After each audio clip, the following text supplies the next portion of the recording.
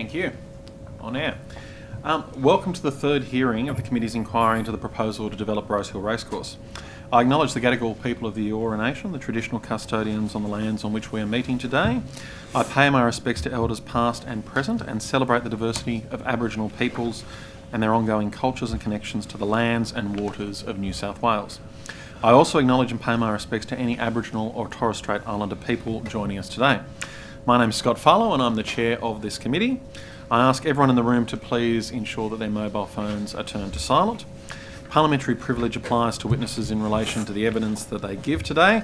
However, it does not it does not apply to what witnesses say outside of the hearing, and I urge witnesses to be careful about making comments to the media or to others after completing their evidence. In addition, the Legislative Council has adopted rules to provide procedural fairness for inquiry participants, and I encourage committee members and witnesses to be mindful of those procedures.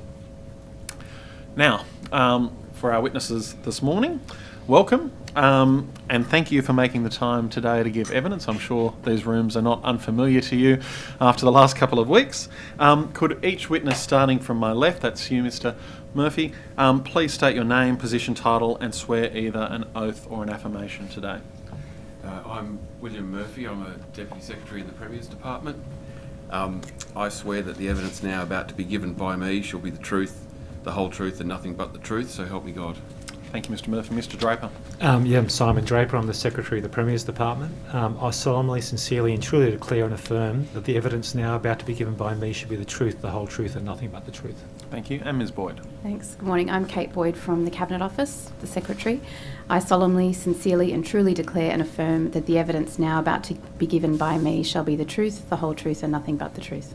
Thank you very much. And now would anyone wish to give an opening statement to start? Not for me, Chair. Okay. No? Okay, thank you. We'll start with questioning now. We'll have free-flowing questioning today.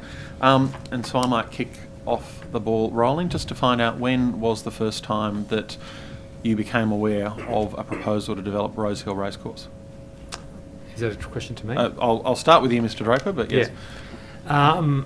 I'd try to think hard to put an exact date on it, but it was late last year. I would say around the time that it was just before it was going to be announced. So I was aware of it, but what date was that? That was that would have been late October, early November, I guess. Yeah. Okay. Thank you. And Mr. Murphy, for you, when was the first time that you became aware of the proposal to develop Rosehill Racecourse? Well, formally, I suppose the first time was when I met with the representative of the ATC on, was it the 8th of November? I met with Steve McMahon. I met with him on the basis that he'd had some questions about where, if a metro station was to be built at Rosehill, where it might be situated, and wanted to talk about various options. And in that meeting, he also advised that the ATC had been working on a proposal to potentially redevelop Rosehill and some other related projects. Thank you. What date was that, sorry? Yes. What date was That meeting was on the 8th of November 2023. That's the first time you became aware of it? Well, formally. So when did you informally become aware of it? So I had spoken to Steve McMahon a couple of days earlier to plan to arrange a time when we would meet. And as I said, the question that I understood that he had was to discuss where a metro station might be able to be located if one were built at Rosehill. Something that he said to me he'd been talking to the government about since about 2016. And so I asked him if he could email me a drawing or some kind of indication of where the ATC felt might be a good location for a metro station. He emailed me that drawing so that I could get some advice on the practicality of that. And when that drawing arrived, you could see there was a proposed station location drawn on there. There was also what appeared to be some residential development on the site. And so at that point that I wondered whether there might be an alternative proposal in their minds. Okay. But it was really at the meeting of the 8th of November that Mr. McMahon said that they were thinking about an alternative proposal for development there. So at that point, that was about the 2nd of November, was it, when you received that email from Mr. McMahon? It was the 2nd of November, Yep. yeah. And at that point, did this come out of the blue, or what sort of information did you have about Mr. McMahon contacting you or the like, or was that facilitated by somebody? At the time, I was acting in the role of Secretary of the Cabinet Office, and as part of that role, we would have sort of very regular meetings with the Premier's office about things, and I think it was about the 31st of October, in the regular, sort of daily meeting, that the office said that they'd met with the ATC, that there was a gentleman there, Steve McMahon, who had some questions about potential locations of a metro station at Rosehill. As you know, the government had already initiated work to investigate alternative, additional stations along that line, and that they asked me to sort of meet with him and see what he needed and how I could put him in touch with the right people in government to answer his questions. Okay, so the Premier's office on the 31st of October advised you that Mr. McMahon tasked you to meet with Mr. McMahon to work out, at that stage was put to you as the position of a metro station, potentially, at the area? That's right. Was there any suggestion at that stage of an unsolicited proposal or anything coming forward from the ATC? No, that's not how I remember it. But obviously it's a long time ago. There was a lot of matters covered in that meeting. But the action I took from the meeting, in any case, was to contact Steve McMahon and see if we could arrange a time to meet where I could try and help him get some answers to his questions about a metro station at Rosehill. And when was the code name Project Wattle originated? So on the 2nd of November, when I received that email from the ATC, I sent that to Sydney Metro to ask for advice on the station location, what was practical in terms of that question. But given the sort of the impression that there was sort of some plan around residential development in the area too, I sent that on to Investment New South Wales as a question to say, look, if this becomes a bigger discussion, what's the right pathway, the right mechanism for engaging government on a proposal like this? Now, that's a normal practice that Investment New South Wales, a normal function they perform for government. Lots of proposals come to government in different ways and through different channels, and their role is to advise agencies on what's the right mechanism for engaging with this. I believe their practice, when they have a proposal put before them, given the confidentiality arrangements and other things that sit around the management of unsolicited proposals, I believe their practice is to create a code name for those projects while they're in early development. Thank you. I might ask other members if they wish to pick up. At that meeting on the 31st of October, Mr. Murphy, who was it in the Premier's office who asked you to do that work? I didn't make I don't have a note of that. It would have been either the Chief of Staff or one of the policy advisors. Right, not the Premier himself. I don't recall. That's sort of my best recollection. And the Steve McMahon drawing, and then you're forwarding to it to Sydney Metro and their advice. Why didn't that appear in the SO52 documents that our chair passed through the upper house? I believe that. You reckon that was there? I believe that it is. Yeah. And if I can ask, Mr. Murphy, and I know it's a bit of a distance, but does that seem to ring a bell as to what that drawing was? It rings a bell. Yeah. Okay. And at that meeting on the 31st of October, there was no mention of the full sale of Rosehill and the development of the 25,000 dwellings. It was solely about a metro. Look, the action I took from that meeting was to contact Steve McMahon about the potential location of a metro station. I don't have any notes or recollection of any broader discussion than that. Right, because Mr. McMahon gave evidence to this inquiry that on the day before the 30th of October, he met with the Premier and his Chief of Staff, and it was a discussion about the full sale of Rosehill. But it would seem strange that that wasn't passed on to you. You were solely asked to look at the location of the metro. Yeah, I wasn't in the meeting the day before. I don't know what the content of that meeting was. All I can say was the action I took away was to contact Steve McMahon and Right, you've got try no and meet with recollection him. of a mention of the full sale of Rosehill? I don't think that was... that's not my recollection. Okay, no. thank you. And this document here, headed Project Waddle Transaction Options Analysis, that was in the SO52 for the 6th of November, listed under the Cabinet Office. Who's the author of this? That was a document prepared by Investment New South Wales, and I believe it's a standard kind of approach that they use when agencies have had a person from outside of government propose some kind of proposition, is that they might do a little bit of analysis of what are the options for the right pathway for this proposition to be considered by government.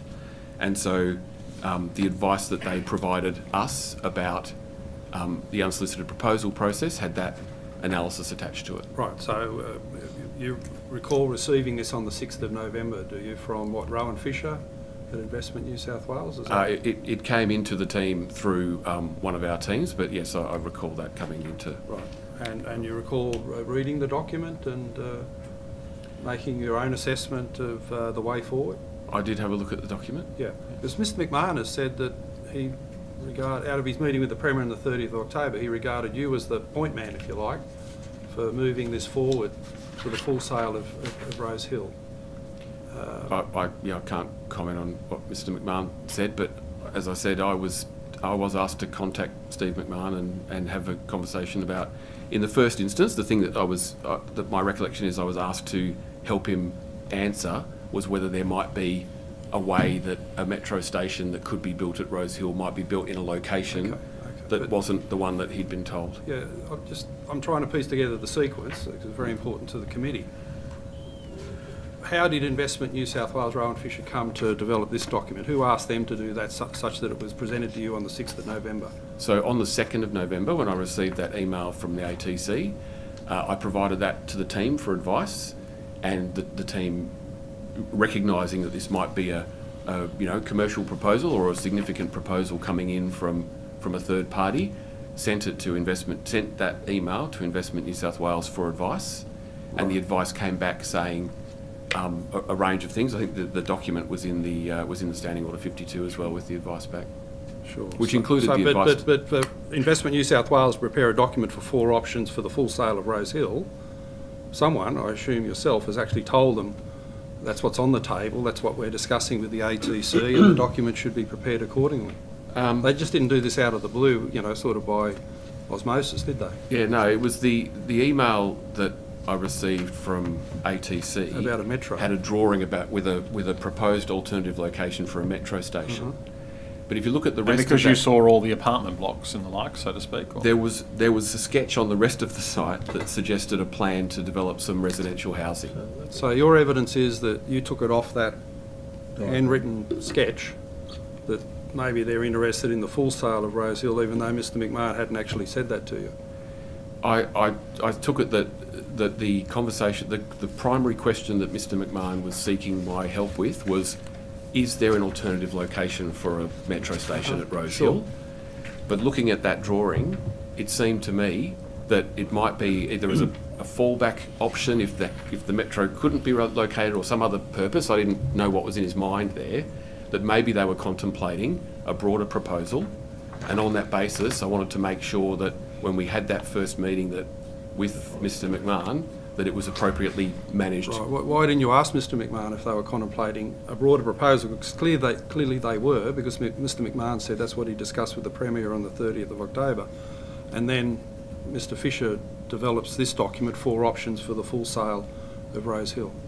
I don't recall having a conversation of that nature. I don't have any meeting notes or other things. So your evidence is that because you saw a diagram, but without discussing it with Mr McMahon, you passed the diagram on to Mr Fisher, who then himself thought maybe this involves the full sale of Rosehill, and he develops the document. Is that really what we're talking about? I was trying to make sure that we were as prepared for that meeting as we could be. But Mr Murphy, this seems to be, it seems to snowball very quickly from being told from the Premier's office to engage with Mr McMahon about what you found out to be a metro station, and on the basis of an image being provided to you, that we've then got a large-scale document looking at options analysis. And looking at the content of those details, the email from Mr McMahon reads, "Hi Will, as discussed, just checking the alignment of any potential metro station box at Camellia Rosehill. We believe it will be in the light grey shaded areas below toward the left-hand side, outside the actual racecourse, but inside our spectator precinct. If you need a better image, please let me know." And on the basis of that, then we have it referred off to not just Peter Regan at Sydney Metro, but the Department of Enterprise, Investment and Trade, and then an options analysis being done on 4 things on the basis And of it becomes an just that unsolicited email. proposal. It was And not. it's read to be an unsolicited proposal at this stage. No. That was in response to that email. I did go back to Mr McMahon and say we would like some more detailed drawings, because it's a little bit hard to really read exactly where you're Was that an email or a phone call? I think that was an email. On which date? I don't have the date of that in front of me, and some sort of clearer drawings were provided, which still had the same feature of looking like. And look, and I do, to be fair to Mr Murphy, I do recall seeing an email to that extent that talked about being able, or maybe even from Mr Regan, it might have come and been forwarded on, looking at whether the massing was apartment blocks or whether the massing was a metro station box, for instance. That's right. Mr Murphy, if I could just ask, you've received a drawing which has the grade metro area proposed from the ATC. You've received on the diagram pictures of potential apartment blocks. From there, that email's forwarded on to the Investment in New South Wales, who developed the document as indicated by Mr Latham. Where was the conversation that indicated that it was the proposal of ATC to sell Rosehill to the government as opposed to ATC being the developer and actually developing the land itself? Because at some point, if I'd received that document, I would have looked at it and thought, well, maybe ATC is planning on getting the metro station at Rosehill and then potentially being themselves the developer of the site. Yeah. At what point did you realise that they were actually proposing that they would sell Rosehill to the government in order to provide housing and not be the developer themselves? That must have been a conversation somewhere. That was what happened on the 8th of November. But this document was prepared on the 6th.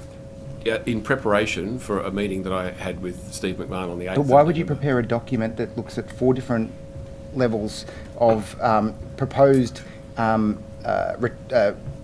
purchasing of Rosehill when you're not aware that they're even considering selling it, that they may themselves be developing it? Yeah, no, I didn't prepare that document, but I did. It did appear from the sketches that there might be, in the mind of the ATC, there might be a bigger proposal around residential development of Rosehill. And given that they were asking questions of the government about where a metro station could be located, it seemed to me like something I would get advice from Investment New South Wales on, to say, if this meeting has a broader outcome, how do we appropriately manage that?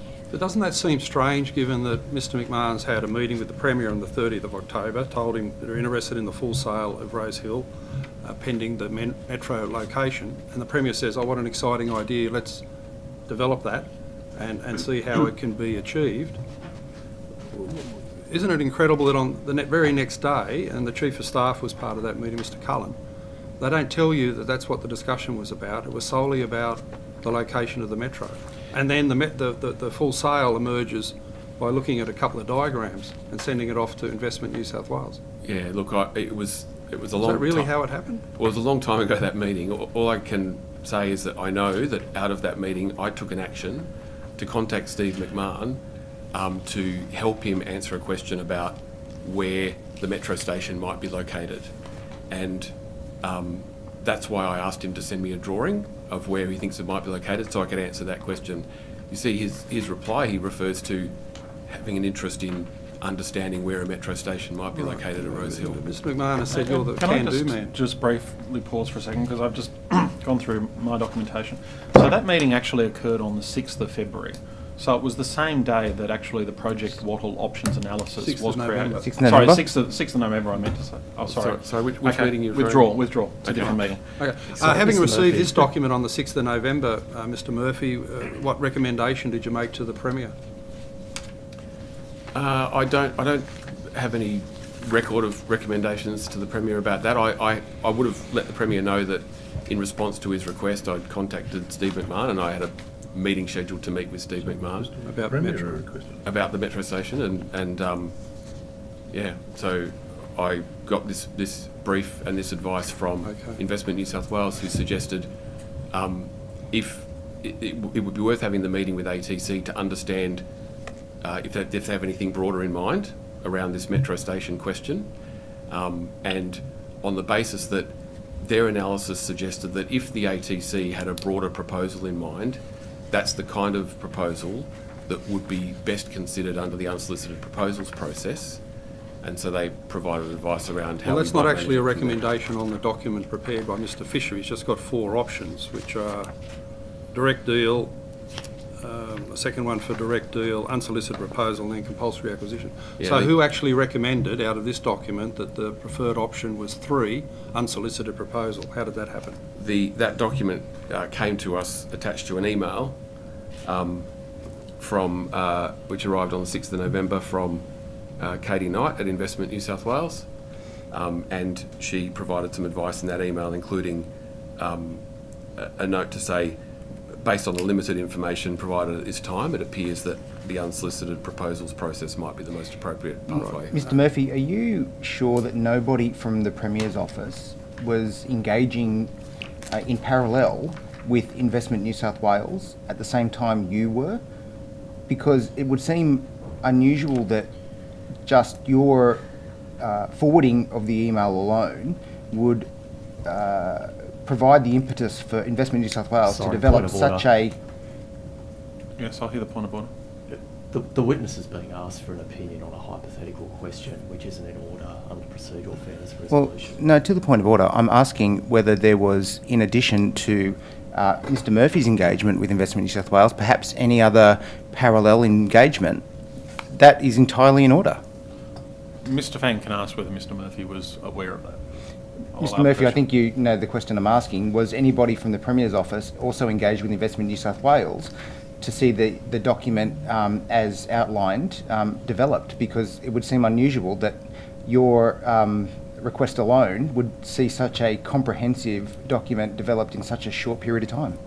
I don't know if anybody else was engaging with people that I wasn't aware of at the time, but at the time when I got that email, that original email on the 2nd of November with that drawing on it, and then the higher resolution drawings that followed, it looked like the ATC might have a broader proposal in mind. Is it I possible think that somebody- was a reasonable thing for me to assume. Now I don't believe I contacted ATC directly to ask them that question, but certainly it looked like that might be something that came up in the meeting, and I wanted to make sure that the appropriate protections and process were in place around that meeting in the event that it did become a discussion about a proposal of that nature. But Mr. you Murphy. told... Sorry, you told ATC that you would progress, I guess, the engagement with Metro in relation to the station, but also did you indicate to them that you would be providing their email to Investment New South Wales for further, analysis? I don't believe I said that I would be doing that, but before the meeting, I did get back in touch with Steve McMahon to say, look, we're meeting on Yep. the 8th of November. From those drawings, it looks like there might be you might have a broader proposal in mind for discussion. If that's the case, we'd like to put some protection around this meeting, because Yep. it could be that we are And discussing matters that are given highly that- commercial. Given that Mr McMahon reached out to the Premier's office and indeed the Premier himself directly originally, is it possible at all that Mr McMahon, taking the information gleaned from your conversation with him subsequent to your meeting, may have approached the Premier's office to, streamline the analysis by Investment New South Wales? I'm not sure of the sequence of events that you're describing there. Well, I just don't understand how Sorry. I just do not understand how in 4 days, Investment New South Wales, off the back of an email with a drawing, has come up with such a substantial proposal. They're appearing later, so we There has to be, can ask them later. there must be some other, that I imagine, from the Premier's office, engagement.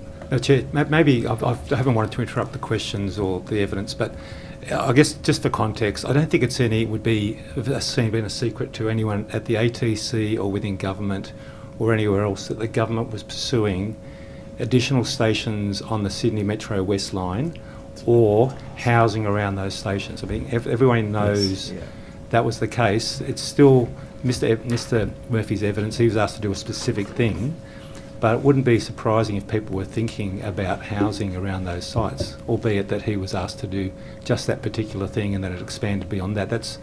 I don't think there's any great conspiracy or surprise about that at all. There was a well-publicised Murdoch review underway to the Sydney West project, wasn't there not? It couldn't have been a worst-kept secret that government was trying to find additional station locations and build housing around those stations.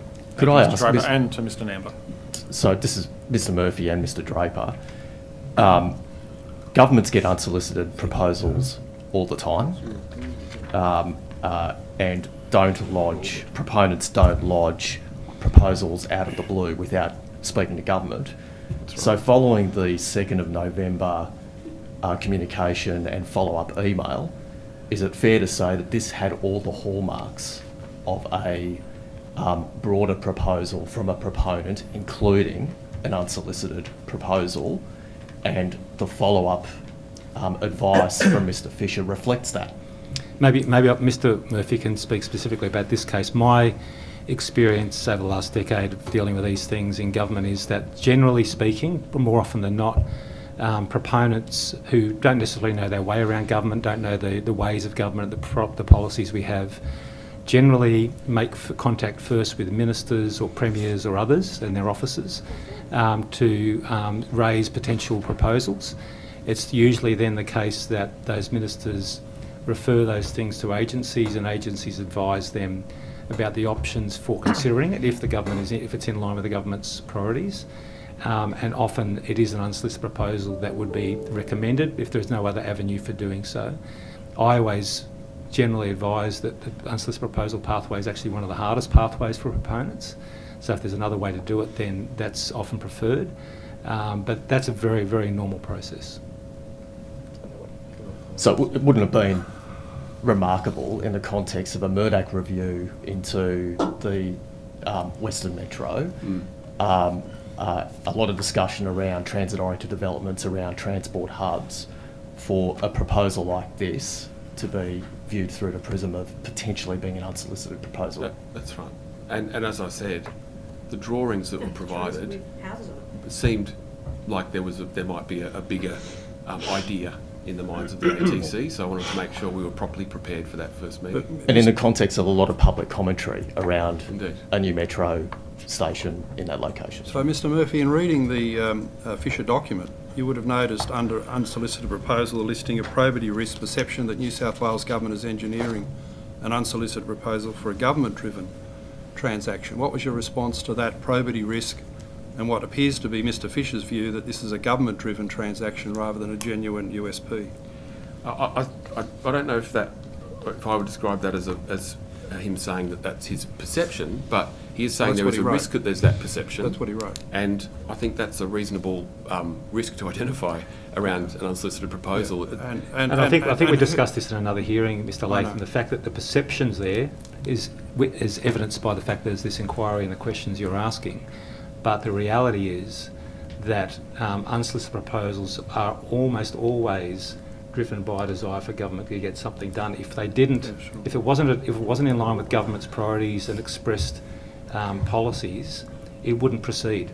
That's the way these things work. Is people come to government, they only go anywhere if they're in line with something that government wants to get done. Well, we'll ask Mr. Fisher further about that probity risk that he listed, but just to go back to the sequence, Mr. Murphy, what happened to Katie Knight's recommendation for the USP? How did that then become government policy? I I don't know what you mean by government policy, but... Well, the So- Premier went out to Rosehill in December and announced that they were doing a USP to sell the site. So at that point, it very much looked like government policy. Katie Knight's recommended it here on the 6th of November. Did you take that then to the Premier and say, here are the options, the recommendation is for a USP? Is that how it happened? How that unfolded was on the 8th of November, I met with Steve McMahon, and the meeting opened by me providing him the meeting opened with him talking to me about the efforts that ATC had made to try and secure a metro station at Rosehill since 2016. So part of a much longer consideration by the ATC, and he asked again, is there a prospect that a station at Rosehill could be built over to the western edge of the property?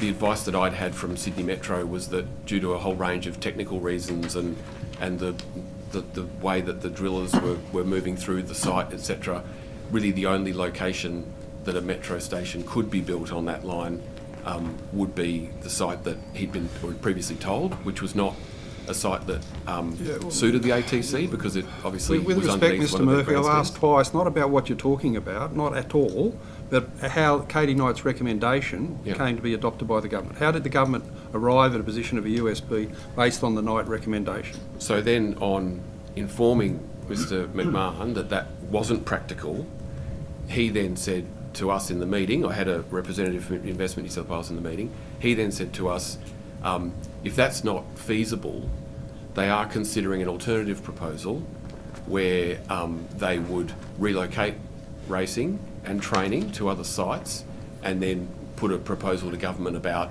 redeveloping all of Rosehill for housing. You still Mr. haven't Murphy, answered if my I could just question. ask, Well, sorry, that's Mr. Latham, the 8th of November is the date where that... Yeah, but how did it become Conversation. adopted by the government? It does, the unsolicited proposals, I mean, these things need to be in line with government's priorities, but unsolicited proposals ultimately are put by proponents. They're not adopted by government. They're adopted so by but- government once but- they go through a very long stage process. Yeah, I'm just seeking clarity about Mr Murphy's evidence. Yeah. You're saying Katie Knight's recommended the unsolicited proposal. At this point, Mr McMahon doesn't even know what an unsolicited proposal is.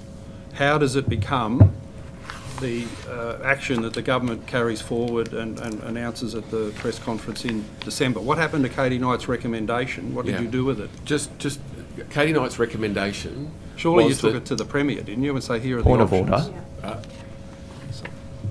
Yes, point of order.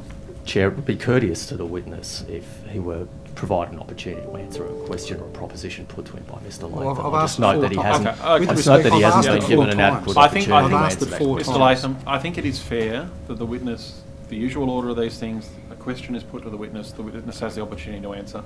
If you can continue your questioning, please, Mr. Latham. I am really happy to answer your question. Yeah, sorry.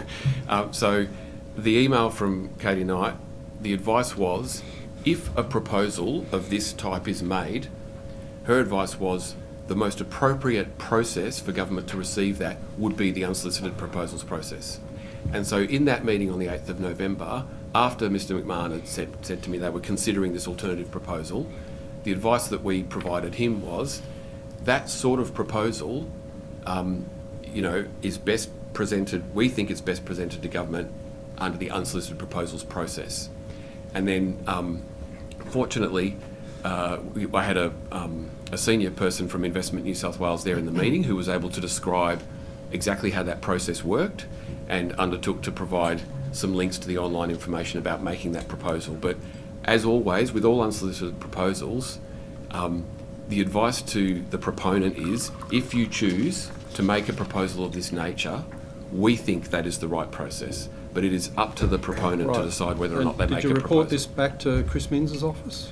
I- Given they started your involvement, I'm certain I would you have. reported that back, okay. And in looking at the... If I could just, before you go on, Mr. Latham, just ask, in terms of that 8th of November meeting, you said somebody from Investment New South Wales was present with you. Do you remember who that was? That was Rowan Fisher. Fisher. It's And- in the minutes of the meeting, which are in the standing order 52. Okay, thank you. Could I just ask about the Fisher document? It twice lists the ICAC guidelines for managing risks in direct negotiations, August 2018. You're familiar with that document? I am. Yeah. At page 8, of that document, it states, before agreeing to direct negotiations, the government agency should ensure the unique solution offered by a counterparty is the only viable solution to its requirements. Why was this the only viable solution, a USP, when clearly the EP&A Act could have been used for the ATC to lodge a rezoning proposal? The unsolicited proposals policy has been designed to effectively implement that ICAC report and recommendations, as I understand it. One of those criteria, as you know, is to test for uniqueness. And so that, as with all of the criteria in that policy, those are all tested once a proposal has been lodged, and that's the stage 1 assessment. Well, we'll ask Mr Fisher, but why didn't you think a fifth option should have been here, the logical one of rezoning the land? I think we discussed this at the estimates hearing, Mr Latham. It's always possible for any property owner to make an application for a rezoning of their land. But in this case, the property owner was seeking something from government. It's seeking to have a metro station located on that site and a number of other things that they've put in their proposal they want from government. They can only get that by making a proposal to government. They could make an application through the planning system to rezone their land, but that wouldn't get them anything else other than a rezoning. Well, the property developers are asking for lots of things all the time, and they do it through the EPA Act and other discussions with government. But just on your point about uniqueness, Mr Murphy, those USP guidelines, page 6.5, specify the proposals are not considered unique and are unlikely to be progressed as including proposals that do not contain a commercial proposition for the government. Given that it's going to cost the government up to $2.2 billion to build the metro box and station at Rosehill and all the other infrastructure and so forth, what's the commercial proposition that allowed this to be consistent with the USP guidelines? If you have a look on the New South Wales Government's Unsolicited Proposals website, there's a summary of the outcome of the Stage 1 assessment, which addresses that question. I copied the answer to that in the government's submission to this inquiry, so you find it in there as well. But essentially, the outcome of the Stage 1 assessment was that, and of course, at the Stage 1 assessment, there is still always a lot more detail to work through. The Stage 1 assessment forms a view on whether or not the USP criteria can be met by the proposal. And the outcome of Stage 1, as reported on the government's website, is that a detailed proposal has the capacity to satisfy all of those criteria. And the conclusion of the panel, as summarised in that report, says that the ATC and its proposal are uniquely positioned to deliver a significant housing outcome in a manner proposed that responds to the government's priorities. How is that a commercial proposition for the government when it's clearly a commercial proposition for the ATC? Yeah, I believe this question was also previously answered in estimates. No, there was no answer. But essentially... There can't be an answer, the amount of money you're Well, spending. Mr Latham, just to go back to it, the thing you're reading from is not a list of the criteria. That part of the guidelines were designed to provide some guidance to proponents who bring all sorts of strange things to government to say, if you just want to develop your land, or you just want to sell us a product, or if there's a whole bunch of things, please don't waste your time. That particular bullet point relates to where government is potentially using its monies or assets to allocate those things to the proponent. In this case, we're already building a metro line, and what we're looking for there is a return on investment in terms of wider benefits to society. We measure government is not a for-profit enterprise. It's designed to deliver wider economic and social benefits. And if you look further into the document, you'll see that the actual criteria for assessing unsolicited proposals include whole of government impact. One of those is, does the proposal contribute to meeting the objectives of district plans, regional plans, metropolitan plans, and delivering on housing targets? The uniqueness, Mr Draper, is that there is a major piece of infrastructure aligned with this land holding, and you have 90 hectares in the centre of Sydney controlled by 4 landowners, including 60 hectares controlled by the ATC. That's the uniqueness, isn't it? Yeah, and it's got a metro line about to be run underneath it. Yeah. That was already happening. Mr Chidhart, Mr Murphy, when was the first time you made contact with Sydney Metro in relation to this proposal? I believe it was the 2nd of November when I forwarded the ATC's email to Sydney Metro to ask about that. So you'd be aware, of course, that Sydney Metro was already in receipt of the Metro Review, would you not? Yes. And the Metro Review would have been, in fact contain within it significant costings in respect of a new station at Rosehill, did it not? I believe it does. Did you make Mr McMahon aware that that review had been carried out and the potential cost of that, of the delivery of a station at Rosehill? Look, it's a long time ago. It may have been something that may have come up in our discussion on the 8th of November. I haven't made the minutes don't show that, but I wouldn't be surprised if the government had the Metro Review on the 23rd of September, well before this proposal came up from the ATC, and it in fact discusses in some detail the difficulties of building a new metro at Rosehill and the costings attached to that. Wouldn't it have been the case that the first point of call would have been to the Metro to sort of say, well, can I disclose the terms of the Metro Review to the ATC? Because this may not have gone anywhere further if in fact the cost to government was such that it would not contemplate the delivery of this station. Well, the USP process has a process in it to actually work through all of those questions in detail to make sure that we've got a really clear understanding of what all of the costs and benefits of undertaking this proposition would be. And so one of the factors that will be worked through in detail during stage 2 is exactly that, is to really get clear on exactly what it would cost to do that, what would be the contribution to that infrastructure that ATC might make, and that will be part of the analysis that results at the end of stage 2 with a detailed proposal for government to consider. So, do you recall or not the first involvement of Mr. Regan in respect of the discussions in relation to this proposal? Because it was the only thing that Mr. McMahon really contacted you about. Yeah. It was what he was asking you, is the potential relocation. You had a document, or Sydney Metro had a document, which actually analysed that in some complete detail. And when was he contacted? Yeah, the question that I asked Peter Regan on the 2nd of November was, from a sort of a technical perspective, is it possible that a station that could be built at Rosehill could be built in this location as the ATC were seeking? That was the question I asked, and that was the question I got an answer to. There are a number of positions that potentially you may or may not know the answers, and we can ask Mr. Regan. But as of today, where are the boring machines? I believe they're in the ground. I was asking for that answer. But in terms of their location for the delivery of this metro line, are you aware where they're currently located?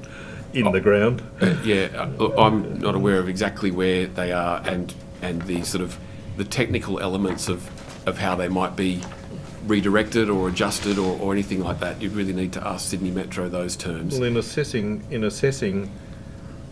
the unsolicited proposal, isn't it the case that it's a vastly different outcome potentially and cost-wise if in fact the boring machines are past any potential station site and the station has got to be retrofitted as opposed to planning for the delivery of a station?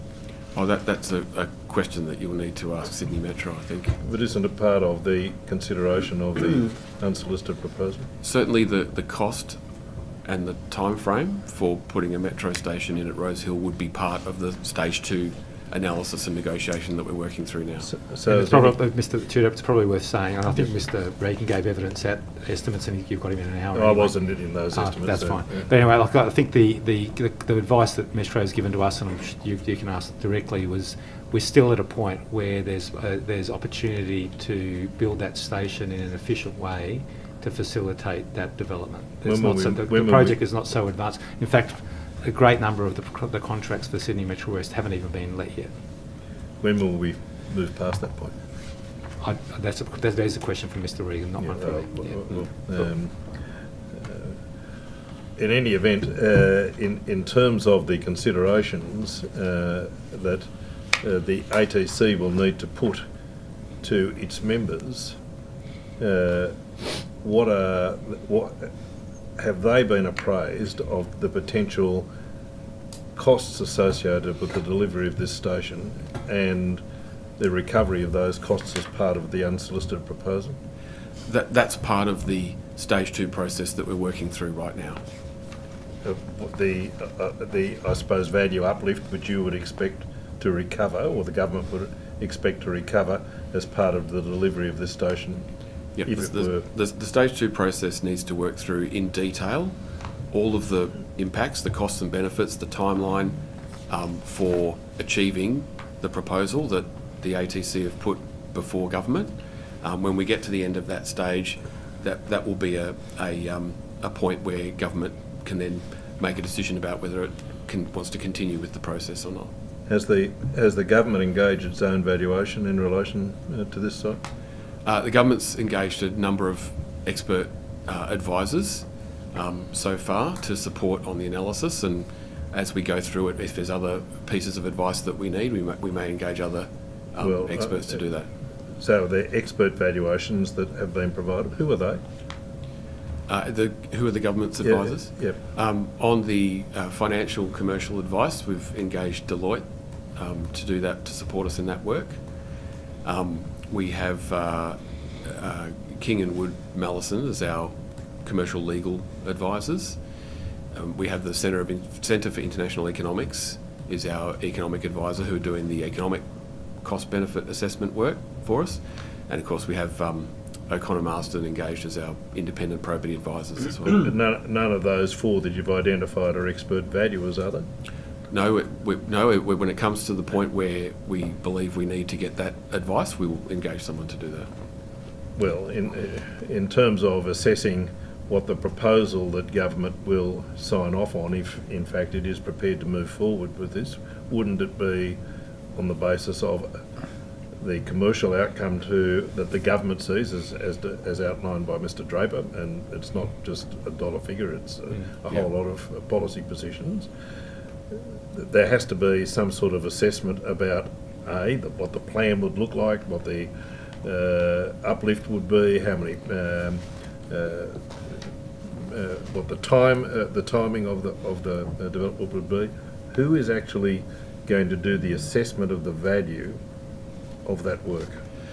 So, supported by our advisors, the governance of stage 2 of the USP process establishes an assessment panel, which is made up of senior people from relevant government agencies who will assess where the proposal lands in terms of all those factors that you've identified, and we'll have independent advice provided on where that meets the criteria or where it doesn't, or to what extent it does. So I just want to, has the ATC been engaged in every step of this process? As appropriately engaged, that's right. Well, at some point they're going to have a proposal which they put to their members, and someone's going to have to make an assessment of what that proposal looks like. Yeah. Is that something that you're working with the ATC on for the purposes of establishing what the proposal will finally look like that will be put to the members? Yeah, we'll need to make sure that whatever proposal the ATC do put before their members, that we can validate that. Right. So when that do you will be do the part of land process. valuation? Because that's the key point, and it's been contentious at this inquiry. It was announced $5 billion in December. The chair of the ATC came and said, well, they've actually got a valuation as low as $1.5 billion. I spoke to a very prominent land developer in Sydney who said he wouldn't pay more than $500 million for it. But at the other extreme, Mr. Charney was here, a director of the Racing New South Wales, and involved in commercial property, saying you can get $23 billion. So this is a very wide range of valuations, but surely the government understands it all falls over if it's not worth very much to the ATC. So shouldn't you get an accurate valuation on it and understand that if it's of the order of $2 or $3 billion, the ATC wouldn't be going ahead and everyone's wasting their time? As you can imagine, there's a lot of work to do in getting an accurate sense of that. There's a lot of things that need to be worked through and validated and resolved, and that's the process that we're working through with the ATC now. To that point, the degree to which different agencies or consultants would be engaged would be proportionate to the stage at which the proposal is at, wouldn't it? You wouldn't engage a valuer if you don't know the scope or the depth of the project being proposed. That's correct. At some point in this process, we may need to engage additional consultants who specialise in particular areas. When we get to those points, we'll do that work. Mr Murphy, we've been told by Racing New South Wales in this inquiry before that it is a parameter for their approval of any sale of Rosehill that there is an identification of another racecourse within Sydney. Does that form part of the ATC's proposal at the moment? That will need to be one of the things that we work through with the ATC to have a landing on what is the firm proposal at the end of this stage 2 process. And also, Mr Murphy, with respect to, if we go back to the beginning in a sense, how you were initially provided with this opportunity from the Premier or the Premier's office, I would take it that when it was referred to you, and you were of the understanding that it was about an investigation of the metro station, at least that was on the face of it what you were presented with. The Premier and his Chief of Staff and his office would surely have been aware of the Murdoch review into the metro. Why wasn't it just referred straight on to Sydney Metro or referred on to Mr Murdoch himself, if that was all that was put to you in terms of discussions with the ATC? All I can say is that I left that meeting on the 31st of October with an instruction to contact Steve McMahon to see if I could help him get an answer to his question. Now, I know that when I met with Steve McMahon on the 8th of November, I know that he'd had a lot of conversations with government over many years about a metro station. Since 2016. I don't know how those conversations went for him, but however they did, still at that point in October last year, he wanted to get another opinion on whether there could be a different location for a metro station at Rosehill.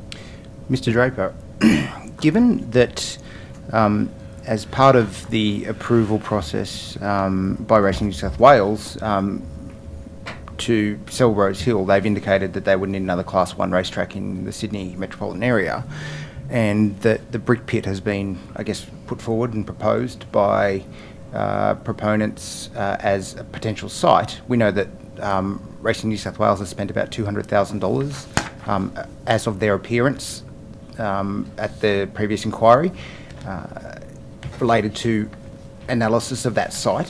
What work have you undertaken to ameliorate the environmental issues around the site and provide Racing New South Wales and the ATC with feedback in relation to that proposal? Because given that it would seem that Mr Murphy's forwarding of an email to Investment New South Wales can generate a four-pronged proposal related to the purchase of Rosehill, surely, given now that that's on the requirement of another Class 1 track in metropolitan Sydney, you must be active, I would imagine, in trying to find that site. What work have you done? I'm not active in trying to find that site, Mr. Fang. It's a part of that proposal they submitted many months after the announcement. Yes. As Mr Murphy said, as part of the Stage 2 assessment, the government will have to determine whether it could contemplate that in any form, and whether there was even a role for government in doing so. Ms Boyd, has the Cabinet Office done any work on that? No. So, how is it that a sketch from ATC provides in 4 days, once given to Investment New South Wales, a comprehensive investment strategy in relation to how the New South Wales government might procure Rosehill Racecourse, yet one of the biggest impediments to that purchase is now another Class 1 track in New South Wales, and the Cabinet Office and the Premier's Office has been completely hands-off on that? Well, we're in a different process now. We've got a formal unsolicited proposal process going on. At the time that you're referring to, I'd describe it as an exploratory stage or a preliminary stage. We're now in a much more detailed, structured process, as Mr. Murphy described. I mean, the whole unsolicited proposal guidelines is designed to set up a very structured and staged approach with separation of roles to meet the ICAT guidelines that Mr. Latham was referring to. I appreciate that, Mr. Draper, but you would understand, right, that the impediments to using the brick pit, and certainly the indication from Racing New South Wales that the footprint of the track itself doesn't actually fit within that. It will have to spread out onto the wetlands that are adjacent to the brick pit. Would mean that there is any number of impediments from environmental, the ownership, development, all these impediments that they're going to need an answer to before that they can indicate whether or not Rosehill can be sold. All that work will have to be coordinated by somebody. If it's not coordinated by the Premier's Office or the Cabinet Office, who is supposed to be doing that work? Well, we're not the proponents in this process. The proponents is the Australian Turf Club, and as you say, Racing New South Wales have a relationship there and a role there as well. It's a matter for proponents to develop their proposals, and not for the Cabinet Office or the Premier's Department to develop proposals for them. But in that case, then there was no proposal. Mr. Murphy effectively had the proposals developed in order to have a unsolicited proposal. It was a solicited, unsolicited proposal. Well, I think you might be mischaracterising what he can speak for himself, but I think what the evidence we've given here is that when proponents come to government, we provide them advice on different ways they can engage with government, and one of those is unsolicited proposals. It's a very, very common for us to be asked to talk to people who have ideas about things they'd like to do that require some involvement of government, and very often we end up saying that the best approach is an unsolicited proposals process. So is it fair to say that you could actually have this whole proposal put forward, voted on, and the requirement to have another Class 1 racetrack identified in the Sydney metro area because of a green and gold belfrog could actually stop the whole development proposal because nobody's done the work in relation to the alternate track? I'm not saying that. If I could just ask, in terms of the unsolicited proposal, and of course, as you've outlined, it's the unique proposition, and what makes this unique is that there is a metro that runs underneath the site. Also, as part of the consideration, there is a proposal to take part of the government's land at the Sydney International and Equestrian Centre for a training facility, and also potentially as part of the proposal is to take government land at Sydney Olympic Park for the development of another racetrack.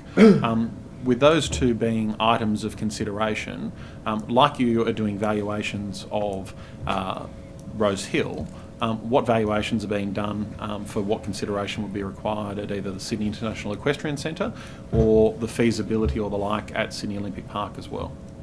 Mr. Murphy want to expand on this, but the training centre that you're referring to, that's a much firmer part of their proposition. That's much clearer. There's been much more exploration of that, the nature of the tenures there and the potential ways that could be offered. The other element that you described is far less developed. So Mr. Murphy might want to comment about what work's been going on day to day. Is there any? Look, just to say, those are all matters that are part of the Stage 2 process, and we are working through the detail of exactly what those propositions might look like, financially, what they might look like, what mechanisms might be available for ATC to access the necessary land for the training facility, for example. Those are all parts of the Stage 2 process we're working through. And what about with respect to Sydney Olympic Park, though, and the brick pit site? What analysis has been done on that site? The cost that would be involved, the viability of the green and gold bellfrog community there, and any consideration that may be required, and also the government's other plans around that site. There's a light rail which is literally running next to that site. There's an important community at Wentworth Point which has main thoroughfare access way at the back of that site. So what consideration's been done there? You've identified a lot of the things that we'll need to work through and be clear on before we can put a detailed proposal before government to consider. But could I just add, though, about the questions that have been asked about the brick pit and the green and gold bellfrog, etc. The unsolicited proposals process does not replace or obviate the planning process. So in the event that part of an unsolicited proposal is for a development to happen in a particular location, it's often the case that a deal that is made is subject to the condition that the proponent is able to secure planning approval for the work they want to do. As far as so that's a separate process. It's not influenced by the USP process. Mr. Draper, do you honestly see a pathway forward? Mr. Fang, stop. Ms. Kane's got the call. I just Dr. have Kane's got the call. a very quick question. So what I'm understanding from the answers, Mr. Murphy and Mr. Draper, is that this isn't actually just one proposal, is it? There's quite a few components to it. Could you just let me know what they are, or if that's... Of course, so the key elements of the proposal are that the ATC would vacate Rosehill, relocate racing to another location. Now, as part of their proposal, they're saying that they will upgrade Warwick Farm to take a different category of racing. There's also a part of their proposal to develop another Class 1 racetrack somewhere in the Sydney metropolitan area. They'll also need to relocate training and stabling facilities that are located at Rosehill.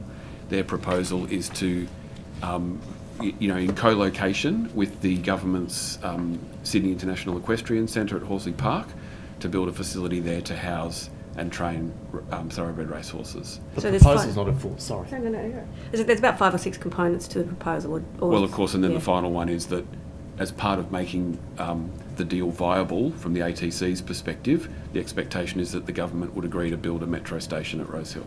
The ATC's proposition is not the full sale of the racetrack, is it? It's to retain and develop it. There's no proposition to sell the site to the government. No, but to sell it on the housing market. To sell it for development for It's a housing. sale. Could I just briefly ask? Well, Mr. Fang did have the call. I gave Dr. Kane, and then I'll come to you last. Mr. Draper, can you conceivably see a pathway forward where this proposal is mature enough that the ATC members can vote on the sale, for the proposed sale, within the next 12 months? Yes. Okay. 12 Mr. Namber. by the end of the year. Thank you, Well, the Chair. end of the End of the year. I think it's just important. I just do want to ask a question Next about 3 probity, months. and we'll ask about Mr. Fisher's motivations in the risk advice that he provided. But Mr. Draper and Murphy, you're respectively on the steering and assessment panels. That's correct? Or? Yeah. Mr. Draper chairs the steering committee. Yep. There's a very separate assessment panel that reports to the steering committee. Yep. I'm not on that assessment panel. Right. I'm running the process, if you like. I'm the nominated contact point for the ATC. So under the USP guidelines, that role is referred to as the proposal manager. So there's separation of all of those elements to ensure that there is objective, impartial decision making right through the process. But you're both Now, directly involved in the process? We are both directly Correct, involved in the process. The process has an independent probity advisor and a series of who oversees every step of the process, and a series of mechanisms in place to identify and appropriately manage any probity risks that arise, including the independent probity advisor preparing their own report at the end of each stage on their perspective on the management of probity throughout the process. So it's a very structured, disciplined, and probity risk process. So with those guardrails in mind, and both individuals that are directly involved in the proposal, if I can come to that perception risk that was identified by Mr. Fisher, that is not the reality, is it? this is not a process that's been engineered by the New South Wales government. No, I would regard this as extremely typical of all the unsolicited proposals I've seen come through government, some very big proposals. It's both the way that it originated with contacts with at ministerial levels, the way it's referred to agencies, the way it's been managed, the fact that it's been developed in line with a very, very high profile government priority around housing, the fact that it's connected to a very well-known desire to add stations to the Metro West Line. All of that seems utterly typical to me and in line with the way that the probity arrangements are set up around the guidelines. Right. Did the probity report at the end of stage 1 identify any concerns? In particular, page 14 of the ICAC document says that you should keep at arm's length people that you're familiar with. You shouldn't have actual or apprehended bias. And of course, we know that Mr. McMahon is not the CEO of the ATC. He's a line manager. Got in for a meeting with the Premier. He's a very close friend and political ally of the Premier. So isn't that in breach of the ICAC guidelines? And was that raised by the probity advisor, this favouritism? As I said, we have a really robust probity arrangement in place. Any probity risks that are identified can be managed through that process. Which ones were identified? And Mr. Latham, the whole point is that once the idea became more developed, it was handed off into the unsolicited proposals process, which separates ministers, premiers and others from that process. It's a very structured process. As why on the 20th of November? Given the time, Mr. Latham, given the time, this will be the last question. Yeah, why then on the 20th of November was Mr. Murphy working with Mr. McMahon on Mr. Minns' press release? That's an access to government and decision making that is completely unprecedented and unheard of. That's not unprecedented. That's not unprecedented at all. I mean, the government's about to engage in a major initiative around a major project with the potential to develop up to 25,000 homes, and they're about to announce it. The idea that government and the proponent don't work together on an announcement is, that's wrong. Like, that's very typical for that to happen. Thank you. Given the time, that concludes our evidence today. Thank you very much for your attendance before the committee. I don't think you took anything on notice, but if I had have missed that, the Secretary will be in touch with you, but thank you for your evidence before the inquiry today. Thank you. Thank you. Thank you. Thanks a lot.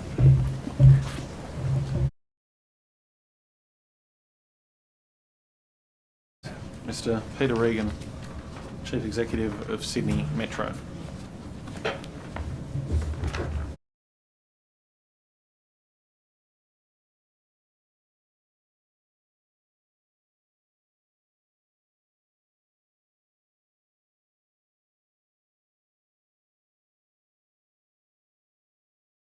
Mr. Regan? Good morning. Thank you. If you could please start by saying your name and your position title, and either taking the oath or the affirmation today. Yes, I'm Peter Regan. I'm the Chief Executive of Sydney Metro.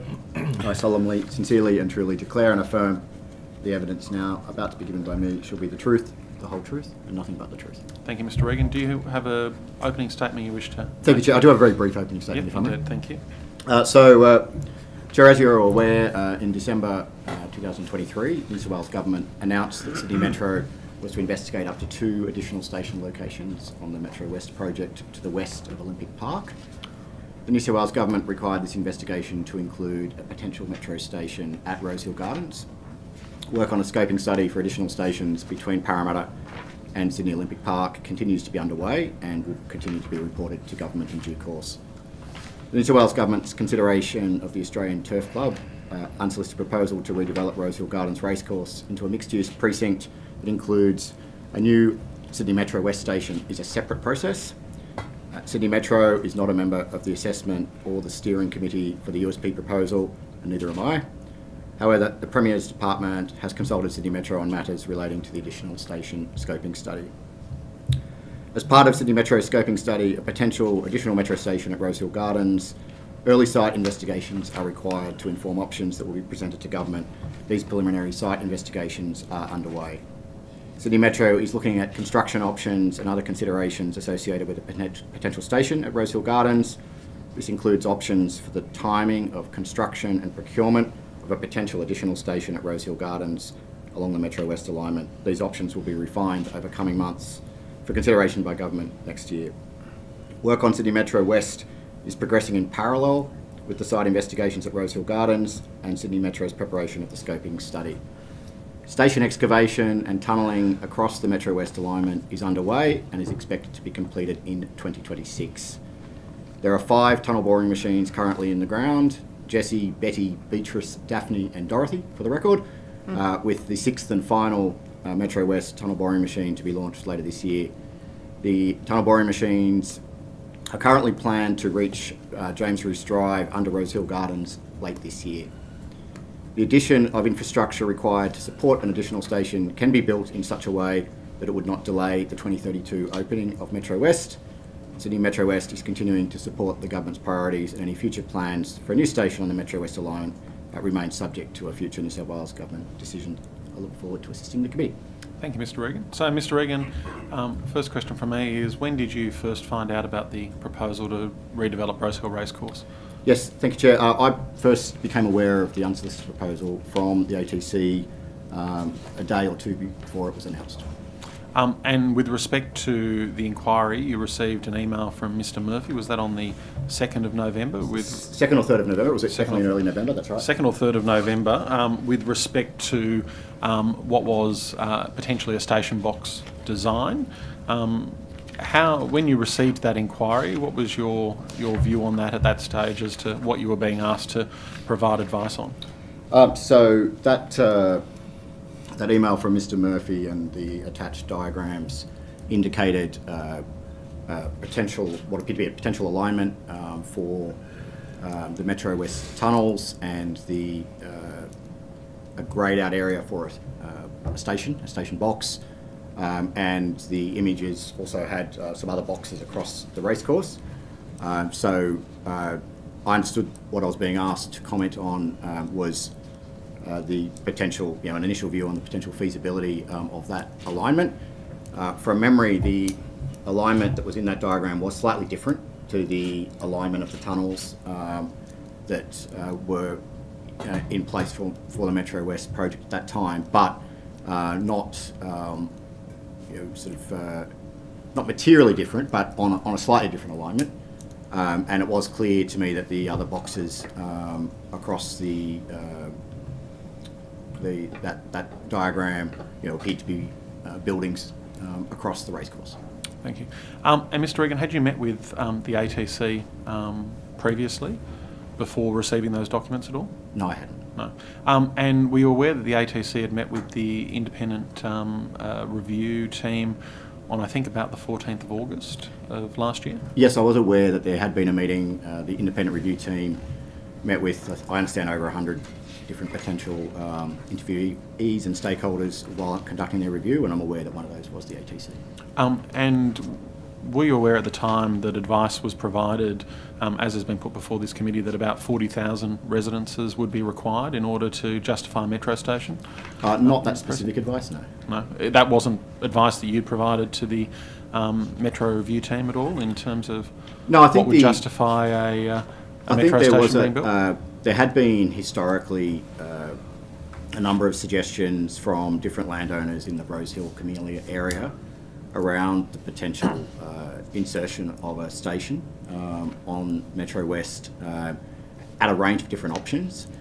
And during the development of Metro West and during that period of the Metro Review, we were looking at a number of different potential options for insertion of a station. One of the key factors that we were looking at was the potential uplift in housing possibilities from insertion of a new station as a key factor, but other factors such as the constructability, the impact on the existing alignment, and the other land use areas are all considerations. But at that point in time, our investigations into a range of those options were very high level.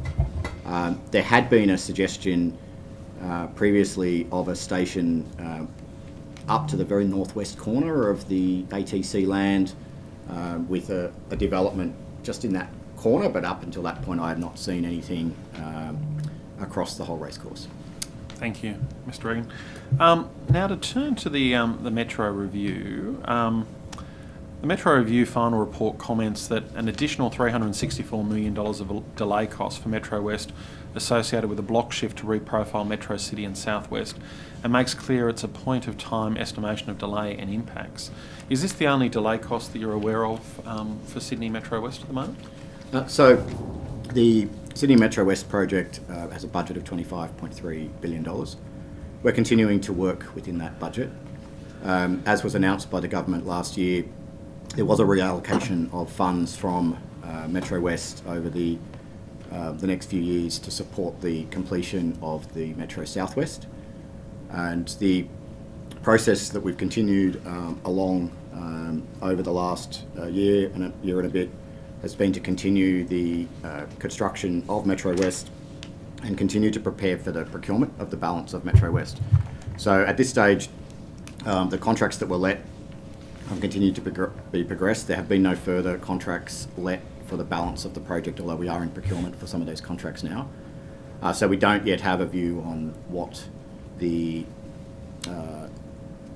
those bids will return and what the forecast will be. So we're continuing to work towards that same budget for the actual railway itself. The numbers that you referred to, as I understand, were a point-in-time estimate of a potential impact of doing works later, but at this point those costs are not crystallised because the procurement of the contracts to which they relate has not been completed. Thank you, Mr. Regan. And Mr. Regan, with respect, you outlined in your opening submission that you didn't believe that you believed that a station could be accommodated at Rosehill without delaying the metro at all. Is that still the case, that up to 2032 there would be no delay if a decision was made with respect to Metro West? And to caveat that question somewhat as well, how late can that decision be made as to not actually delay or impact the delivery of Sydney Metro West by 2032?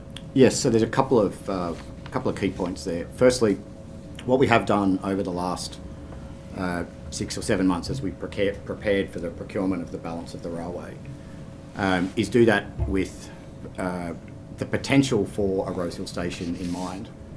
And therefore we have included a series of options in the procurement of the balance of the contracts that would allow those contracts to still be procured on the basis of delivering the existing 9-station railway, but also have the ability to exercise options at a later date to insert the station.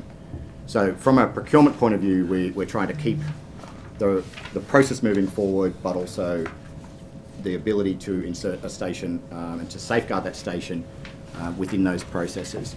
So that's the first point. The second point is the station itself can be constructed a number of different ways, and the work we're doing at the moment is to look at the different methods of potential construction, and each of those methods would have different timing and different points in the future where a decision would have to be made. So you need to sort of marry the two together. There's options in the procurement for the other contracts, there's timing arrangements and flexibility on how it's constructed, and then ultimately, if it was to be constructed, a separate contract would need to be procured for the construction of the station itself. So our approach has been to keep as much flexibility in that process as possible, so that there are options to insert the station by 2032, or also options to insert and safeguard a station for delivery beyond 32. So we've got a big range of outcomes, all subject to government decision and all subject to the procurement processes underway. So, as at today, have any changes been made to the process for constructing Sydney Metro West or procuring Sydney Metro West as a result of the Rosehill unsolicited proposal? There has been a minor change to the alignment of the tunnel under the Rosehill Gardens site. A station on the Metro needs to be on a section of track that is both straight and flat. The section of tunnel which does under the original plan for the Metro run directly under Rosehill Gardens was almost straight and flat for the length needed for the station, and we have made a slight adjustment to that alignment so that it is straight and flat, so that it doesn't preclude the ability for a station to be inserted. The balance of the project is not impacted. And what would be the cost impact of that change that's been made? That section has not been tunnelled, so at the moment it's simply the design costs of doing so. The tunnel boring machines for that section are being operated with 2 tunnel drives. There is a large cavern that we've constructed at Clyde, to the south of the Rosehill Racecourse site. And we have launched 2 machines from that site that have travelled to the east, to Olympic Park, to the station box at Olympic Park. They've arrived there in the recent months. They are now in the process of being taken back to Clyde, where they'll be reinstalled, reconfigured and pointed then effectively to the northwest of Clyde, and they'll then tunnel through Rosehill to Parramatta and Westmead.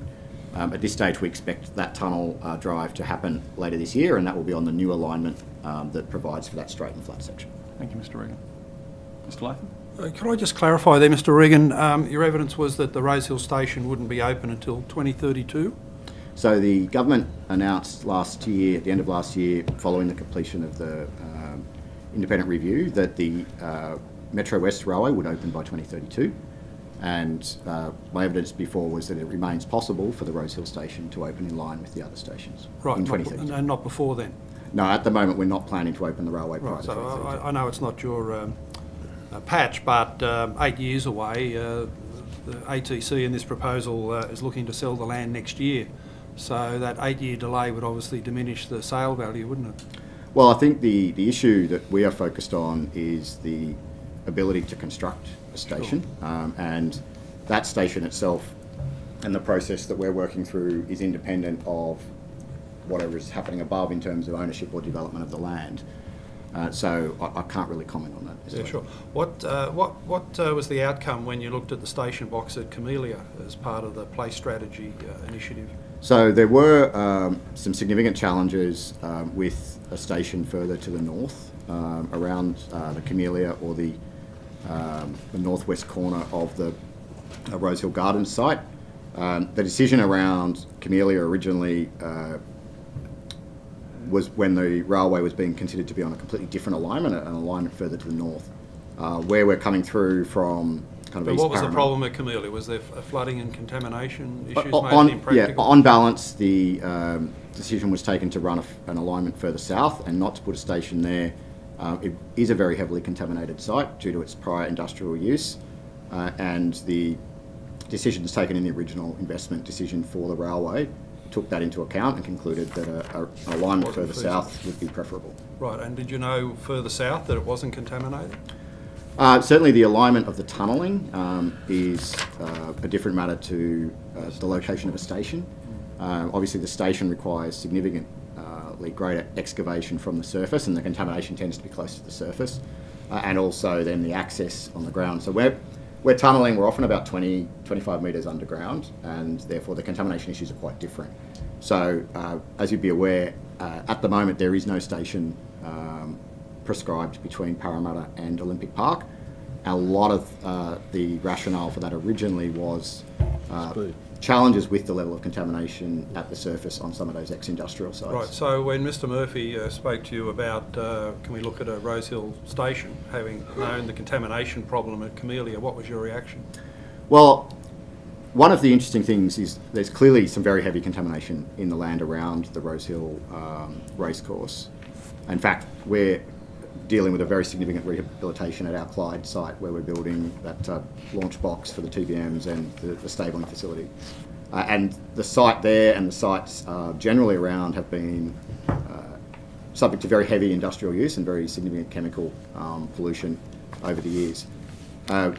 When I first heard of the consideration at Rosehill, one of the key differences, I guess, is that that site has not been used for heavy industrial use. And therefore there is a likelihood it is less contaminated than the adjoining land. That said, we are very conscious that contamination can spread through groundwater underneath sites, and so there's still a need to run contamination testing and geotechnical testing. That testing is underway at the moment to get a better understanding of the actual condition of the land on the Rosehill site as well. But it has, I understand, been a racecourse for 150 years, so it is of a different nature to the heavy industrial sites surrounding it. Yeah, but you're not concerned that it's been a racecourse for 150 years surrounded by industrial sites. It only came into the STC management, more professional management, after World War II.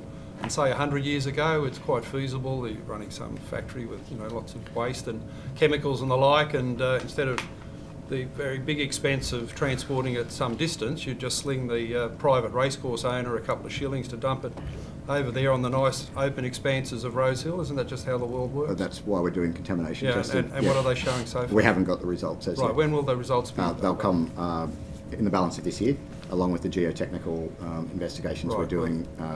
Certainly the options that I referred to earlier about different ways and timing to construct the station are also impacted by the geology.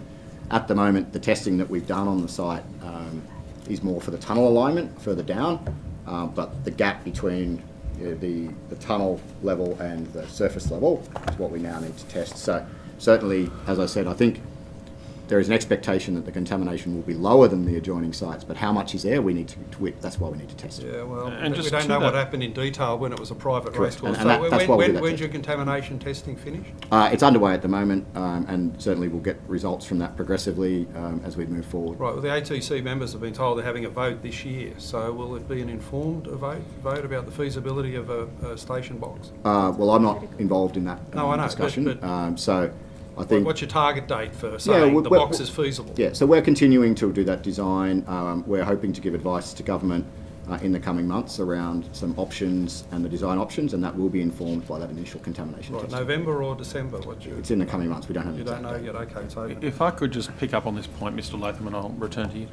Just with respect to the Metro Review, the Metro Review did say that Rosehill also has substantial challenges with contamination and would involve significant construction complexities.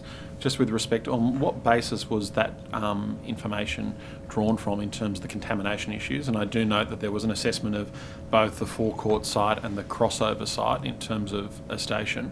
And what are some of those challenges in terms of construction as well? Yes. So again, I might answer that in two parts. Firstly, we are, as part of the existing approved Metro West project, I mentioned that we've got a stabling facility, a train maintenance and stabling facility to the south of the Rosehill Gardens site.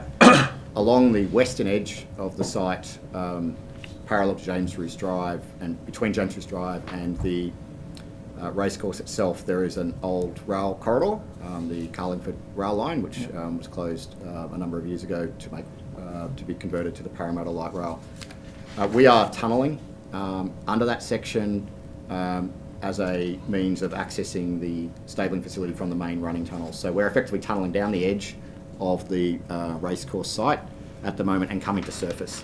So there's tunnels that come from about 20 metres down, 2 tunnels up to the surface. So we have done testing around that area, and we've got a construction site and a shaft there already underway. So we are aware that there is some contamination in the area, but it hasn't been at a level that has prevented that construction. It is a very sensitive piece of construction because we're tunnelling along next to where the racecourse is and where the horse training facilities are. So there's been a lot of focus on those environmental factors along there. But it does mean... So that area is the area that sort of abuts James Roos Drive, is that? That's right. Yeah. On the western side of the racecourse, between the racecourse and James Roos Drive, correct. Thank you. And with respect to the construction complexities that exist in that area as well? So the construction complexity will depend on the timeframes around access to the site. There are a number of different ways that we've built stations on the Sydney Metro. In a lot of cases where we've had full clear access to the land from above, we have dug a very sort of a relatively straightforward excavation from the top to create a station box, which is where the future station will go, and then the tunnel boring machines tunnel into that box underground, pull through the box and tunnel out the other side. But there are other sites where that hasn't been feasible, where instead we have tunnelled through the site first without having excavated from the surface, and then excavated down from the surface into the top of the tunnel and achieved the same outcome of a station box with tunnel entrance either end.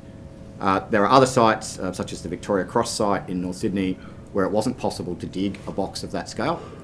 Instead there, the tunnel boring machines went through the site first, and then additional mining equipment was put into the tunnel, and a cavern for the station was excavated from within the tunnel, which significantly reduces the level of surface impact and the time by which you would need to have that surface impact. So the reason I say there's a number of options is that each of those construction techniques are different and have different challenges, but they also would enable different timeframes for when the land above, when we would need construction access to the land above.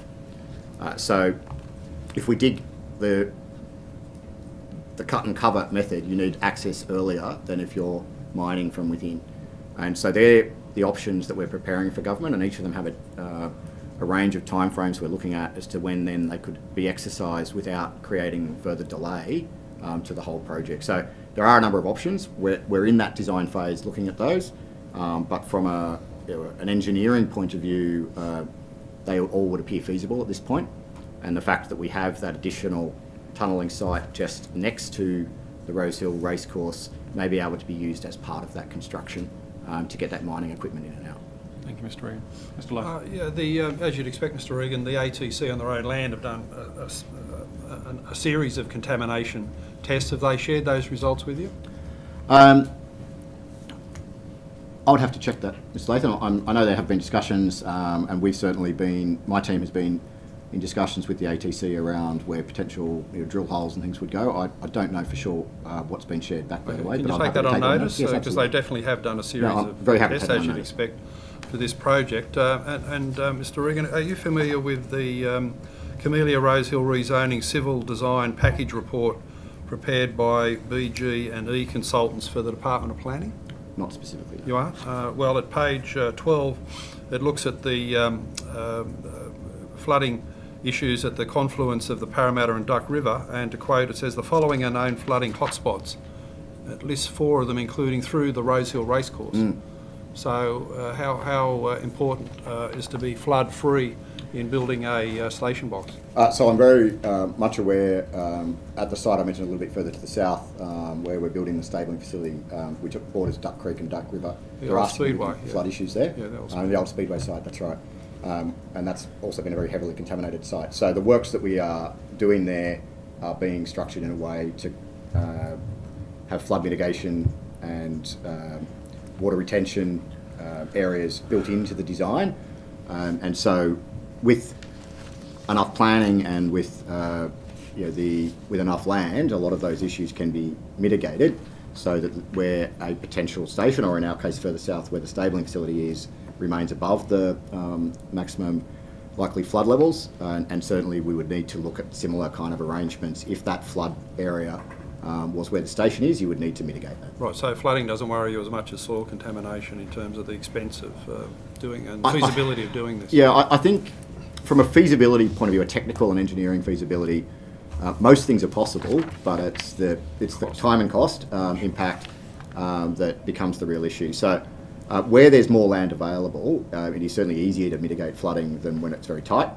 And the contamination issue, particularly, as I said before, where we have to come to the surface and excavate closer to the surface, is probably the highest concern. Right. Finally, you said you didn't know of this BG&E report, but the Department of Planning's done a lot of work over many years on their Camellia Place strategy involving Rosehill Racecourse, where this all started. Have they shared that material with you? Oh, I'm not. I'm not aware of the specific report, but definitely, Department of Planning have done a lot of work, and we've had the benefit of some of that work in looking at those options when we've looked at different stations.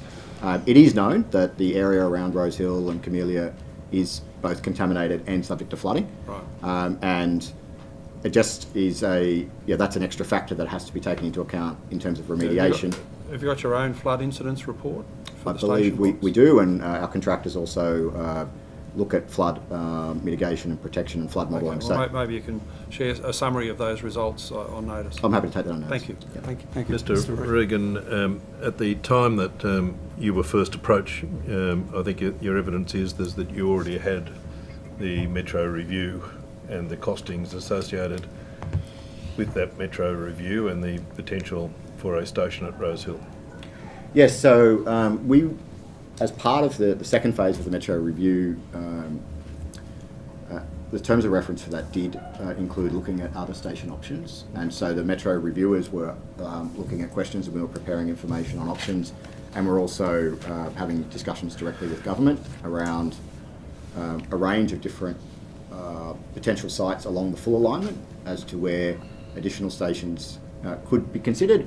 or where there were significant gaps between stations, why in the original business case development that was the case.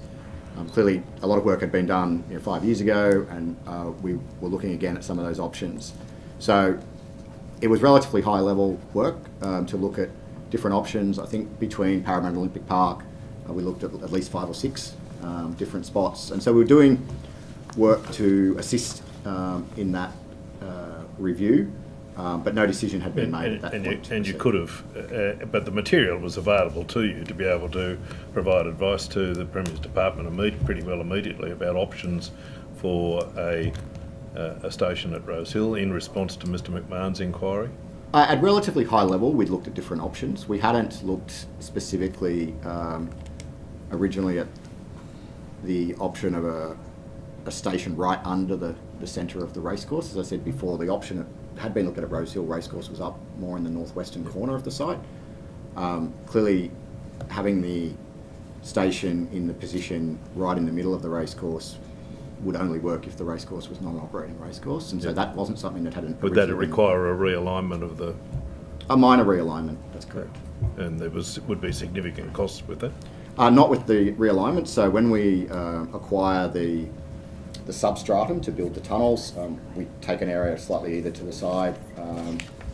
When we acquire the property for the alignment of the tunnelling, the alignment change that was required to safeguard for the station was within the substratum that we had already acquired. Yeah, Chair, I seek to table a copy of the review because that was information which was available to the Premier's office at the time that the inquiry was made, and would have been relevant for the purposes of ensuring that the answers from Mr McMahon could have been provided reasonably straightforwardly. Thank you, Mr Tudor. Hi, Mr Regan, thank you for appearing today. I wanted to ask you just mentioned alignment, realignment, different configurations, and I wondered how often or is it common to get stakeholders, landowners, others coming forward with ideas about where stations should go or particular realignments? Yes. And is that something that's with this area in the metro that's gone on for a long time, since it was conceived, I guess? I think it's fair to say that landowners who wish to redevelop their land holdings would generally like there to be, if possible, a metro station near their land, sometimes on their land. It is quite common for landowners to make suggestions or inquire about the possibility of inserting stations, especially before the railway is underway, and in some cases after the railway is almost completed we still get inquiries. I think there possibly is some of those inquiries can't proceed because they're just off the alignment, and it's not a matter of just moving something over here necessarily very easily.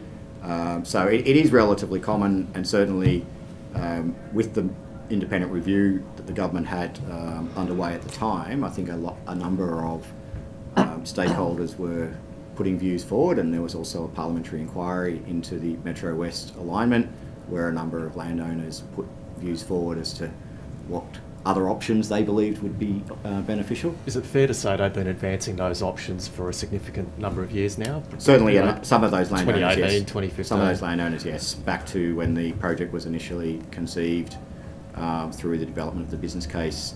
I think, if I recall correctly, during that original time, before the original investment decision for the project, probably at least 50 station locations were looked at before the final alignment of 9 stations was concluded, and there are also a number of alignment options that were looked at, including going north of the Parramatta River and different alignments through Olympic Park. So a fair bit of optioneering was done, and some of that driven from within the work that Sydney Metro and the Department of Planning were doing, some of that advocated for by other landowners or by other stakeholders, and certainly across the piece, be it local government, be it other industry groups, other stakeholder groups. Most people have a view. Yes, I'm sure. With regards to other stakeholders, you've mentioned some there. Can you recall any meetings or engagements that you or the former government had with Jeff Lee, the former state MP for the area, lobbying for extra stations at Rosehill or anywhere else? I can't recall any discussions with former Minister Lee about additional stations. I don't think I was involved in any of those, but clearly I know he, I think, was the member for Parramatta. Yes. I don't recall being in discussions with him personally around that. Mm-hmm. Thank you. Just with respect to, obviously, landowners have been advancing the need for more stations in and around that precinct, whether it's benefit them, their commercial interests or not. But what processes were applied by government over that period to handle those requests? Obviously, we're dealing with Rosehill right now through a USP process, but what was the process applied with each of those requests historically? So the original process around the route selection, the station selection back, I believe 2017, 18, leading up to the original investment decision, there were, as I said, a number of different alignments, a number of different station options. There was the usual kind of multi-criteria style analysis done on each of those: constructability, the likely benefits, consideration of contamination, consideration of other issues.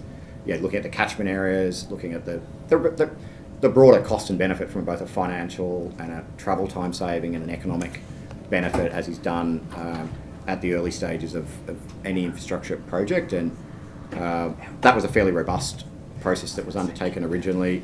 And there were a set of criteria that had been set to assess how to try and find the right balance between where the stations were located, how many stations there were, the journey time involved. And so those processes are relatively robust, and that's all set out in some of those set out in environmental impact statements and in the business cases that were done at the time. So a fairly robust process. When we were looking last year at other options, we did have the benefit of being able to look back at some of that additional work, but we did do a fair bit of additional thinking.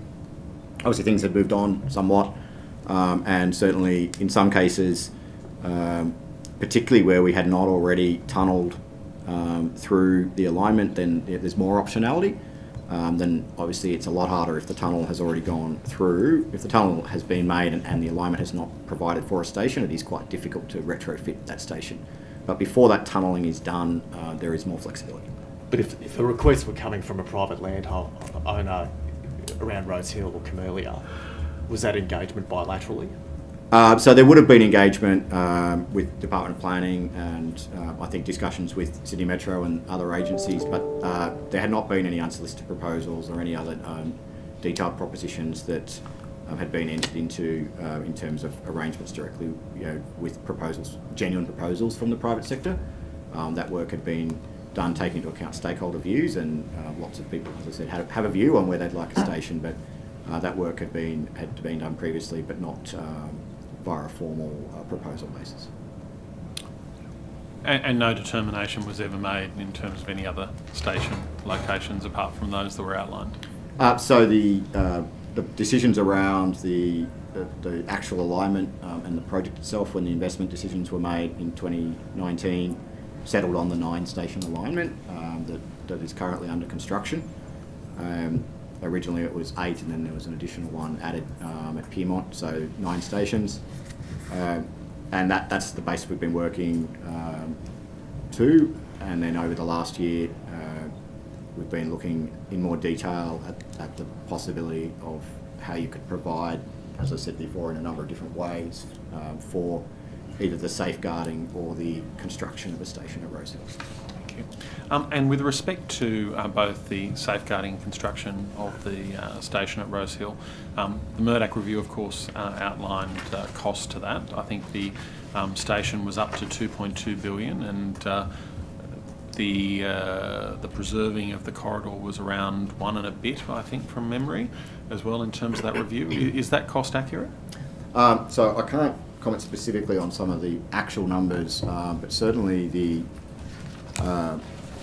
work we were doing, and this is over a year ago now, was, as I said, at quite a high level, and certainly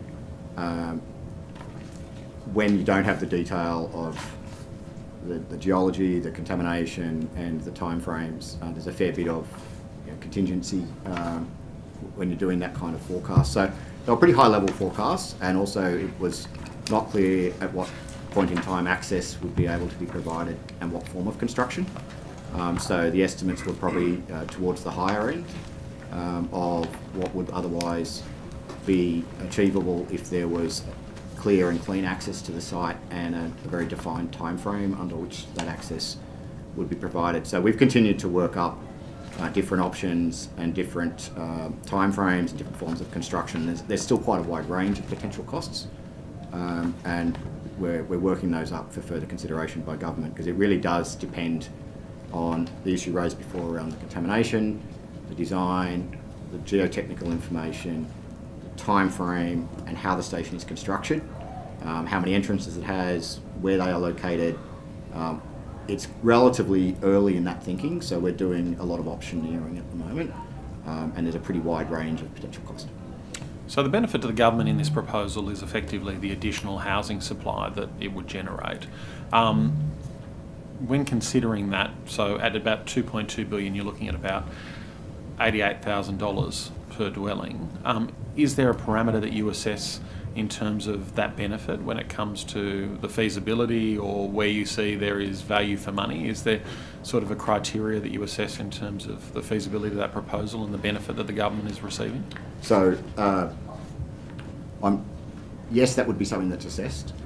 The way this process is working, that's not something that we at Sydney Metro are assessing. We're being asked to provide government with costs, a range of costs and a range of options for consideration more broadly by the other central agencies that are looking at the overall proposal. So our focus is on preparing those options and not the land use above.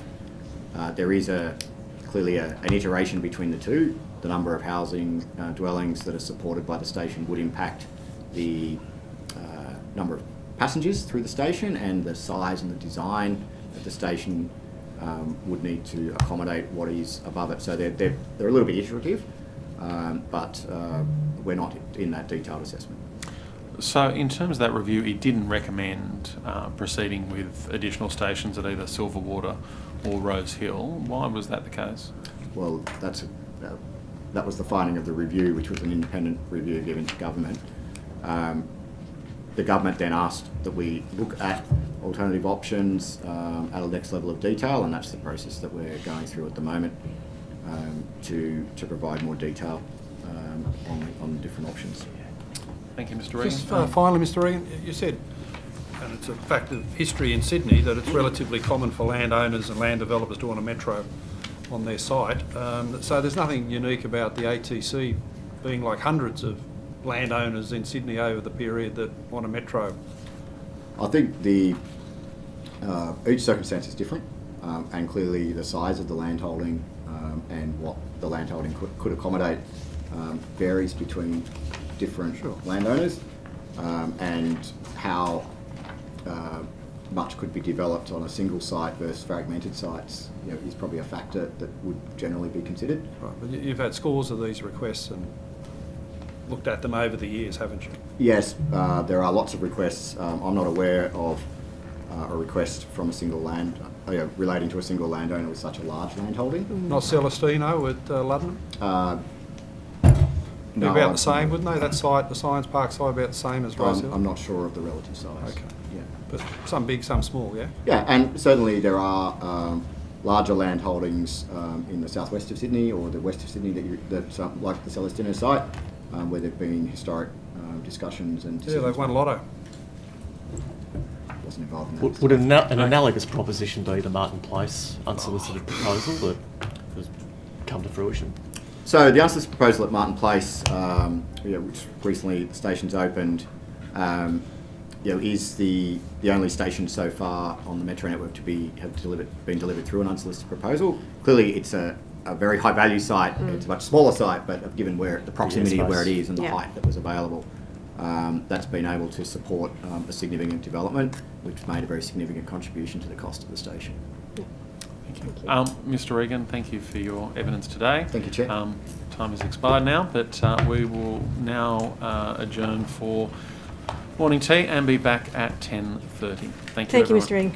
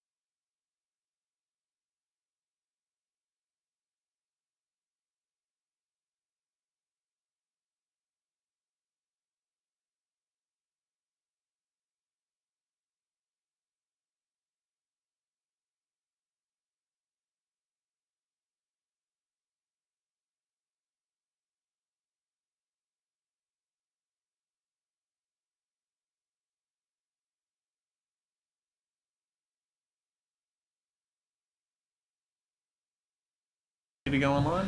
I do love a good stroganoff. Yes. Great. Thank you. Thank you. Welcome back, everyone, and welcome to our next witnesses. Thank you for making the time to give evidence before the committee today. Could each witness, starting from you, Mr. Fisher, please state your name, position, title, and swear either an oath or an affirmation today? Rowan Fisher, Director of Commercial Transactions in Investment New South Wales. I solemnly, sincerely and truly declare and affirm that the evidence now about to be given by me shall be the truth, the whole truth and nothing but the truth. Thank you very much. And Ms. Knight. Katie Knight, Executive Director, Commercial Transactions, Investment New South Wales. I solemnly, sincerely and truly declare and affirm that the evidence now about to be given by me shall be the truth, the whole truth and nothing but the truth. Thank you very much, Ms. Knight. Would either of you like to make a short opening statement before the committee today? No, thank you. No, thank you. Thank you. I'll ask both of you, when did you first become aware of the proposal for the ATC to redevelop Rosehill Racecourse? Shall I me to go? Oh, either way. I'll go first. Yep. I became aware on the 2nd of November 2023. And Mr. Fisher? The same date was the same. 2nd of November was the date that I became aware of. So. Okay. And Mr. Fisher, how did you become aware of that at that stage? I believe that was probably in the conversation with Miss Knight, following an email that the team received regarding the potential proposal coming from TCO. Thank you. And Ms. Knight, how did you become aware? I received an email from the Cabinet Office seeking advice on an appropriate or potential pathways for a potential transaction. Okay. So it was characterised at that date as a potential transaction, was it? We were just asked for advice on potential pathways. Okay. And with respect to that, was that including the pictures of the potential, or including a map? Yes, it was. Yep, indeed. Okay, thank you. Any questions? Who sent you the email from the Cabinet Office?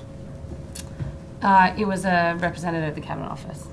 Who? They've got a name? I think it's on the email that's been produced. I'd prefer not to use people's names. Right. Mr. Murphy earlier on said all he was seeking was some advice about metro location, having had a discussion with Steve McMahon from the ATC. Mm-hmm. But you're saying that the email was to get advice on the pathway to sell all of the Rosehill site. Is that right? No. We were asked to provide advice about the best way to consider an approach from the ATC. For doing what? We had the diagram, Mm-hmm. But we provide advice on potential transaction scenarios all the time in early pre-lodgement discussions with potential proponents. This was another example of where we're asked to provide right. As of the 2nd of November, what did you believe that the ATC was trying to achieve? Well, I'd received the email which Steve McMahon is included on, and that map which showed the racetrack clearly with housing on it. So with respect to that, that was effectively a forwarded email from Mr. McMahon, is that correct? Correct. Okay, so you receive a forwarded email from Mr. McMahon. There must have been some other communication to you prior to that to give you some context, was there? I don't recall any other contact. Okay, so no other contact. You just out of the blue get a forwarded email with a map on it and a forwarded message from Steve McMahon, and then no, it was through a couple of hands at the Cabinet Office. And can you please provide advice about the best way to consider an approach? Okay, but that was all. That was all the context you were given. Just that line. In addition to the map and the words from Steve McMahon. And what do those words say, please? As discussed, just checking on the alignment of any potential metro station box at Camellia Rosehill.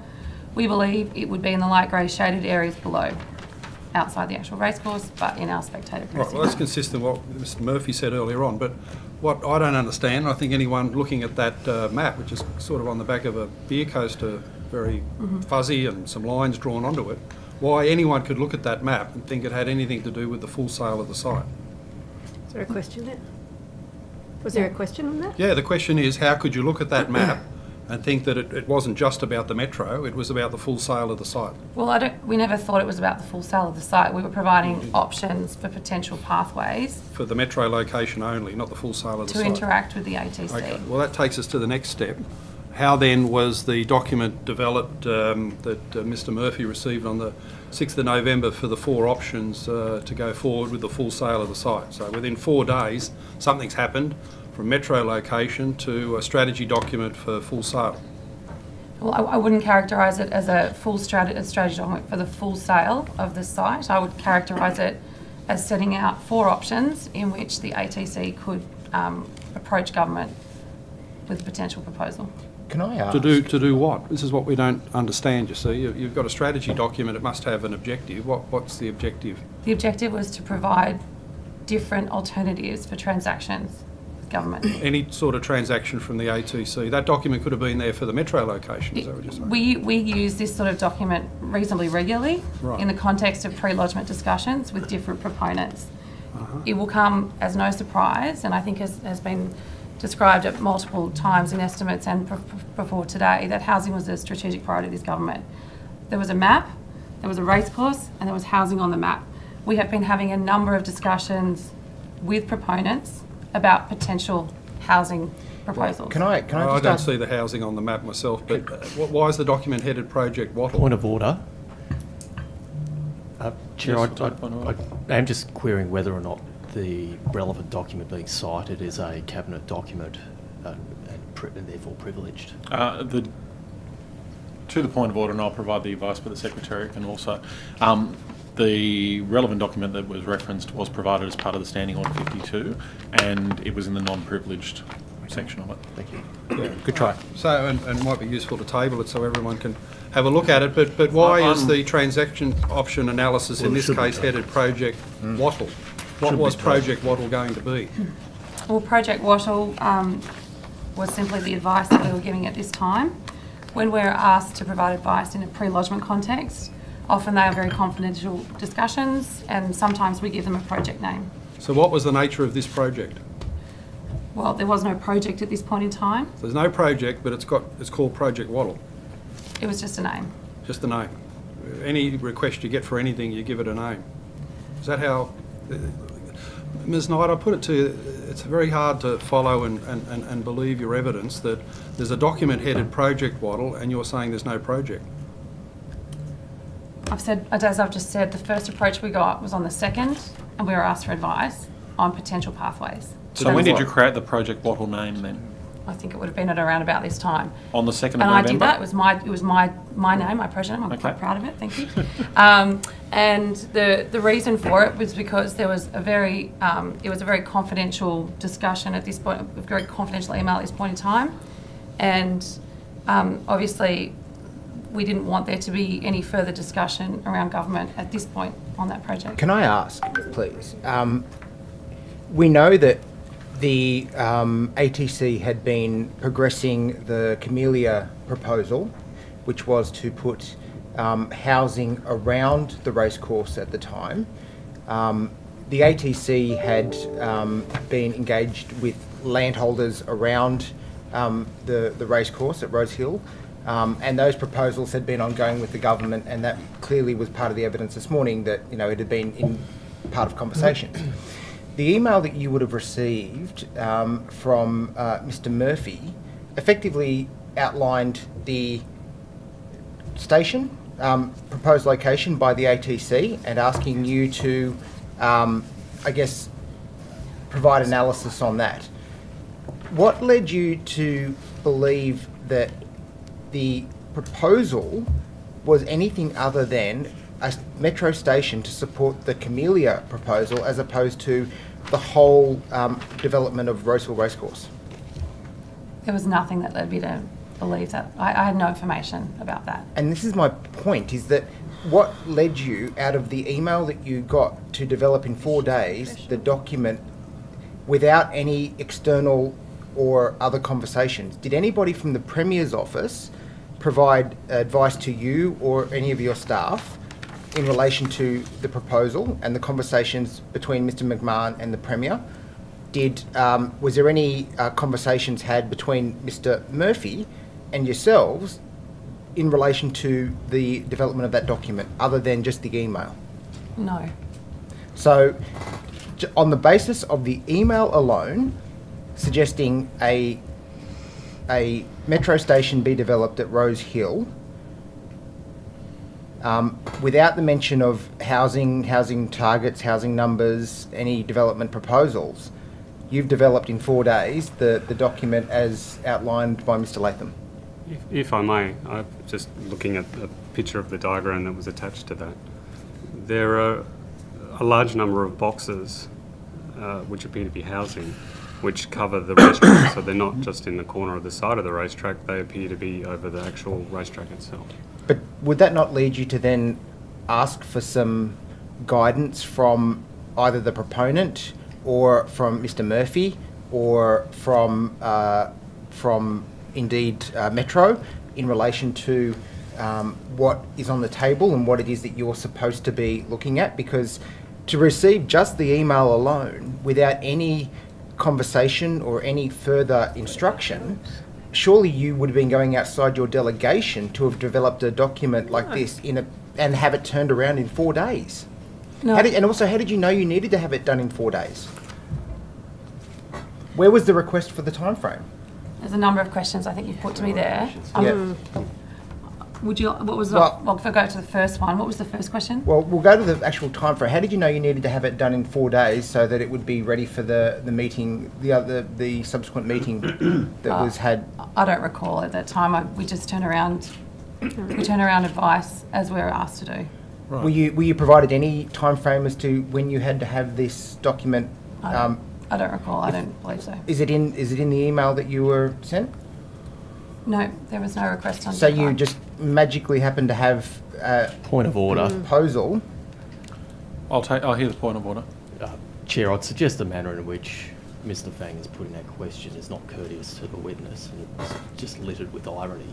I'd just ask that the procedural fairness resolution be upheld with respect to courtesy to witnesses. I don't think Mr. Fang has breached that yet, but I'll be mindful of Mr. Fang's questioning.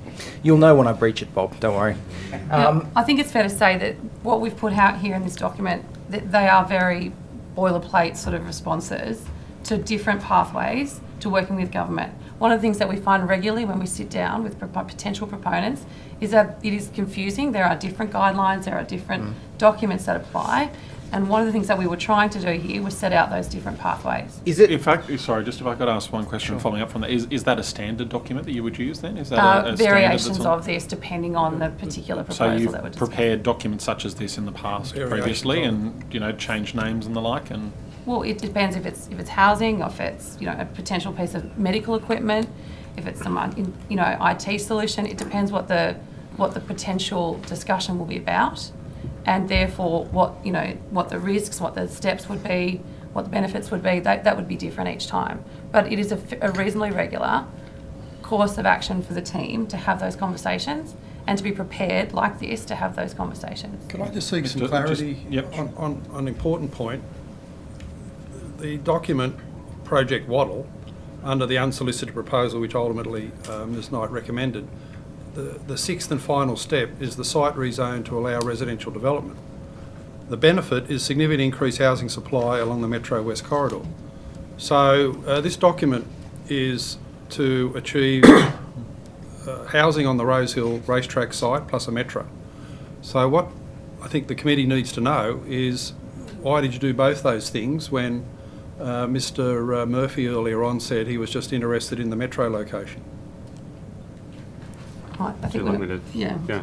It became an unsolicited proposal for the full sale of Rosehill, because Project Waddle clearly is about the rezoning for residential purposes. Well, I would not agree with that statement that it had become a USP at that time. So, but Well, out of this I think document. so.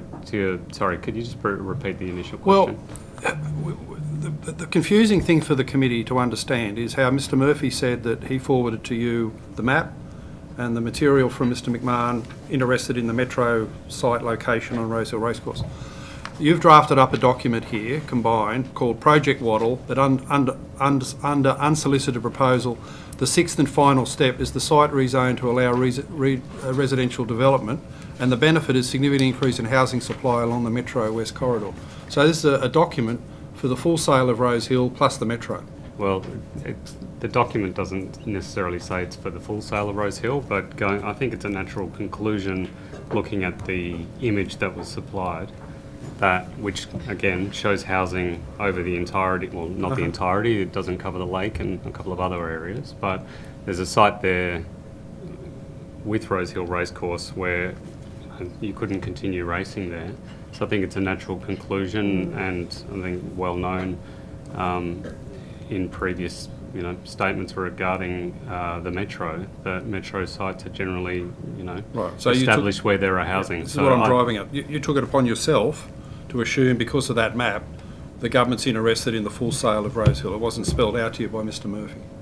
I'm not saying that I took anything on myself. I'm saying that's a natural conclusion to go, well, what sort of advice might be required? And at that time we had limited knowledge, and so that was the best assumption. But Mr Fisher, given that you had limited knowledge, given that you had received written instruction only related to the metro station, why would you then go outside of that instruction and delegation to develop effectively a document related to developing Rosehill for housing when that was not the question that was asked?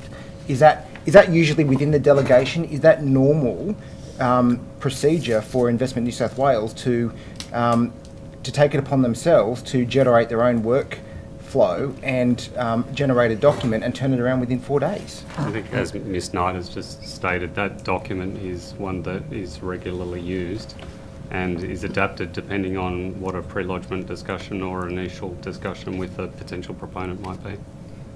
But the only information you had to go off was a map, which is fairly scant in its detail, and the words that were forwarded to you saying, as discussed, just checking the alignment of any potential metro station box at Camellia Rosehill, we believe it would be in the light grey shaded area below, outside the actual racecourse, but inside our spectator precinct. Like, you weren't asked anything about housing, you were asked about a metro box. That was what was forwarded to you. Your evidence today before the committee is that apart from the emails that were provided, no further conversations were had with you. It was just in terms of the advice. On the face of that email, the only advice that was being sought was concerning the Metro station. development of a metro station. How could you then deduce that this is therefore the complete redevelopment and sale of Rosehill? Well, I think we've talked about the diagram, and I think we've talked about the fact that at the time the government was very clear on its priority around housing and housing supply. So we wanted them to be prepared with the potential scenarios that working with the ATC could look like, and that's what we provided in that document. There is nothing more that we can say about it. Surely somebody must have thought, I'm just going to pick up the phone and ask, is this what they're asking us to do? We received a number of proposals around this time with questions around housing. So we applied this document to other pre-lodgement discussions around housing. Ms Knight, would it be fair to characterise this as your team just efficiently and competently doing their work comprehensively and within a very good time frame for the people who had asked in other departments and other areas for feedback? I'd like to agree with you, yes. Can I just ask this, Mr Fisher, have you had any discussions with the ATC before this proposal started to develop life of its own about the potential redevelopment of Rosehill? No. But no one from had any approach from the ATC? No, as I indicated earlier, the first I made aware of, a potential concept was on the 2nd of November. Was there any discussion with anyone, to your knowledge, about the increased value of the Rosehill site by the delivery of a metro? Sorry?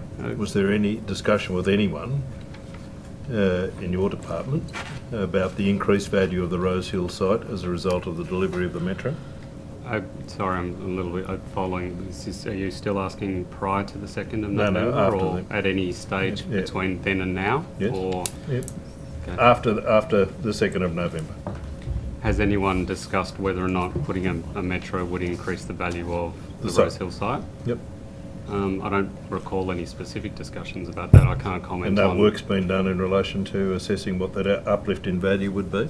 Oh, that's the USP process, of course, is currently in stage 2. and that would be, typical work that would be undertaken as, in the course of stage 2. The important thing about a USP, of course, is the government is impartial in assessing it, isn't it? Correct. And therefore, do you recall an email you wrote to Vincent Cooling on the 8th of December? No, not given the time, but happy to be reminded. Well, you said in that email you're ringing to chat and to discuss the next steps on Wattle.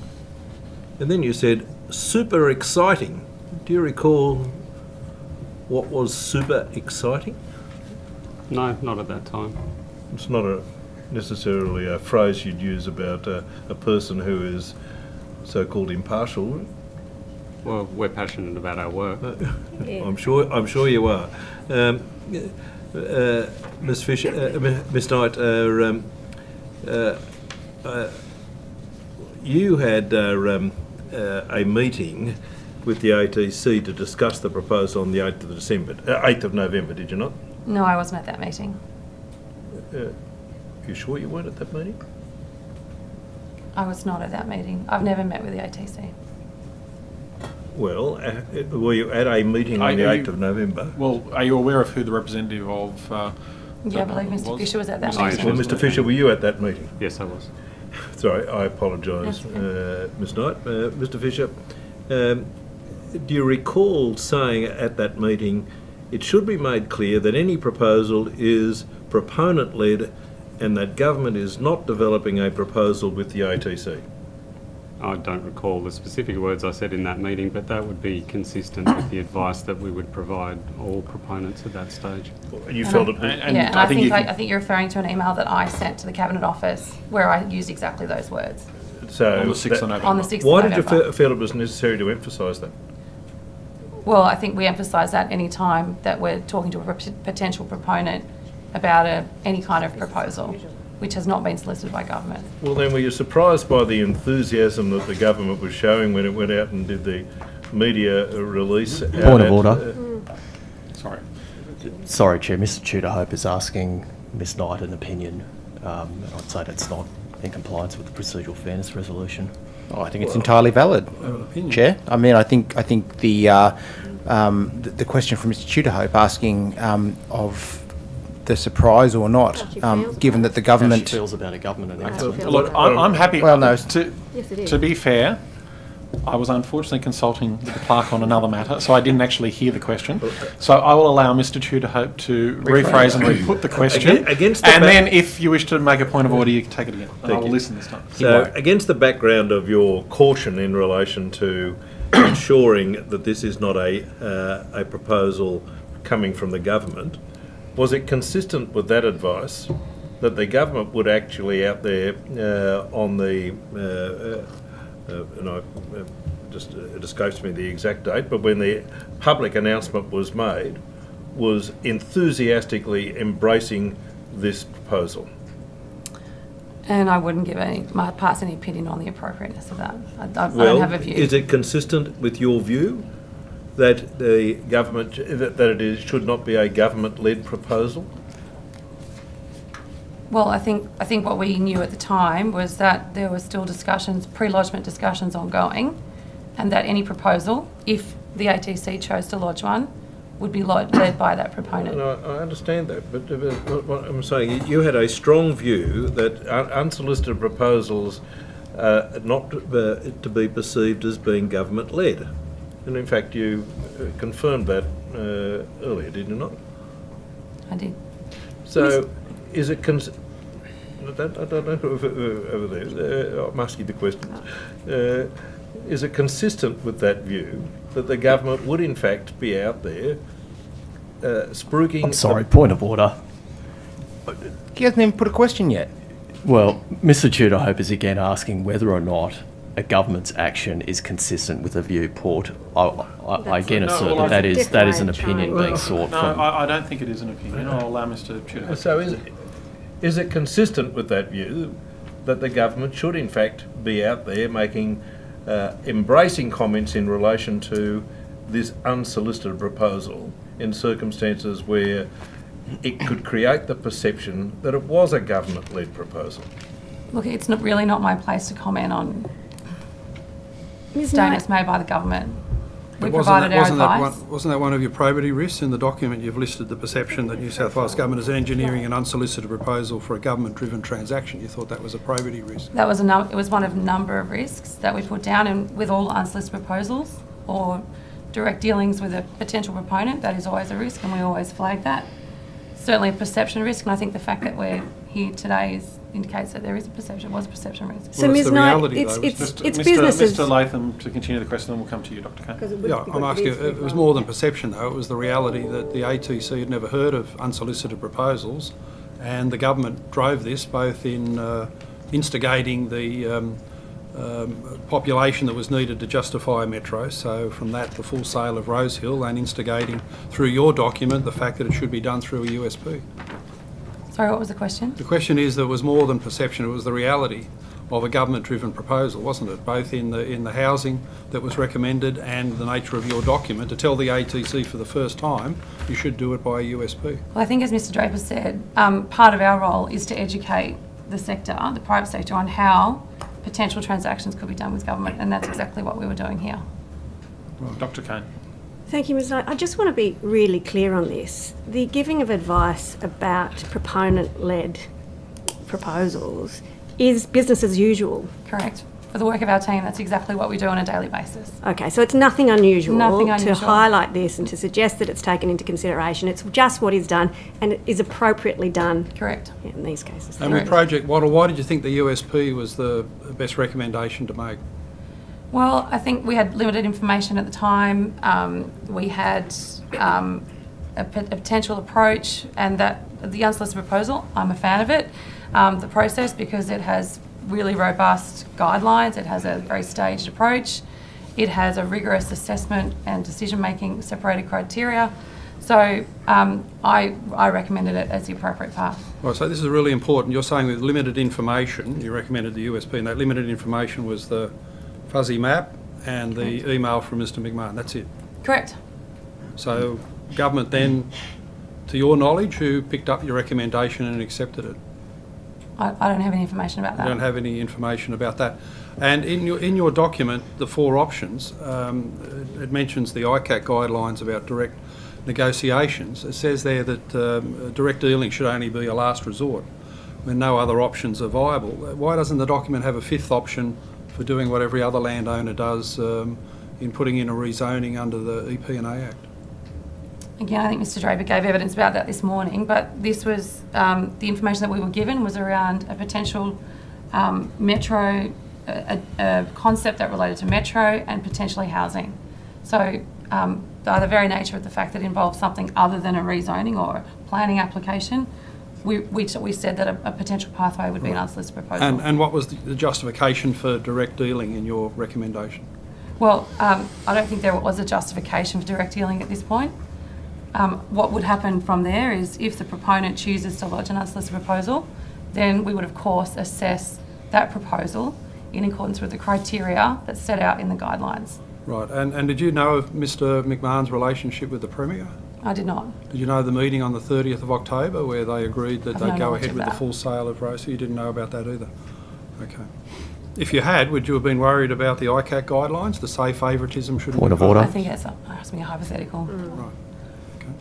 Okay. Point of order from Mr. Now. Well, I was just going to say you're asking the witness a hypothetical and an opinion on a hypothetical proposition. And the witness's answer. Yeah. Well, questioning to continue? No, I'm done you're for done? the time Okay. being, yeah. Thank you. Mr. Tudor, Mr. Namber. Just with respect, so in terms of this level of detail, how you've said that you've created option analysis previously.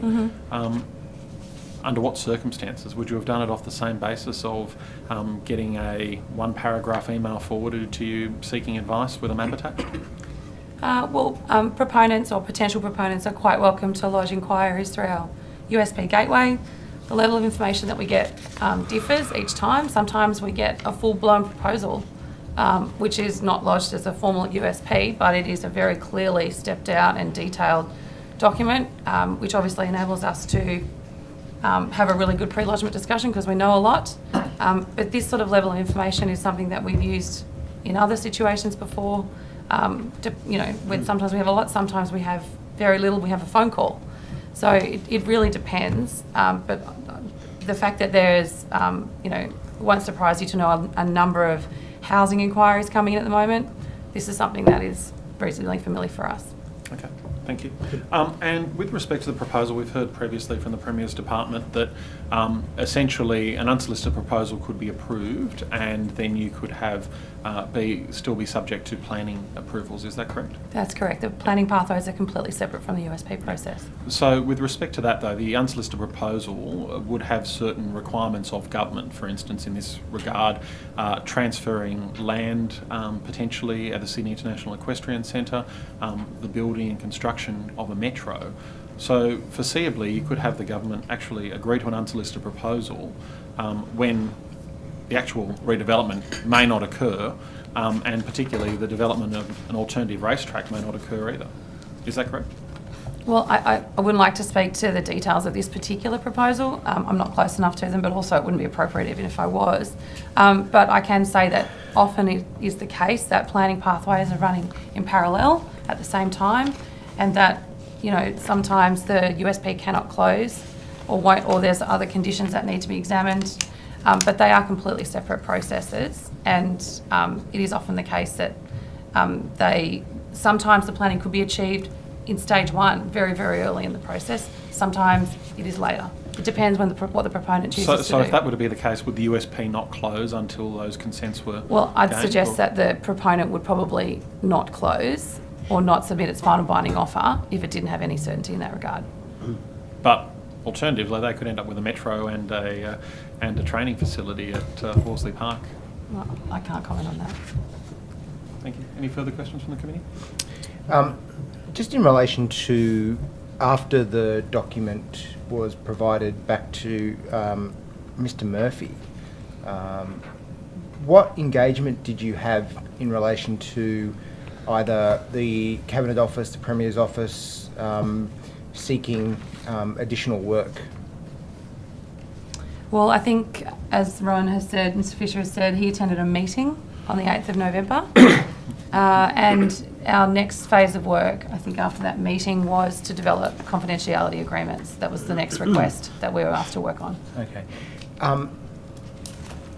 Mr. Fisher, at that meeting that you attended, were you provided clarity as to what was on the table in relation to the proposal by ATC as given by Mr. McMahon to the Premier in October? Did you, given that you'd had no, communication between the 2nd of November and that 8th of November meeting, did you feel the need to do any refinement work, given that you had confirmation as to what was occurring? Sorry, I think there might have been a couple of questions there. But Yep. So you were finally given confirmation at that 8th of November meeting, is that correct? Of confirmation of what? Confirmation of what was on the table that Mr. McMahon had spoken to the Premier about. it'd be... I have no comment and can't comment on any meeting that might have occurred between Mr. McMahon and the Premier. If the question is about, what did I learn at that meeting, then yes, I'd learnt more about what the ATC were potentially considering than had been given just in that one image. Okay. Were you surprised to see that what you had... Well, Dr. Kane, I'm sorry. Point of order, Chair. Point of order, I'll hear from Dr. Kane. We're again asking about the feelings of the committee. I asked that Mr. Fang, if he's going to ask the question, at least frame it in a way that's reasonable for the witness to hear. Well, Dr. Kane, I think it's reasonable for me to ask how First and somebody... foremost. Comments to the Chair, please. Chair, I think it's reasonable to ask how somebody might have been working on a document and a proposal for 4 days to then discover that that was actually the proposal that was on hand. Mr. Fisher, did you feel the need I'll to... rule on the point of order. If you phrase the question in such a way, you're entitled to ask it. Thank you, Chair. I thought I was already. But, There you go. Mr. Fisher, when you returned, I think you returned it on the 6th of November, the document, and then you had confirmation on the 8th at the meeting that of the proposal that ATC had brought.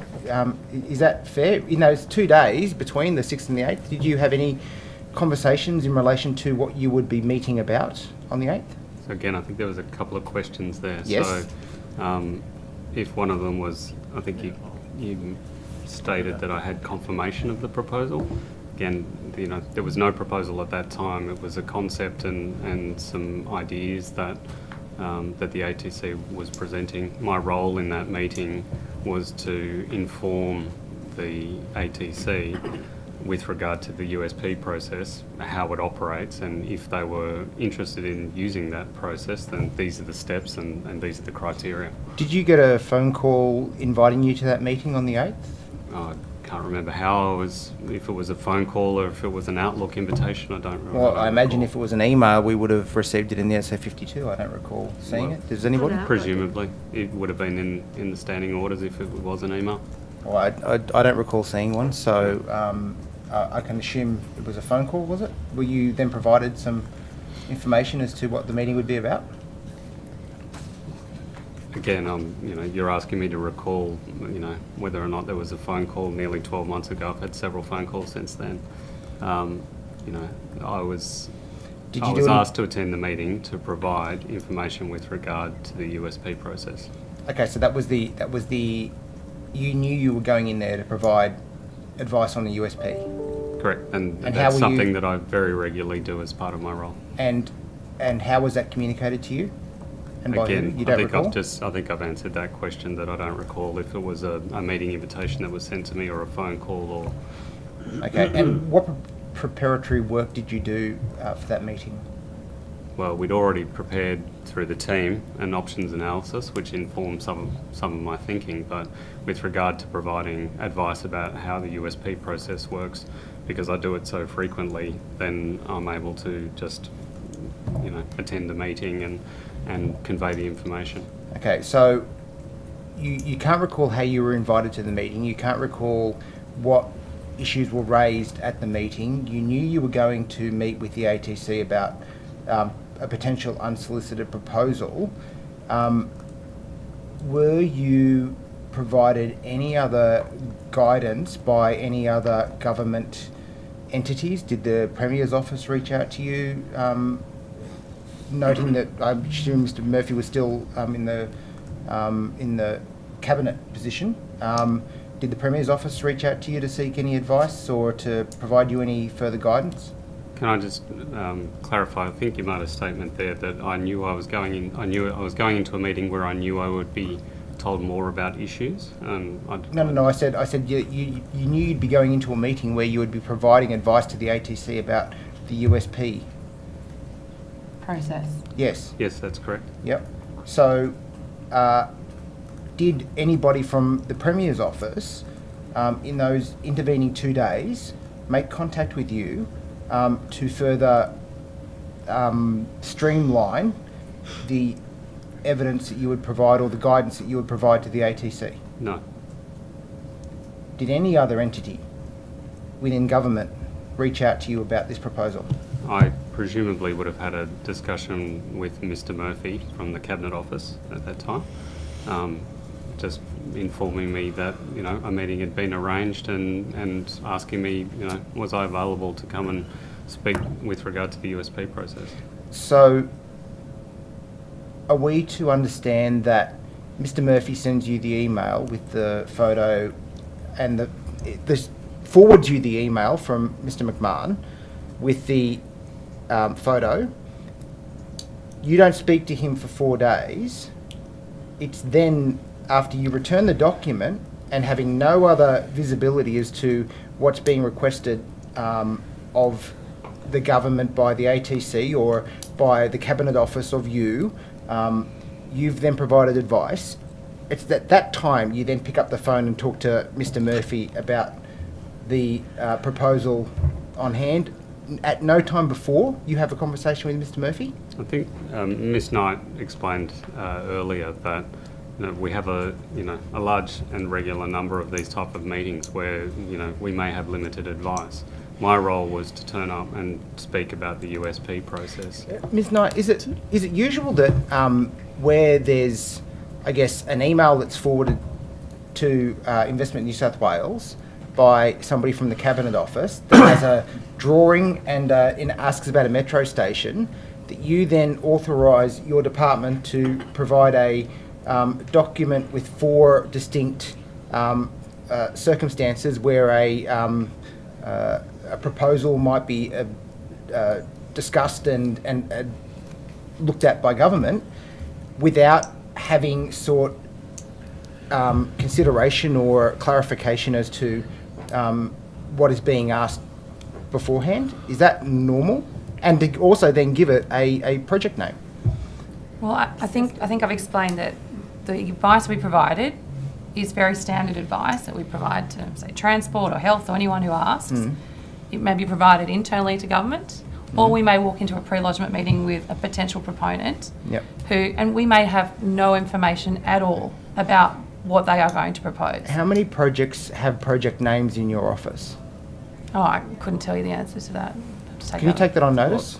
Because I'd be curious to know how many emails develop a project name when received by your office. I can take it on notice, but I'm not sure we keep that data, but I can take it on notice. Related to that, could I ask please, on which occasions you've recommended USPs for land development associated with the metro? I'm not going to discuss the pre-lodgement discussions we have with potential proponents. I can't do that. They're confidential. No, but on how many occasions has something like this happened? Is this the only one, or is it a dozen a year, 1 a month, 3 a week? I have had them before. I couldn't tell you how many times. Could you take that on notice, please? Because we were told earlier that the only other metro with the USP is Martin Place, which is obviously a very different circumstance to Rosehill, the only one that went ahead.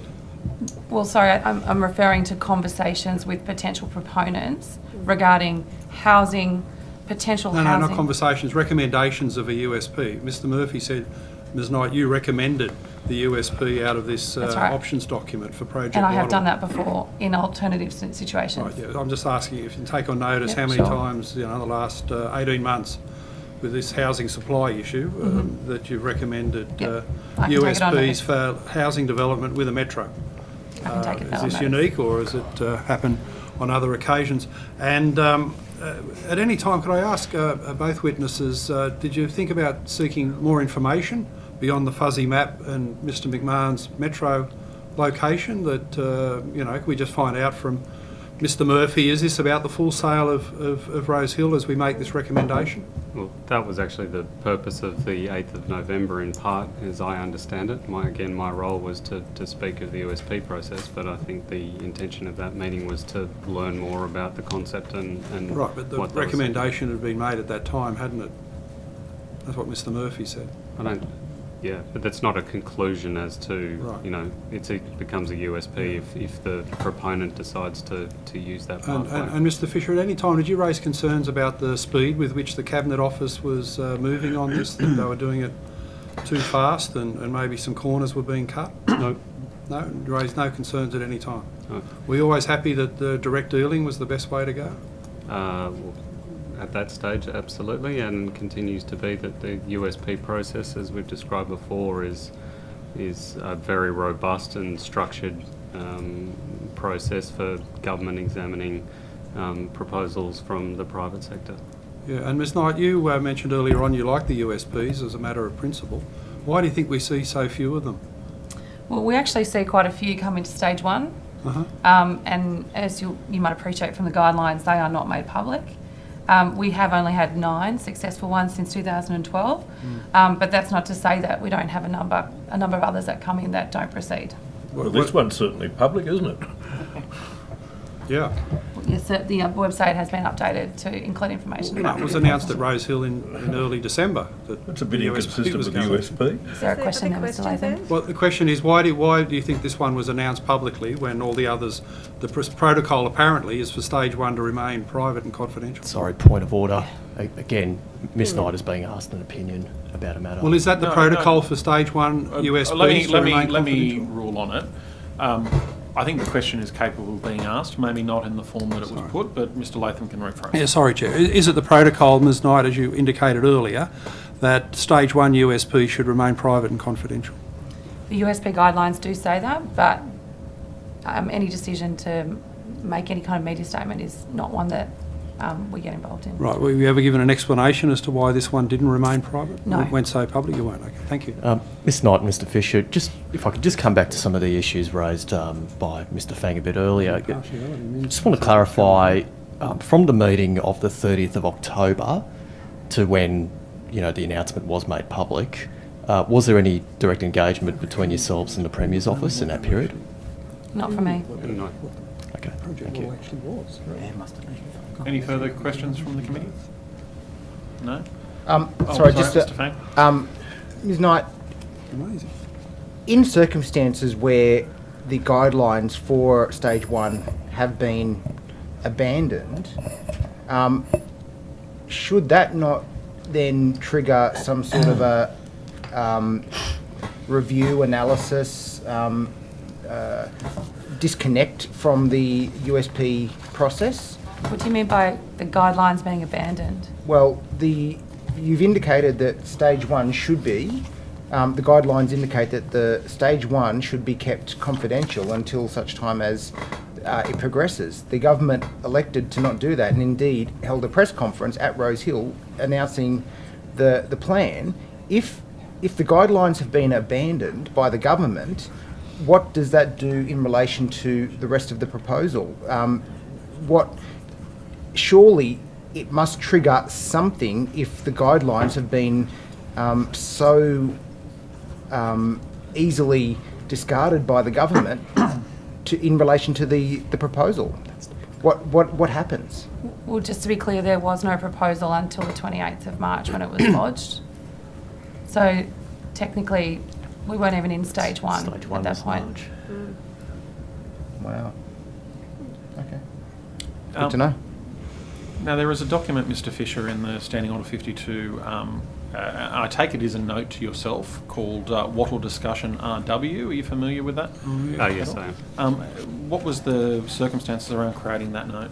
Yeah, happy to put some context around that.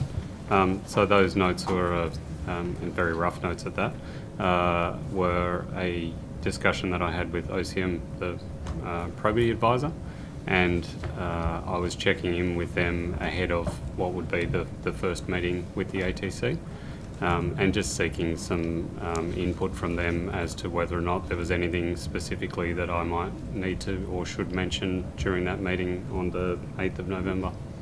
Okay, so to Mr. Fang's questions before about the preparation for the meeting that you undertook, and I think your evidence was that this is something fairly standard for you and you don't need to do too much, but you did actually seek the input of O'Connor Marsden prior to that meeting on the 8th? Yes, and that's again very... Is that standard protocol for you as well? Yeah, it's very typical that, and we have various chats with the probity advisor across all of our projects. And I take it that was a phone call that took Yes, place? that's Yep. my recollection.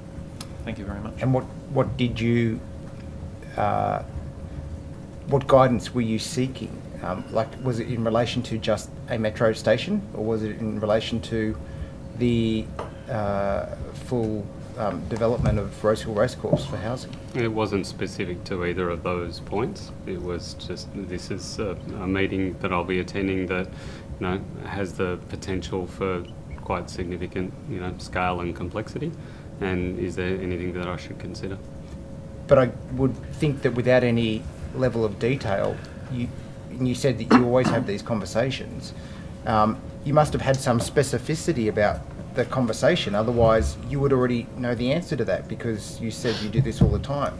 So what was special about this circumstance, given that you had such little detail in the request? It was only asking for a metro station and you'd gone well above be on that delegation to progress the document as Mr. Latham tabled earlier. But what specificity did you ask for in that advice that was different to anything that you knew about beforehand? You would have known about it, right? You know your job. You say you do this all the time. Again, I think there are a number of questions there, and I think there was an assertion that I'd also gone beyond my delegation that I wouldn't necessarily agree with. Well, no, not beyond your delegation. It was beyond what was requested of Investment New South Wales, which was in writing to look at a metro station. So, which question would you Well, prefer me to answer? you've asked for advice before you've gone to the meeting. Surely you must have had some specific advice that you were seeking, specific information you were seeking advice about, given that if all you had to go off was the email that you received on the 2nd, all it was a metro station. So what specific advice did you have that you sought specific advice from the probity advisor around the meeting? So, in the normal course of our business, we receive, as Ms Knight has mentioned, inquiries and proposals across a wide gamut and of different subjects, and they vary quite significantly in their scale and how big and small that people might be interested in doing things with government. This clearly is further up the end of the scale, and again, from that limited knowledge at that stage, you go, well, it's a metro and it's potentially, looking at the site, I think it's 60 odd hectares or so, that could potentially house a whole suburb. So I think that, in my mind, that warranted me making a phone call. I understand that, but at that point, your evidence and the evidence of everybody else that's appeared is that all you had to go off was the one email sent to you by Mr. Murphy, that you'd had no conversations, had no understanding as to the whole 60 hectares. All the email asked you to do was look at the metro station. I believe I've answered the question as to why I made the phone call, because I looked at it and believed that due to the scale and significance, it was, I was doing my job in seeking advice and seeing whether I needed to do anything differently. Can't disregard. Sorry. Can I take you through the note of the 3rd of November, the discussion with RW? You say that regardless of who talks to who first, it'll end up like a USP, so already the USP's on the table. Justification for direct dealing still has to be found. So at that stage you did have a doubt that it could be direct dealing justified. I don't agree with that assertion. Well, that's what it writes here. It says that justification for direct dealing still has to be found. My question is, when did you find it and what was the justification? Well, so there were a couple of things there, and again, I'll go back to the context around the note. So that is a very rough note, and sentences in that note don't even make sense, and there are typos, etc. It's typos, yeah, but you make sense of it. So the advice, I've already just given evidence as to what my request was to the probity advisor, which was, do I need to do anything differently? Is there anything I should be cognizant of in that meeting? And I've recorded a few of the things that were mentioned in that meeting, very roughly. Yeah, you're saying now, sorry, Karen. Sorry, I shouldn't interrupt. No, it's okay. The advice that I received from the probity advisor was that no, there is nothing specific that you need to do. And they, in fact, and I think it's represented on that piece of paper that you're holding, went through a number of items.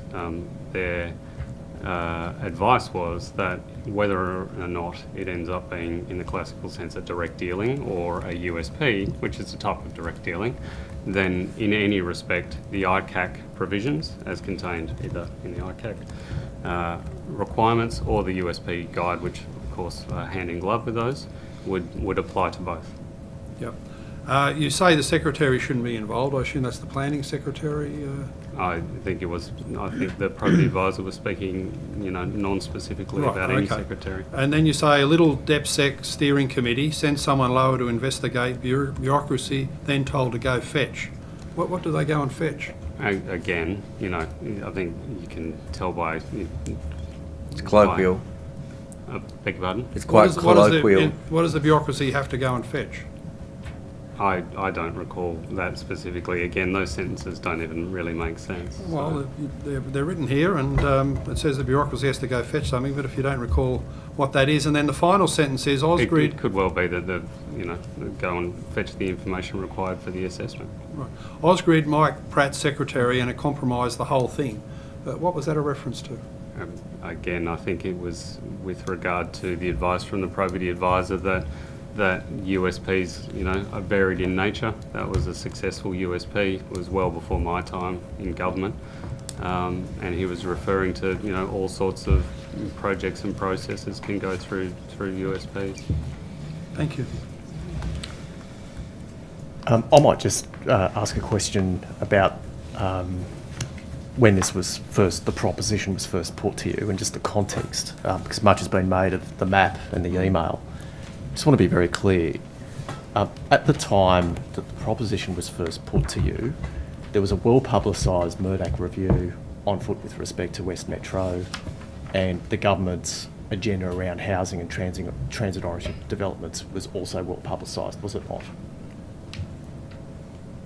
Correct. So- I mean, yes, that's correct. Okay. Yeah. And you were both aware of I don't both think of I those? had any intimate awareness of the Metro review. That's sort of not really something that we get involved in, but certainly housing is something. Is it fair to strip that context away from the advice that you provided with respect to potential steps forward or proposals, processes by which to... No, all of that has to be taken into context. Yep. And it's the genesis of why we provided advice around potential pathways and made references to housing. So that context informed the advice? Absolutely. Okay. Thank you. Thank you, witnesses, for your attendance here today. That brings us to the end of the session. Before we do, however, there was mention of tabled documents by Mr. Fang. No documents have been tabled as such. And I think he referred to Mr. Latham's table documents. I, however, am prepared to table, and I think it's probably helpful for the committee and for anyone who comes back and looks at this later on, the emails that were discussed, the map, and the options analysis that were as part of the SO52. Mm-hmm. And I'll seek to table those before the committee that will determine later. Thank you very much for your attendance here today. And actually, you might have taken something on notice. Yeah. So the committee secretary will be in touch in due course to discuss the arrangements for that. Thank you for your attendance. Can we distribute copies of the Thanks. tabled...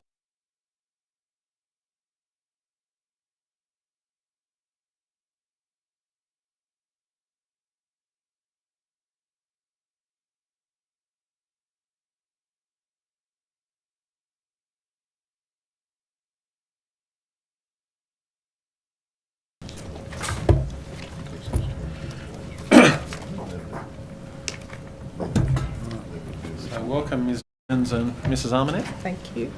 Right.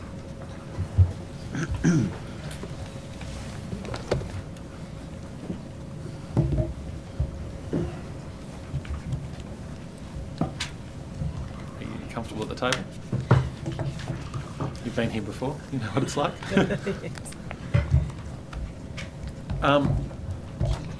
Starting with you, Ms. Jones, if you wouldn't mind stating your name, position, title, and either taking the oath or the affirmation, please. Sure. Thank you, Chair. My name is Karen Jones. I'm the Chief Executive at the New South Wales Office of Sport. I'll be taking the affirmation. I solemnly, sincerely and truly declare and affirm that the evidence now about to be given by me shall be the truth, the whole truth and nothing but the truth. Thank you, Ms. Jones. And Mrs. Armanet. Thank you.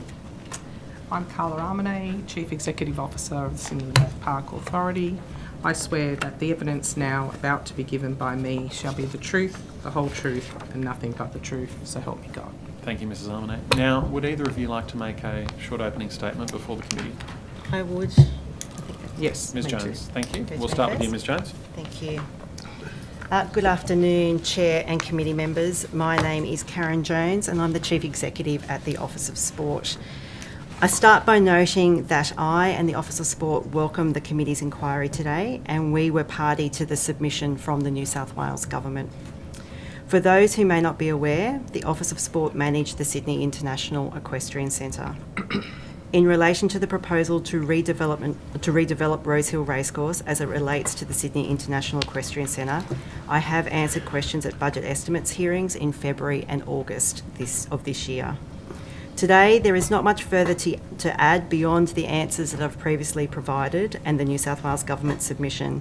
However, to assist the committee, I would like to set out a timeline and talk specifically to the Office of Sport's involvement to date. On the 17th and 23rd of November 2023, representatives from the Australian Turf Club attended the Sydney International Equestrian Centre. As part of these visits, staff from the Office of Sport met with these representatives and provided a tour of the site and the Equestrian Centre facilities. On both these occasions, the Australian Turf Club proposal was not known to the Office of Sport. On the 7th of December 2023, the New South Wales Government announced that discussions had commenced with the Australian Turf Club on a proposal to relocate Rosehill Racecourse and build new homes, surrounded by green space and a new Sydney Metro West station. In the media release accompanying the announcement, the following reference was made to the Sydney International Equestrian Centre, namely that under the ATC's proposal, a Centre of Excellence horse training facility at Horsley Park to accommodate the relocation of 300 to 400 horses from Rosehill Gardens stables. I note that the reference to Horsley Park is a reference to the Sydney International Equestrian Centre.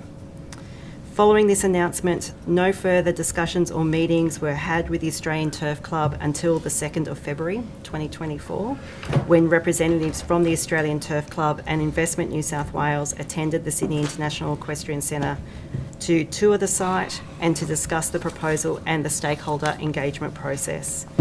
At this meeting, the Australian Turf Club referenced its draft concepts and indicated their aspirations. However, no documentation was submitted to the Office of Sport for review. On the 8th of April 2024, the Australian Turf Club advised its members that it had submitted a formal Stage 1 submission to the New South Wales Government. On the 7th of June 2024, the New South Wales Government advised through its unsolicited proposals website that the submission was of sufficient interest to warrant further development and progression to a more defined project. I note that the New South Wales Premier's Department is coordinating the participation of government agencies in that process and is also supporting the proposal's steering committee and Stage 2 assessment panel. On the 9th of July 2024, members from this committee attended the Sydney International Equestrian Centre to view the site and its existing facilities. And then on the 6th of September 2024, so more recently, representatives from the Australian Turf Club again visited the centre to view the site and its existing facilities, but again, no documentation was provided to the Office of Sport for review and no specific proposal for the Sydney International Equestrian Centre was discussed. Further to the timeline that I've just set out, a point of contention in my previous evidence provided at budget estimates hearings related to whether a proposed Centre of Excellence would actually fit on the Sydney International Equestrian Centre site.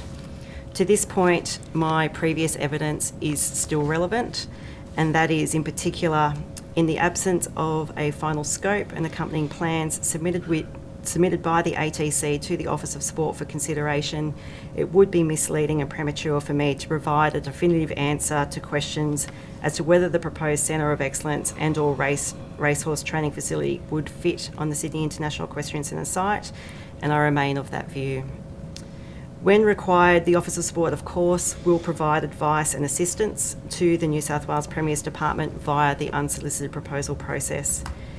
Thank you for your time and for indulging me to give my statement. I can now provide a copy of my opening statement to Hansard. That'd be helpful. Thank you, Ms. And I'm available to answer your questions. Thank you, Ms. Jones. Thank you. I think that was all very helpful in the timeline, so I appreciate that. Ms. Armonay.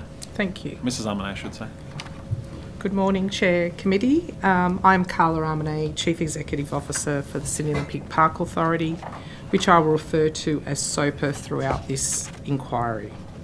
Please take this as my opening statement relating to the New South Wales Legislative Council Select Committee on the proposal to develop Rosehill Racecourse. I am providing comments relating to the brick pit, which has been suggested as a potential location for the relocation of Rosehill Racecourse. The brick pit is vested in the Sydney Olympic Park Authority Act under SOPA as part of the Millennium Parklands. The brick pit is zoned C2 Environmental Conservation under the Central River City SEP, and the objectives of this zoning include protecting, managing, restoring areas of high ecological, scientific, cultural and aesthetic values. Permissible uses include environmental facilities, environmental protection work and filming. All other uses are prohibited. In addition to the zone for the C2 environmental conservation, the site is separately also identified as part of the environmental conservation area for Sydney Olympic Park as part of our Parklands Plan of Management. A key consideration for the brick pit is the habitat for the green and golden bellfrog, which is recognised as a threatened species under both Commonwealth and state environmental legislation.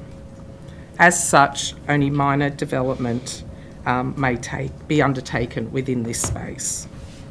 SOPA may only grant consent where SOPA considers the proposed development would not significantly reduce the environmental and ecological value of the conservation area. The Brick Pit precinct occupies 27 hectares and is situated to the east by Parklands and bounded by Marjorie Jackson Pathway to the north, Bennelong Parkway to the east, commercial buildings and a car park to the south, and Australia Avenue to the west. Over 3.5 million visitors attend and visit Millennium Parklands across each year. The Brick Pit Ring Walk receives over 60,000 visitors per year, and the adjacent Wentworth Common picnic and recreation area receives over 336,000 visitors annually. Each year, the Horse Trail, Wentworth Common and the surrounding areas of the Brick Pit are licensed to the Royal Agricultural Society of New South Wales for exclusive use for some 35 days per year to stage the annual Sydney Royal Easter Show as part of their 99-plus year lease. The Parramatta Light Rail Stage 2 corridor has also been identified to run adjacent to the Brick Pit on Australia Avenue. Currently, Master Plan 2030 plans for a mixed-use precinct to the Parkview precinct, immediately adjoining the Brick Pit to the south where the car park is today. The Master Plan outlines the precinct's existing industrial and commercial uses will progressively give way to higher densities and a mixed use to create a compact urban neighbourhood with a vibrant and leafy character. Dwelling numbers in that precinct under Master Plan 2030 are likely to be approximately 3,200 newer apartments. SOPA is also in the final stages of preparing our next Master Plan review, which will see greater residential densities, community infrastructure and commercial outcomes expanded within that neighbourhood adjacent to the Brick Pit. Currently, the Brick Pit provides habitat for over 121 species of native birds, microbats, reptiles and a number of frog species. The Brick Pit is a critical habitat for the green and golden bellfrog, which, as previously mentioned, is a threatened species under both Commonwealth and state legislation. The green and golden bellfrog population at Sydney Olympic Park is one of the largest populations of the species remaining in New South Wales. Sydney Olympic Park is identified as a key management site under New South Wales Government's Saving Our Species program. At the present, SOPA holds multiple development consents, with ongoing obligations to the Brick Pit. They include licence arrangements for mobile telephone towers and transmission facilities, but also the operation and maintenance of the Water Reclamation and Management Scheme, which is known as RAMS, the water storage reservoir and associated infrastructure that supports that.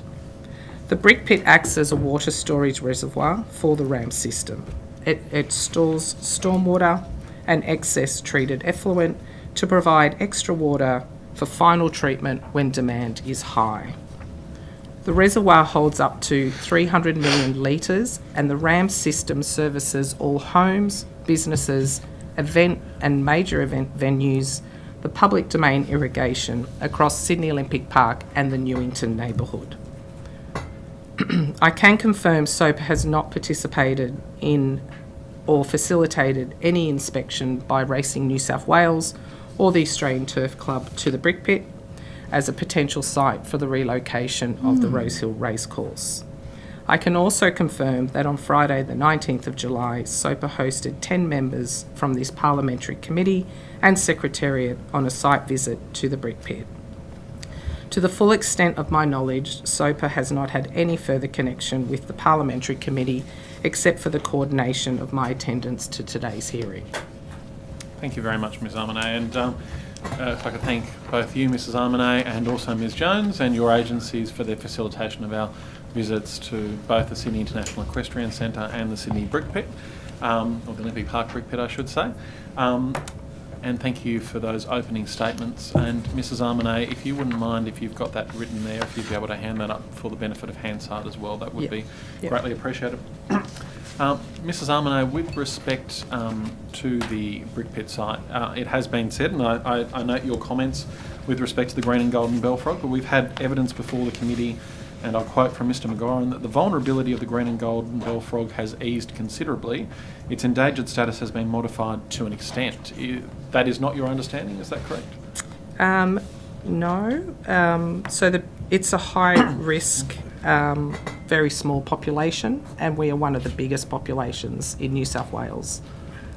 Thank you. And Mrs Armanet, it was advised to the committee that from the Australian Turf Club's proposals that they would be seeking to develop a racetrack on the cliff top. So I think their evidence before us was that effectively the inside of the Brick Pit would stay, I won't necessarily say as is, but be maintained, but there would be development on the top ring on the cliff top. In terms of that, do you have any idea of what that footprint on the cliff top would be? And are there any constraints to development on that cliff top from other projects that are going ahead at Sydney Olympic Park at the moment or that you're considering? Firstly, I'll state I'm not aware of what the proposal entails or have any understanding of what the proposed development actually includes. But what I can say is that the Brick Pit boundary on most sides is less than around 5 to 10 metres to roadways, including the proposed Parramatta Stage 2 light rail corridor. So that's on Australia Avenue, is that correct? Yeah, and Marjorie Jackson Pathway and so the light rail corridor along Australia Avenue. Yeah. And then Marjorie Jackson Pathway, which goes effectively as a main commuter road to Wentworth Point. Yes. And those communities there. And then when it comes to the western end, effectively where the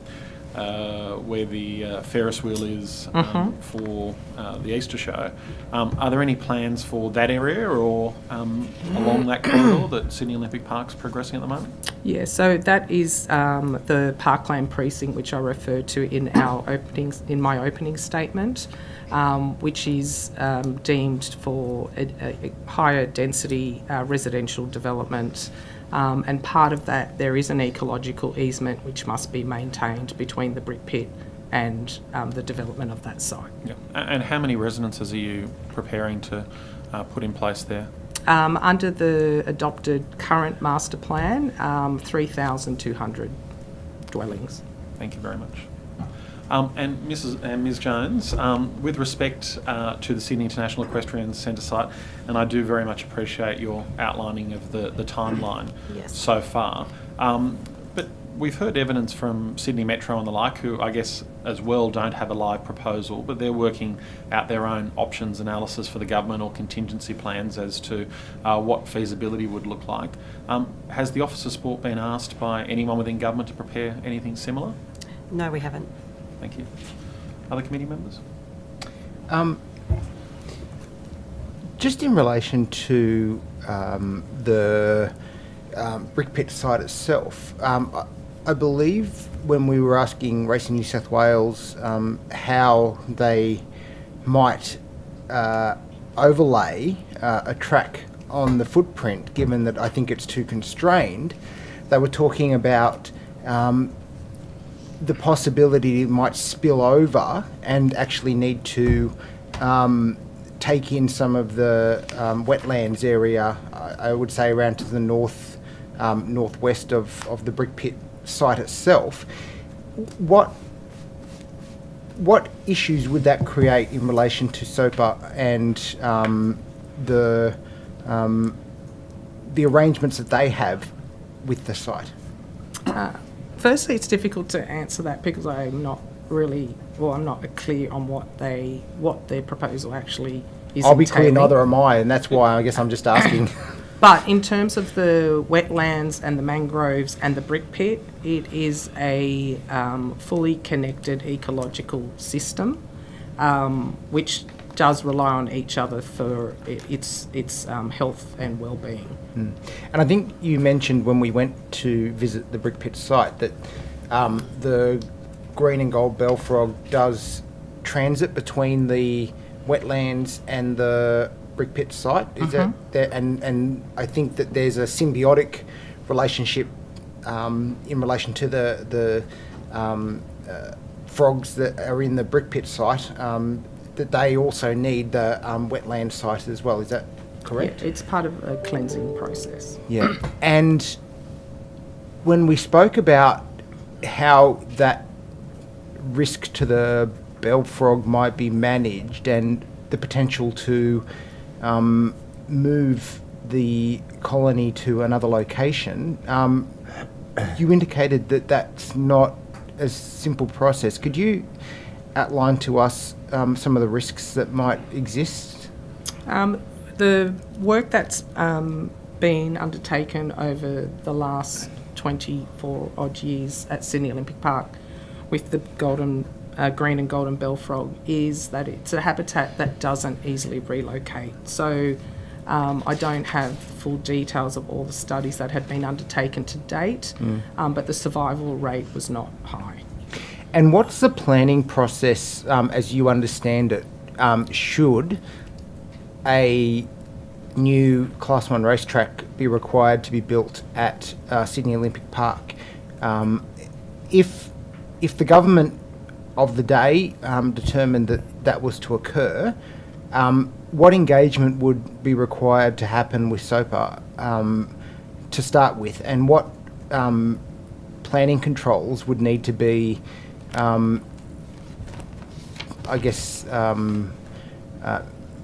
measured, monitored, implemented in order for a Class 1 racetrack to be built on the site?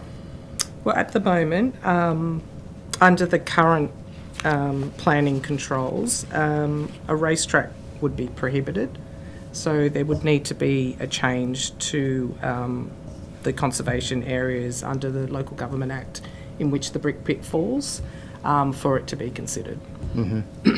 So it just can't happen, is what you're saying? No. Okay.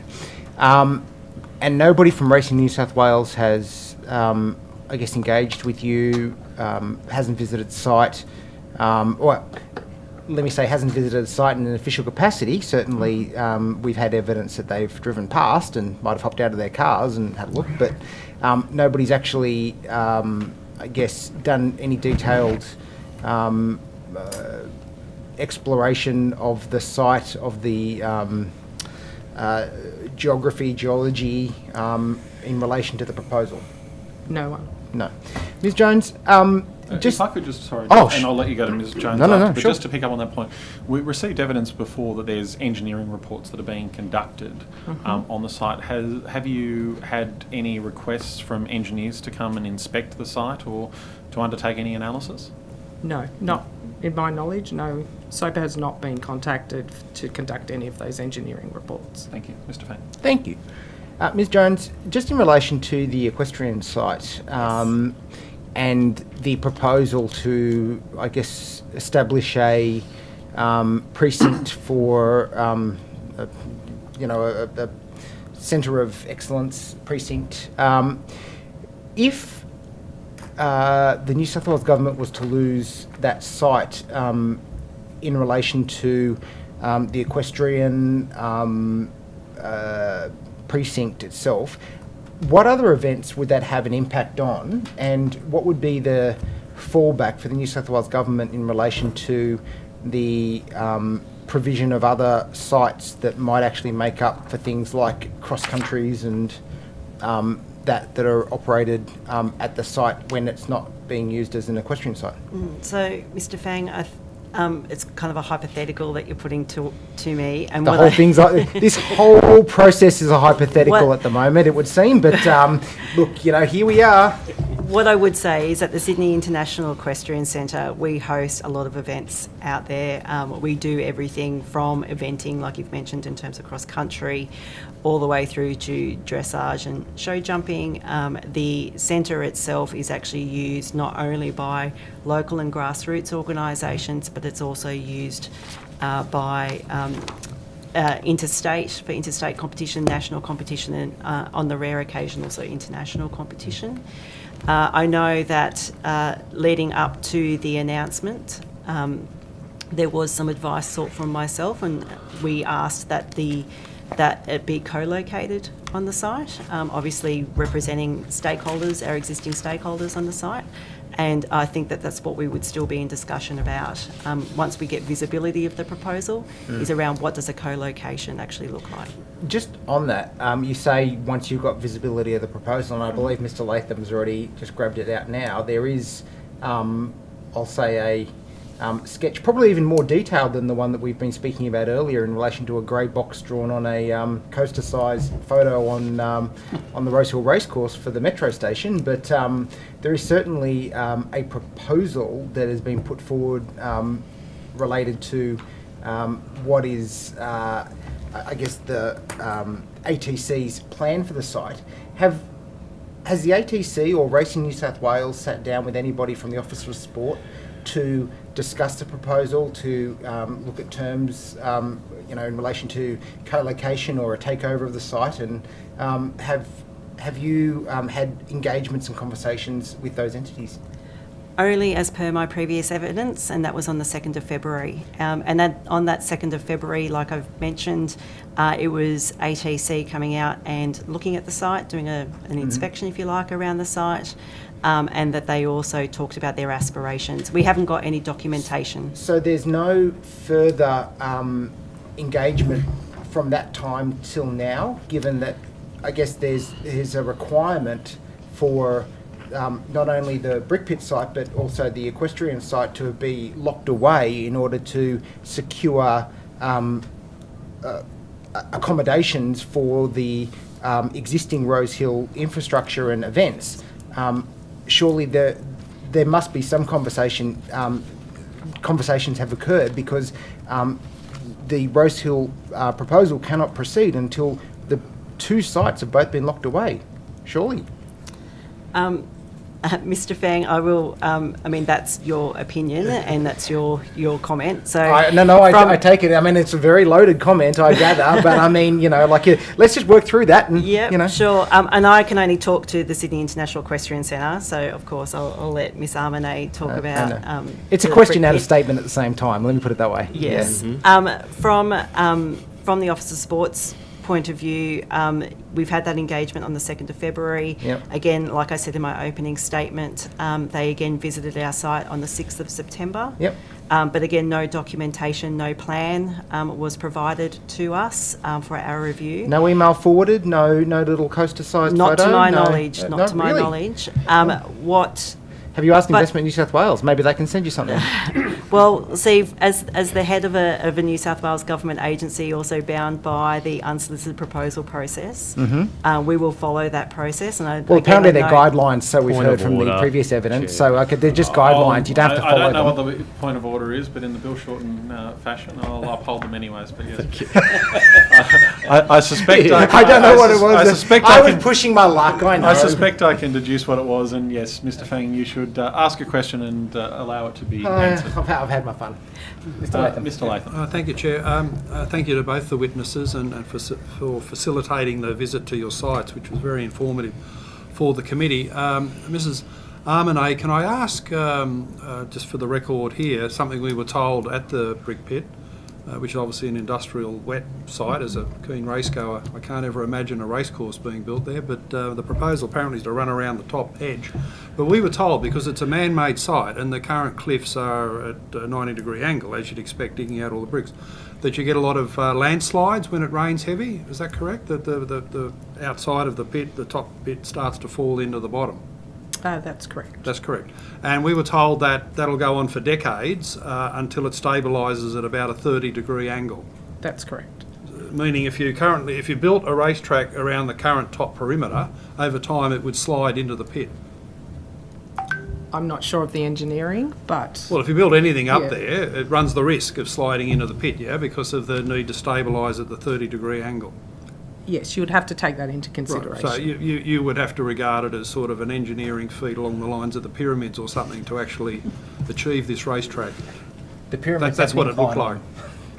Potentially, but... Potentially, yeah. Okay. Well, maybe Racing New South Wales has got engineers on that scale for their pharaoh. Could I ask Ms Jones, there was a statement by the Premier's Department back in December that the ATC had some detailed plans about the equestrian centre training track development, and they were going to send them to you, but that hasn't happened over more than 9 months. So, no, we haven't. We haven't received any of those plans as yet. But like I said, we will fully cooperate through the unsolicited proposal process. So Right. once we're called upon to give advice, we will absolutely do so. There were no detailed plans that you could rely on in stage 1 of the USP, which is now complete? Nothing's been shared with us today. Have you sought to have a look at stage 1 of the USP as a government agency to see what they've got in mind for your land? Not at this stage, no. You haven't gone to ask about what's in the stage 1 of the USP? No, what we have done, as I said before, is we're happy to engage through the unsolicited proposal process, and once we're called upon, Okay. we'll provide advice. You'll wait till you're called upon. That meeting on the 2nd of February raised some issues about the gas pipeline. What does that involve? I'd have to take that on notice. I don't recall. It doesn't mean it didn't happen, but I don't recall much Yeah, discussion on the It's gas something pipeline. that the Office of Sport raised, and also the relationship with the parklands. What was the concern there? Obviously, our boundary is shared with Greater Sydney Parklands. Right. And this might only be in dot point form, but it was said that the ATC wanted to put 700 stables, 50-day yards, trotting and cantering trails, pool for horse exercise, 2,400 metre training track, 1,200 metre hill gallop track, administration buildings and vets on site. Could you fit all that into your existing site?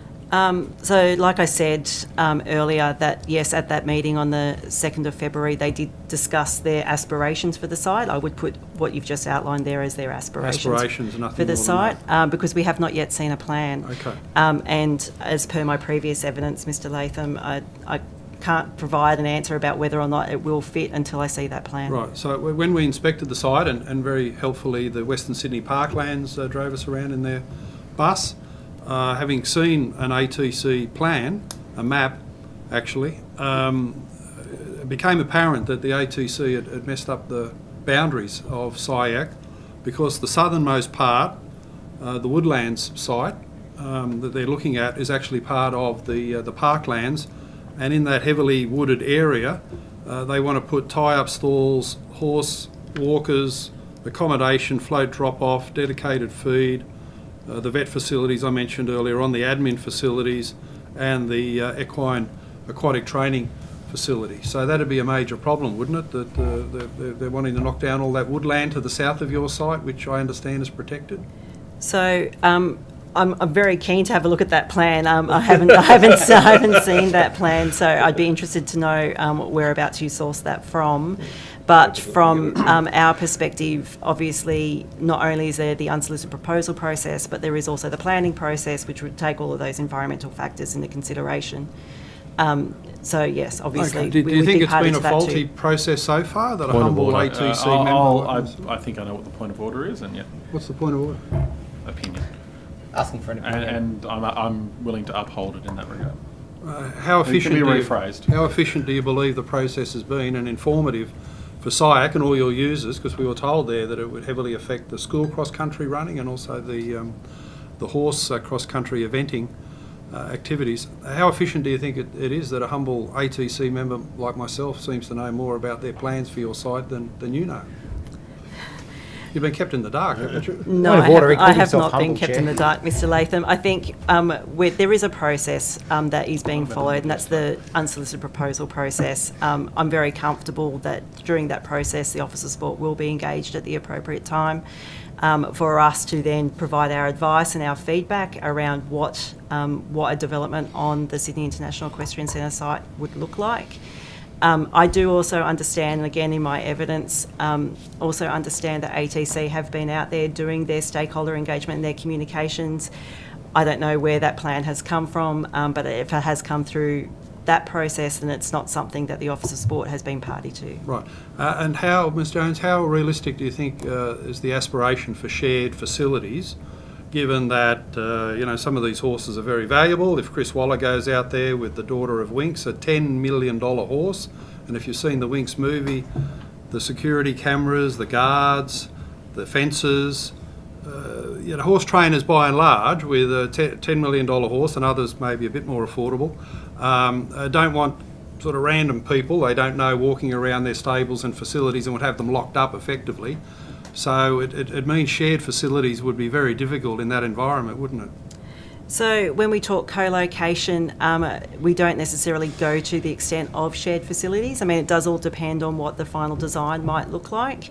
There still could be separation of those facilities, and I can guarantee you that I know that racehorses are incredibly valued, but so are some of the equestrian horses as well, who are existing stakeholders on our site too. So we would make sure that the stakeholder groups are comfortable with what the arrangements look like. Well, we know it's, can I put to you, we know it's co-location because they're planning to plonk all their facilities on the western part of your land, but shared facilities wouldn't be realistic given the security needs of a racing stable like Chris Waller's, would it? That's something that I would be happy to work through with the ATC and also with our equestrian stakeholders to understand what their needs are in terms of facilities. If there's efficiencies to be derived from shared access, then that's something that we could easily explore. But if not, then we would look at what does the actual separation but still co-location look like.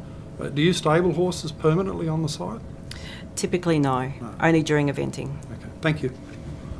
Thank you. Mrs. Armanet, just with respect to the brick pit site, would you be able to take on notice the actual cliff top area, or what the dimensions of the cliff top would be? Now, you also mentioned in terms of the development that would be happening on the southern end, and I mistakenly said the western end before, leading up to Murray Rose Avenue, that there was the requirement for a gap between the brick pit and that development. What is that requirement, and what's that governed by? So let me just grab it so I give you the right information now.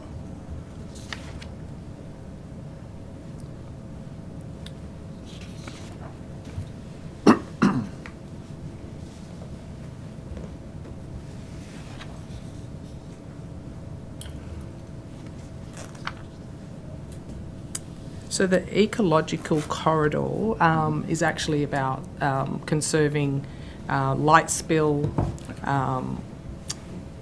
in enclosing the habitat. So there's a lot of frog fencing that you'll see, which we pointed out through the inspection on that day. So it's an ecological buffer between the environment and the critical environment of the brick pit and people. Yeah, and so that would, if you were to, for instance, put a racetrack on that side on the cliff top, that ecological corridor would still be required. That would still need to exist. Yeah, indeed. And I imagine that for the development of the light rail and the like as well, that's taken into consideration as to what sort of, if there needs to be any encroachment along Australia Avenue, for instance? That's correct. And the light rail corridor, which we can provide that detail on notice for you in terms of the distances between the edge and the corridor, as well as the light light rail corridor. That would be very helpful. Thank you very much. And also, with respect to the site and the ecological communities and that exists there, you have, of course, the frog, and the Latham has left us, but there have been reports of the Latham snipe. Are there any other ecological communities of concern in that area? Look, there's a number of migratory birds. I don't know all the species names, but the Latham snipe is one of those. Yep. A number of microbats, which are also important colonies, and the frogs as well. No, thank you. And finally, from me at least, with respect to the operations at Sydney Olympic Park. Now, you outlined before in terms of the Millennium Parklands, and it's governed by the Sydney Olympic Park Authority Act, is that correct? Yes. In terms of anything that were to be conducted in this area, would there require legislation or amendment to the Sydney Olympic Parkland Authority Act? For development of this scale, Yes. I would suggest there would be, yes. Thank you very much. Migrated back. Oh, the migratory bird has returned. Any further questions? From one end, sorry. Yes, Thank yes. you. So I know that this seems like a pretty basic question, but just so that we've got it on record, what would happen to those species of animals if it was developed into a racecourse? I can't really answer that because I don't understand what the development of a racecourse actually means. Fair enough. I have not received any information or have any understanding of the proposal at this stage. But there are concerns that it would be problematic in that particular space because of those animals in that space. Well, under the current zoning, a development of this scale, in my opinion, could impact the environmental sustainability of that space. Thank you. Any further questions, committee members? Mr. Fane. Just so I'm clear, Ms. Amanate, at what point did you learn about the proposal to construct a Class 1 racetrack at the Brick Pit? Was it through engagement with Racing New South Wales or the ATC, or was it through the media? I think there was a media article in mid-March. That's when I was aware that the Brick Pit was part of the USP. Okay, and so prior to that article, you were not engaged with, you were not, no advice was sought from you, no site visits occurred, is that correct? That's correct in my knowledge. I started with the Sydney Olympic Park Authority on the 22nd of January of this year. Okay. And since that time, since you became aware from the March article, there's been no engagement, no site visits, no detailed design or engineering or geological or planning work that you're aware of in relation to that site. That's correct. Could I just ask, from the point in time at which the scope and detail of the proposal, so far as it concerns Olympic Park and the Equestrian Centre, is settled by the proponents, you would expect under the process to be consulted, wouldn't you, at that point? Absolutely. Yes. And once, as agencies, you are brought into the process under the USP process, you would assess that impartially as you would any other proposition being put to you. Correct. Yeah, correct. One final question, Chair? Yes, indeed. Mrs. Amanate, would SOPA object to the construction of a Class 1 racetrack at the Brick Pit? I can't answer that until I have the details of what's in the proposal, which we would assess according to the detail within that. Under the current zoning, it would be challenging. Thank you. And just finally to that, Mrs. Armanet, it was suggested at the last hearing by Mr. Hinton that it wasn't just about the Brick Pit, but the Brick Pit precinct. Have you got an understanding of what the Brick Pit precinct is? And in respect to the proposal? Yes, and I know you've got no idea of what the proposal No, is, I but is there any terminology of not just the brick pit itself, but a brick pit precinct at all? Well, the brick pit precinct under our definition, which may be different to the definition that's being used within the unsolicited proposal, and because I don't have knowledge of that, I can only advise you that our definition incorporates Wentworth Common, the Horse Trail and the brick pit, which makes up 27 hectares. Okay, so your definition extends further than just the area bordered by Marjorie Jackson Parkway and the like, and excuse me if I've got the It's wrong within terminology. those confines. Okay, but extends further to Wentworth Common as well. Is that Yes. right? Okay. Thank you. Any further questions? No? Thank you very much for your attendance here today. I think you have taken some items on notice, so the Secretariat will be in touch with you about getting a return to those answers in due course. Thank you. The committee will now break for lunch. Adjourn for lunch, but if I could ask committee members to stay put while we determine some matters in a deliberative, and ask everyone else if they could please leave the room. Thank you very much, everyone. Thank you.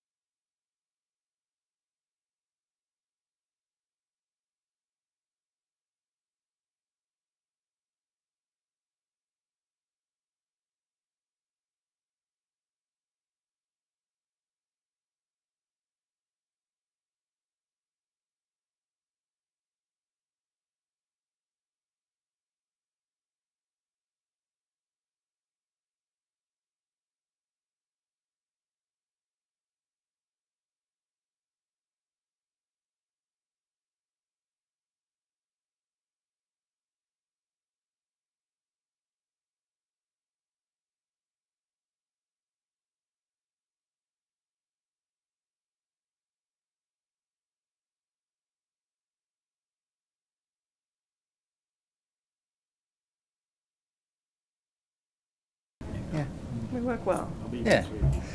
Teamwork. Excellent.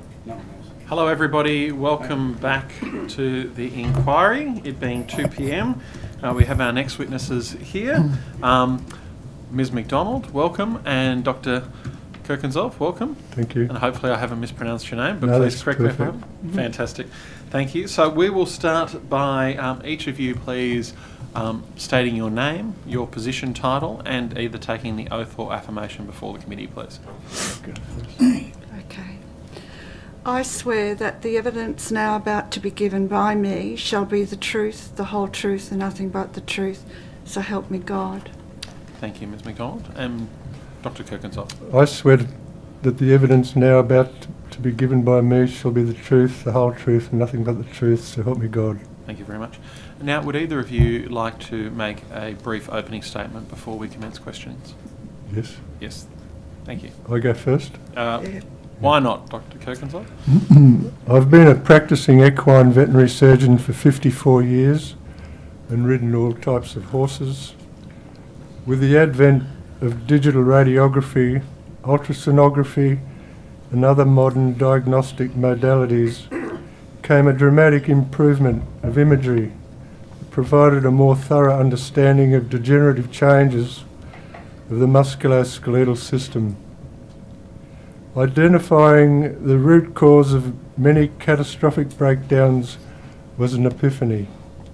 That is, the root cause of many musculoskeletal failures now can be traced back to persistent foot imbalances. The predicament of racehorses in today's society has become widely public knowledge, and if the racing industry is to gain some degree of integrity, then the relevant statutory authorities need to take notice and act appropriately. Integrity and one welfare are entwined.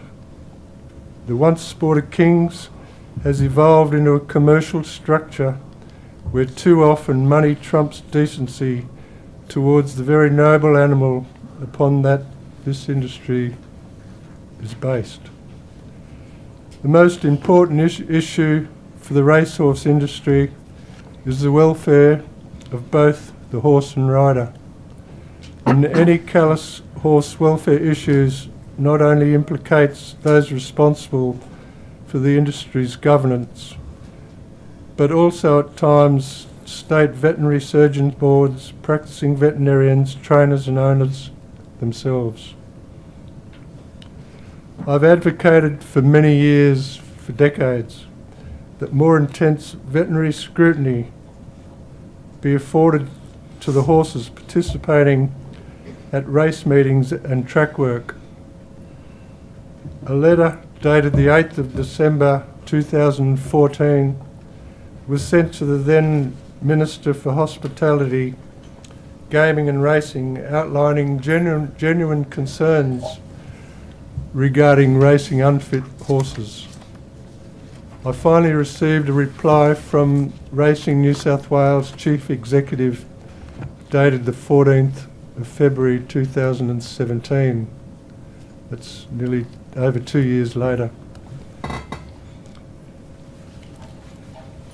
And he stated that all was satisfactory and taken care of when it was clearly not. To this day, observations validate the fact too many unfit horses are walking onto tracks across the country, many of whom are also drugged. Hence, I'm of the opinion the inquests into the deaths of Chosen Prayer and her rider should be reopened. The Coroner's Court final conclusions appeared to make no mention of Chosen Prayer's significant foot imbalance, amongst other things.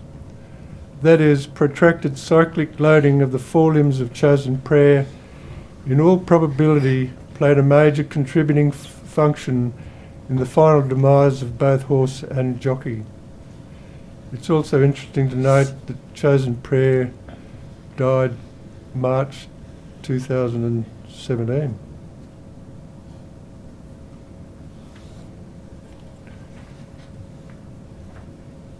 Are you concluded, Thank you. Dr. Kirkensop? Thank you very much. Ms McDonald. Yes. Good afternoon. My name is Carolyn McDonald and my family has been involved in horse racing for 6 generations.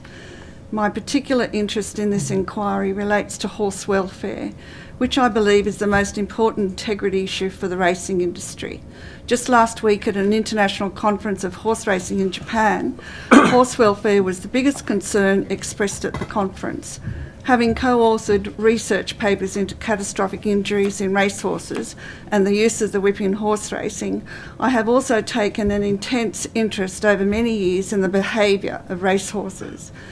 As Professor Paul McGreevy, one of my colleagues, states, my intense interest in animal behaviour is largely because I think it's the clearest lens through which to see animal welfare. Whenever you look at an animal, you can explore what is good about its behaviour, what's less desirable about its behaviour, what is normal about its behaviour, and what is alarming. As I stated in my submission, I am a former registered stable hand with Racing New South Wales, and during such time I witnessed firsthand the mental, emotional and physical suffering of thoroughbred racehorses kept in stables for up to 23 hours a day. Horse welfare has become a subject of intense debate across the world.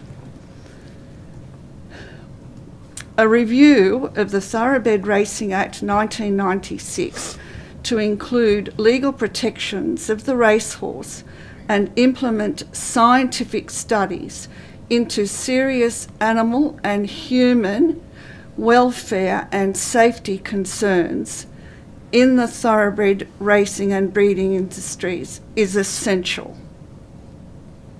The Act is riddled with conflicts of interest between the commercial arm of the industry and the welfare of the horse.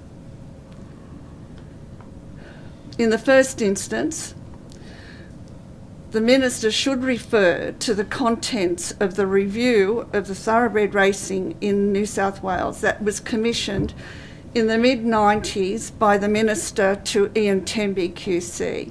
I have a copy of that report by Ian Temby with me today, and on the first page it states, racing cannot afford a reputation for general corruption. It may well be that some part of the community shuns all form of racing with a show, real or assumed, of disinterest. However, the whole community shares in huge public revenue derived from racing. It is probably one of this state's largest industries, is the subject of government control or supervision, and is a huge employer. It is a public industry. An attack upon its reputation leading to a loss of public confidence is a grave matter. That was the introduction given by His Honour Judge A.J. Gorin QC to Temby's review.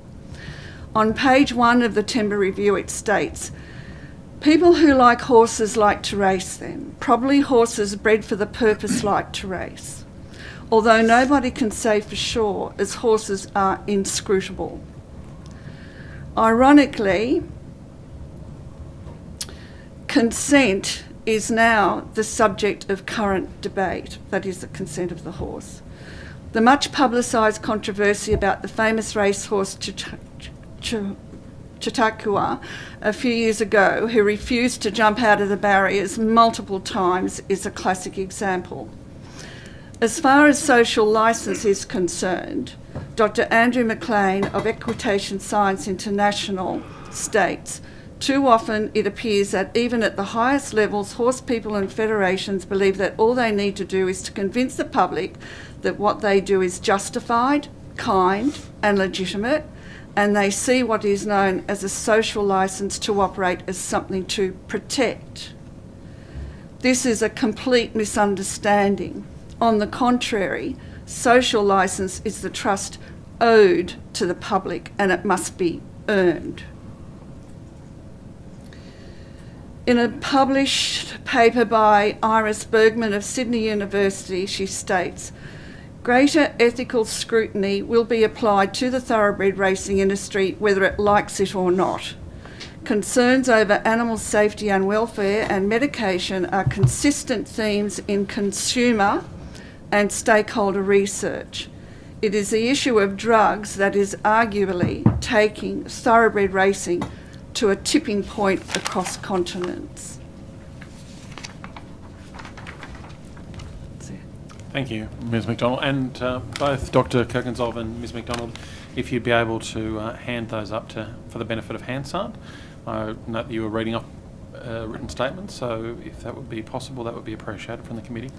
I might start with the first question for both of you. Of course, this is inquiry into the proposal with respect to Rosehill Racecourse. What are both of your perspective with respect to the Rosehill Racecourse proposal? The Sailor Rosehill Racecourse doesn't concern me. My main interest here is the medicine, surgery of horses and their welfare. Thank you. And Ms McDonald? We have a housing crisis. There are 3 racetracks in Sydney: Randwick, Canterbury and Warwick Farm. And I think the housing crisis is of priority. And of course, with respect to, if you've been following the inquiry, you would see that one of the parameters in terms of the redevelopment of Rosehill Racecourse for housing is that another track be identified in Sydney and constructed in Sydney. Do you have any views on that in terms of the development of another track, whether it be at the Sydney Olympic Park or elsewhere? I don't really have an opinion on that. Okay. So you have no views with respect to any of that at all? Oh, well, there's already 3 racetracks in Sydney. Cool. Numerous provincial tracks, numerous country circuit tracks. Okay. Thank you. Ms Hurst? Thank you. I might start with a few questions to Dr Kirkensov. Thank you. You mentioned in your opening statement that you wrote to the Minister for Racing in 2014, and I note that in the letter you state that the legal and public perception ramifications could be sobering, particularly if serious injuries or death was to occur and found attributed to a preventable error. In your opinion, have injuries and deaths to horses and jockeys occurred as a result of some of these preventable welfare issues? Yes. Can you expand? Well, I think Chosen Prayer may be one of those horses. Possibly, and I haven't looked at the horse at Marina Morell. I'd like to have a good look at those horses, the pathological report. The problem is that I see it, a lot of the pathologists aren't looking where I would look, and that's at the distal forelimbs of horses. If they break their shoulders, they look in the shoulder, or the root cause in most cases I would say, is the feet, imbalance of the feet, and the shear forces that cause shifting of weight from one leg to the other and ultimate failure elsewhere. Thank you. And so you wanted to look further into the Marina Morell case to see if something could have been done to actually avoid what happened? I did send some material to the coroner, but I have not heard back, and that was months and months ago. Thank you. Are you able to table that with the committee, the information that you sent to the coroner? It was an email addressed to the secretary or whoever. I forget his name, or it's so long ago now. In fact, I'd forgotten about it until you mentioned it. Yeah. Are you happy to share that with the committee, the email and information? Yeah, later on. Yeah, of course. There, thank you. Yeah. Now that's assuming I can find the email. Yeah, to do a search for it. You eventually got a response to your letter 3 years later, but not from the Minister. The response actually came from the CEO, Peter V'landys, instead. Do you know why the CEO was responding to correspondence that you sent to the Minister? I would imagine that the Minister asked him, because he seemed to be the most obvious person to ask, I suppose, being the CEO of Racing New South Wales, to reply to my letter. Were you surprised to hear back from him instead of the Minister? No, I wasn't. Mhm. No, I thought it was appropriate, but I felt like I was just being fobbed off, and it's interesting, as I said earlier, that chosen prayer and the foot is in my addendum. Yes, I saw that. It's obviously seriously malformed, and the horse should never have been racing, or never been doing track work. Since you sent that letter in 2014, do you feel that Racing New South Wales has taken action to address these foot and other biomechanical issues that you've raised? I think that nothing's been done. Nothing. What steps should take place? Oh, they should have. They should raise the bar on the scrutiny of racehorses before they do track work or race. And what does that mean? Does that mean having a full vet check before racing? Yes. Yeah. Particularly, I think they should focus because horses, most of the lamenesses are below the knee, and lameness accounts for most of the problems with racehorses or racing horses. Then the feet obviously should have prime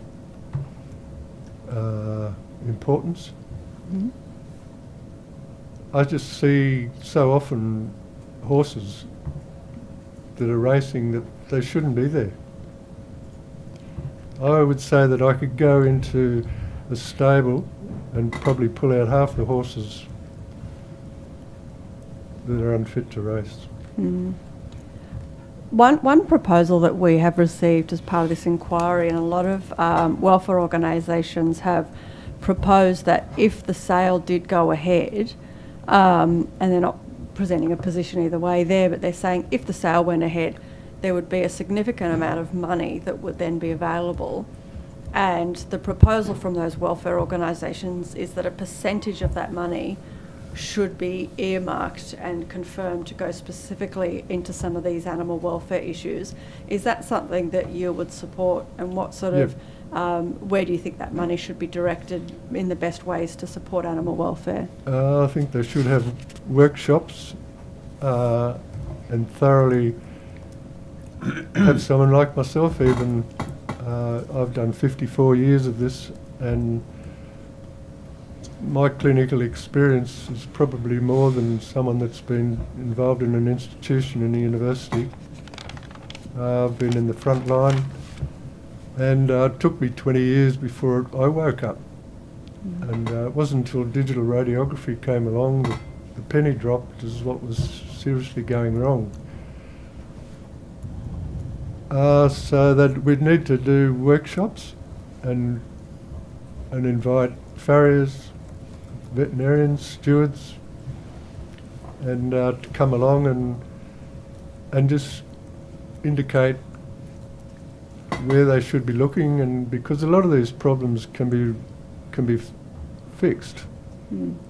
Because a foot is imbalanced badly, it can be remedially shod, and I've been doing that for years. Horses coming from Sydney, coming to country tracks, or they've come with absolutely amazingly poor feet, and no wonder they couldn't race. And once they get shod up properly and stood up, then they perform really well. So it's not the end of the earth. They can be repaired. And so the money should be spent on education. And it's not hard to check a horse. You can go and buy a $20 instrument from Bunnings that the roofers use to measure the hoof angle, and hoof angles need to be at least 54 degrees. Anything less shouldn't be racing. I've seen horses racing with hoof angles at 45 degrees, and they're just a disaster waiting to happen. Interesting. Thank you. Ms McDonald, your submission raises specific welfare issues about the stables at Rosehill Racecourse. You mentioned some boxes at Rosehill with copious amounts of scratch marks. Can you talk a little bit further about some of the welfare concerns in regards to the stables and the boxes specifically at Rosehill? Well, I've only seen I've seen this at Rosehill, and I mentioned Rosehill because this is about Rosehill, but when I worked as a stable hand on other tracks, it was nothing for a horse to be scratched from a race the following day because it had become cast in the box. One horse had to be euthanased, broke its leg. Some of those boxes with one stable, when a horse wanted to lie down, he would have to go on the diagonal because the box is for his body to fit and lay down. They get horribly bored, they're confined. The confinement is shocking. And also the scratch marks usually come from when a horse becomes cast in the box. Can you explain what you mean by that? Pardon? Can you explain what you mean by that? Well, if a horse lays down and his body's moved when he's been laying down for a while, and this usually happens in the dead of night when there's usually no one in the stable complex, and if he's having difficulty getting up, his hoof will slip and slide on the wall, and he struggles and panics, and he can't. It's very important, very important for the horse to be able to get up.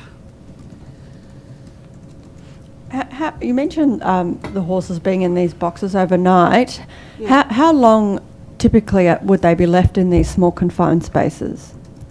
Well, up to 23 hours a day. Right, and usually overnight? Oh yes, when the trainer was away once, something had to be looked after, and I actually slept in the stable complex that night, and I made observations of the horse's behaviour during the night. Yeah. Ms McDonald, I asked the other witness if a percentage of the sale was to go towards animal welfare initiatives. First of all, would you support that? And what welfare initiatives would you focus on? Yes, I would support that. The welfare issues, I think something has to be done about the confinement of the animal. They're a herd animal. They're living a very unnatural life.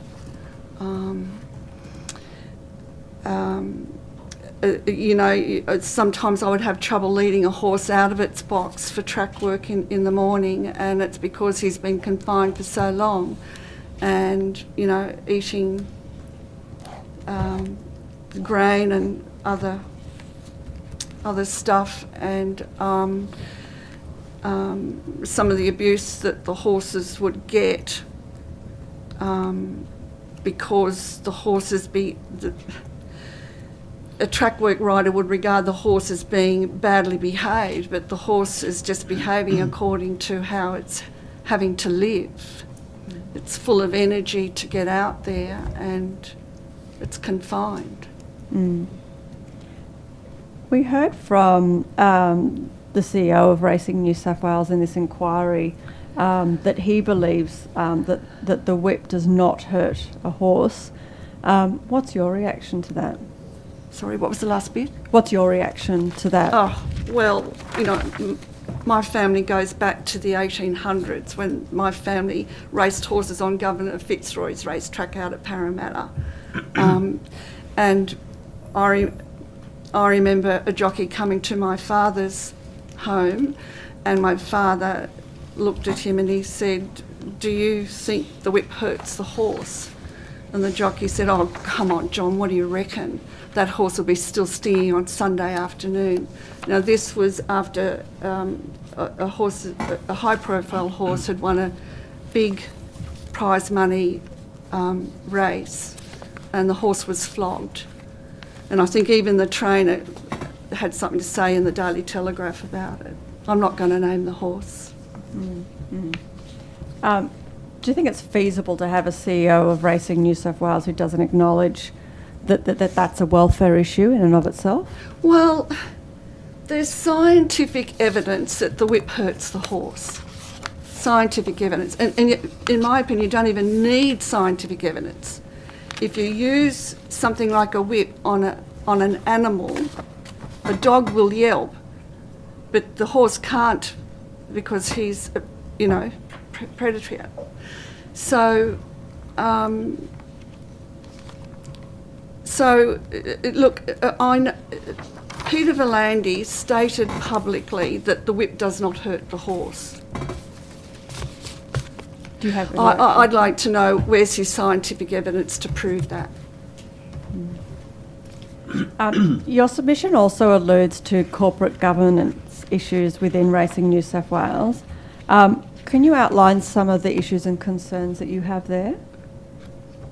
Sorry, can you say that again? Your submission alludes to some corporate governance issues within Racing New South Wales.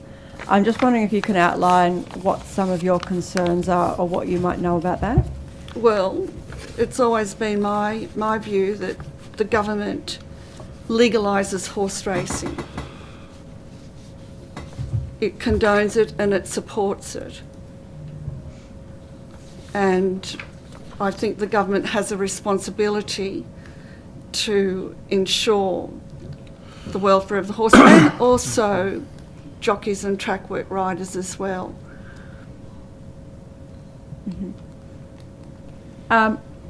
You outlined some of the welfare concerns that you've got generally.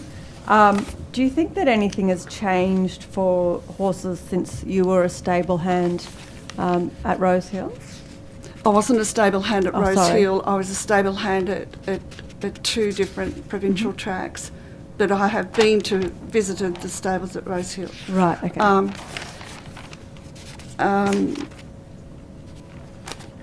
I'm sorry, I've lost. Sorry, that's all right. I'm happy to ask again. You mentioned some of the welfare issues that you did see when you were a stable hand. Yeah.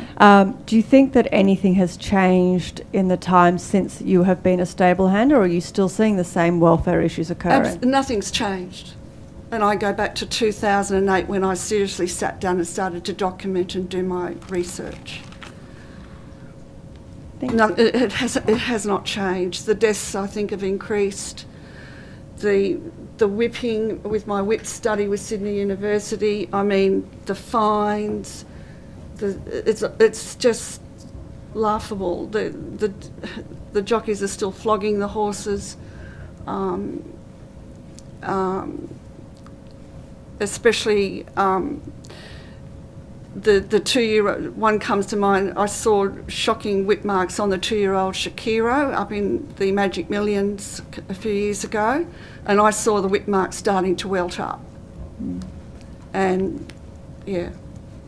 So was that reported, or did anything happen in that situation?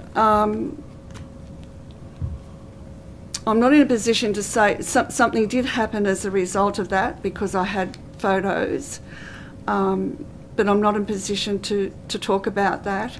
But it was the steward's report. The vet did not notice the marks on the horse, and this was a baby, a 2-year-old. Right, but does Queensland have a different whip rule to New South Wales? It should not have. But do they? Well, the whip rules are Australia-wide. Right. Okay. But you saw this in Queensland? Yeah, Magic Millions. Shakiro.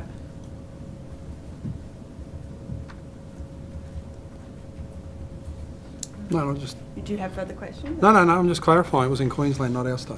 No, that's all right. So if you were sort of, and I guess this goes to both of you, if you had some major changes in animal welfare, what would you prioritise within this industry? What are the main things that need to change? And I'll start with Ms McDonald, but I'll also go to Peter as well. Definitely the feet, because I've seen shocking feet on the racetrack. The housing of these horses.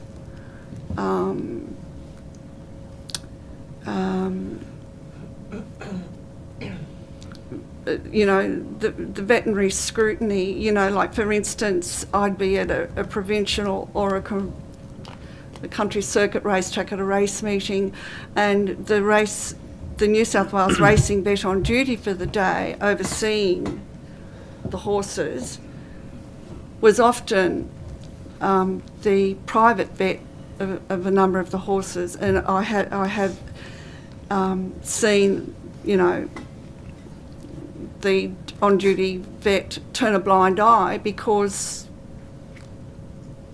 he looks after the horse. He's the private vet for that racehorse. Thank you. Can I add to that? Yes, yes, please. I've known vets to go and tell the trainers that they've got to use him or her because they're the track vet. Right. And and I know of cases where the chief stewards directed a horse to be x-rayed, and some of my clients have had to go to another vet, the track vet, to get x-rayed. Can I just ask, how recently are these instances that you're thinking of? I sent all this to Peter Vlanders, and I have it all on record. Yeah. All the letters, all the correspondence. Within the last few years? And the track vet had owned horses of his own and used to lease them and race them. And he'd be the track vet and he had his own horses racing. Do you think that these are systemic issues that are still occurring in the industry? I don't know whether it's systemic. I do know this, and I raised it with and I had long correspondence between the Racing New South Wales legal advisor, or the solicitor, and we corresponded about these issues for weeks, if not months. And do you believe that that's still occurring? I don't know. But the issues that in my submission, I list the issues that Racing New South Wales should look at. Mm-hmm. I think racing 2- and 3-year-old horses, they're too immature in their bones, psychologically, in every possible way, and the horse is not fully grown till it's 7-year-old. So you could say that a 7-year-old equates to, if you want to anthropomorphise, is equivalent to, say, a 21-year-old human.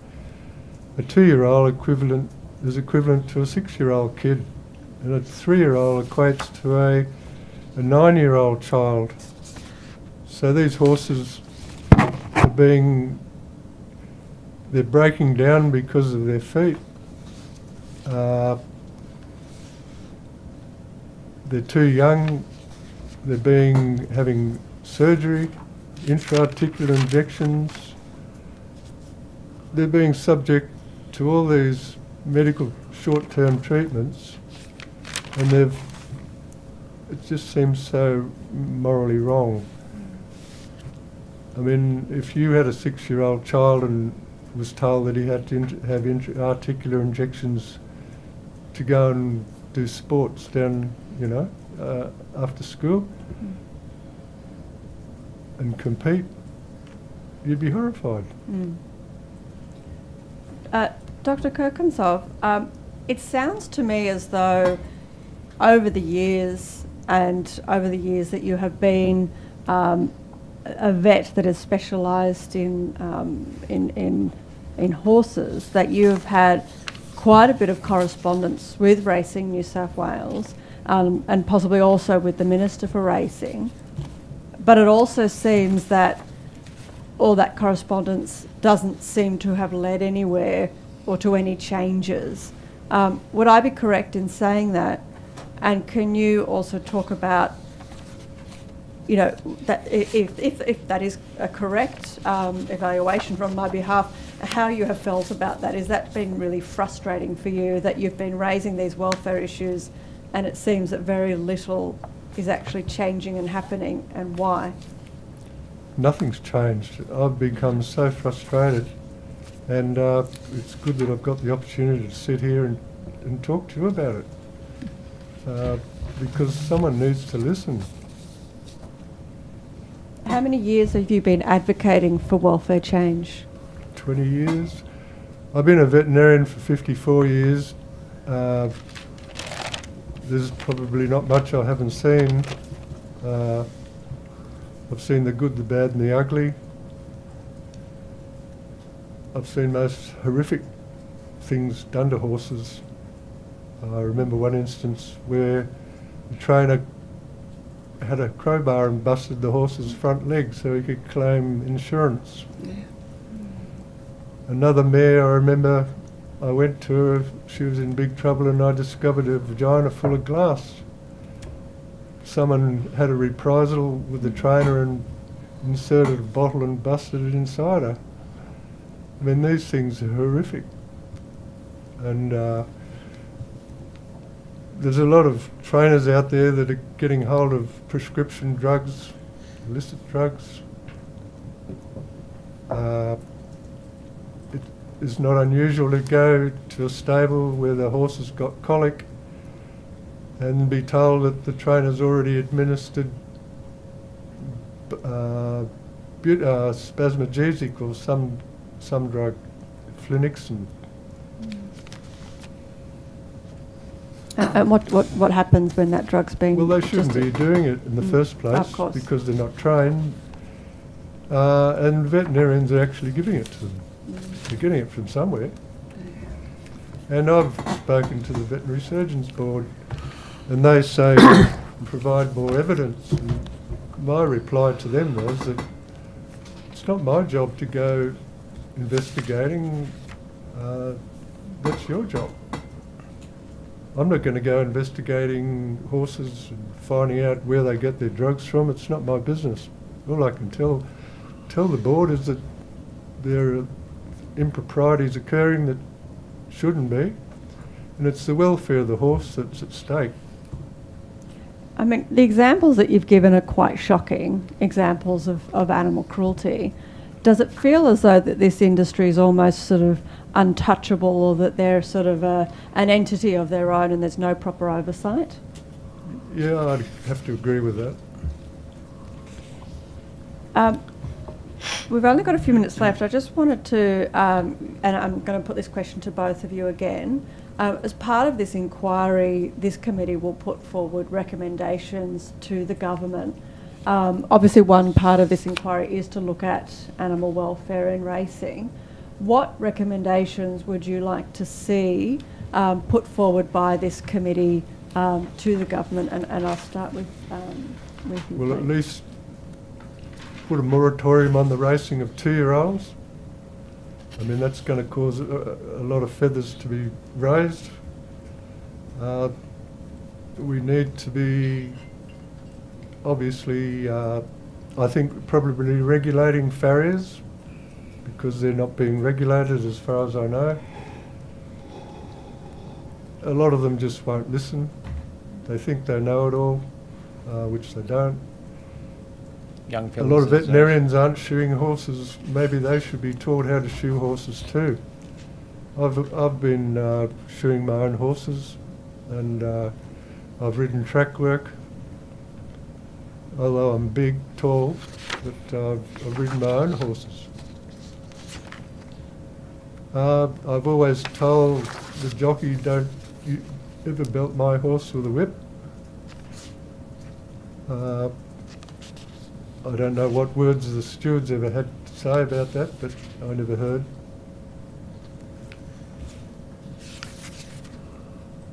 I think jump racing needs to be looked at. And I've listed it all in my, there's a list in my in my submission 09. And in the addendum I've submitted as well, I tried to outline and explain sort of very basically the science behind what I've said here today. Appreciate your submission. Thank you. I think Emma was hoping you'd say that they'd ban racing, but That's not what I was going to ask. No, I'm not you, against but I don't think that's what you would racing be at saying. all. It needs to just be cleaned up Thank you. and be made safer. I've done risk assessments time and time again, and the risk goes from high to extreme on numerous occasions. Thank you. Ms McDonald? Firstly, the housing for the horses. The whip needs to be banned. The RSPCA, I've got it there, but well, they won't do anything. Sorry? The RSPCA won't do anything. Sorry, I They're didn't hear hopeless. what you said. I said the RSPCA won't do anything, they're hopeless, but that's a whole other inquiry. That's not a question. You can just ignore him and please continue with your answer. Thank the you. RSPCA, they would just like to see that the jockeys just carry the whip and only use it for safety reasons. If a horse takes fright, he will. I've seen lots of horses run right off the track, jump over the outside rail. That's when, definitely the whipping, and something's got to be doing about the deaths. I mean, the deaths. What do you mean by the deaths? Oh, well, with my study with Sydney University, I did many years of, I did five years for the study of all of the deaths of racehorses in New South Wales. That's mentioned in my submission. And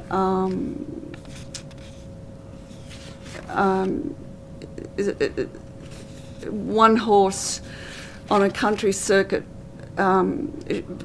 she would get underneath, she had 99 starts, she would get underneath the gates and jump the rail and head for the bush, and then another horse in similar circumstances, he got out, ran into the bush and ran into a tree, and he had to be euthanased. I think that the deaths are abhorrent. I mean, this is all about gambling, revenue for the government, and these horses are just racing for their lives. And many disappear. Yeah. Thank you. Thank you. Any further questions, committee? No? That being the case, thank you very much for your evidence today. I'm not sure if you took any questions on notice at all, but if you did, the Secretary will be in touch with you to be able to elicit those answers from you. But you're relieved of the committee today, and thank you very much for your attendance. Thank you. Thank you.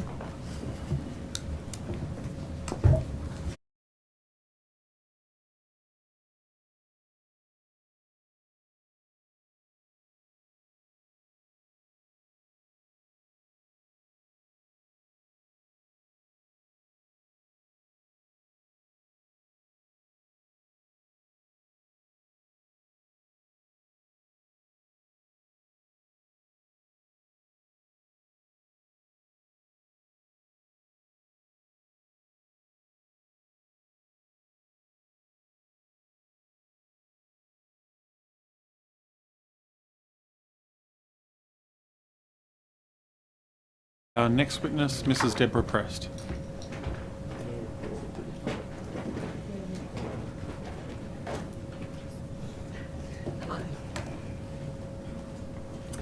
Good afternoon, Mrs. Prest. If you could start by just stating your name, your position title, and then taking either the oath or the affirmation. Deborah Patricia Prest, and I'm a country trainer in New South Wales.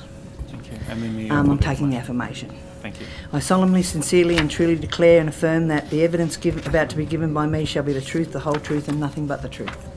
Thank you, Mrs. Prest. Now, the opportunity is afforded to you if you'd like to make a short opening statement for the committee. Yes, I would. Yes, thank you, Mrs. Prest. To the committee, I would like to take this opportunity, thank you for this opportunity to speak to this inquiry, but more importantly, I would like to thank you for recognising the desperate need to convene an inquiry in the first instance. I'm a trainer, an owner, a breeder. I have been on the board of Greyhound Racing New South Wales, riding for the Disabled New South Wales, and a local councillor. I'm a mother. I'm a mother of a farrier, a punter and a jockey, so I think I've done my broodmare details. And I'm the wife of a trainer. We are here regarding the proposed sale of Rosehill and the dealings around that proposal. Participants' angst has led to this point, and it has taken the proposed sale of an iconic racing and training precinct to leave a scrutiny that has never been shone on the racing industry before. The situation is a symptom of the failure of this and previous governments to protect the industry as a whole. Participants, breeders, owners and trainers, track riders, strappers, jockeys, work to supply the horse to the industry to earn the punting dollar, our lifeblood.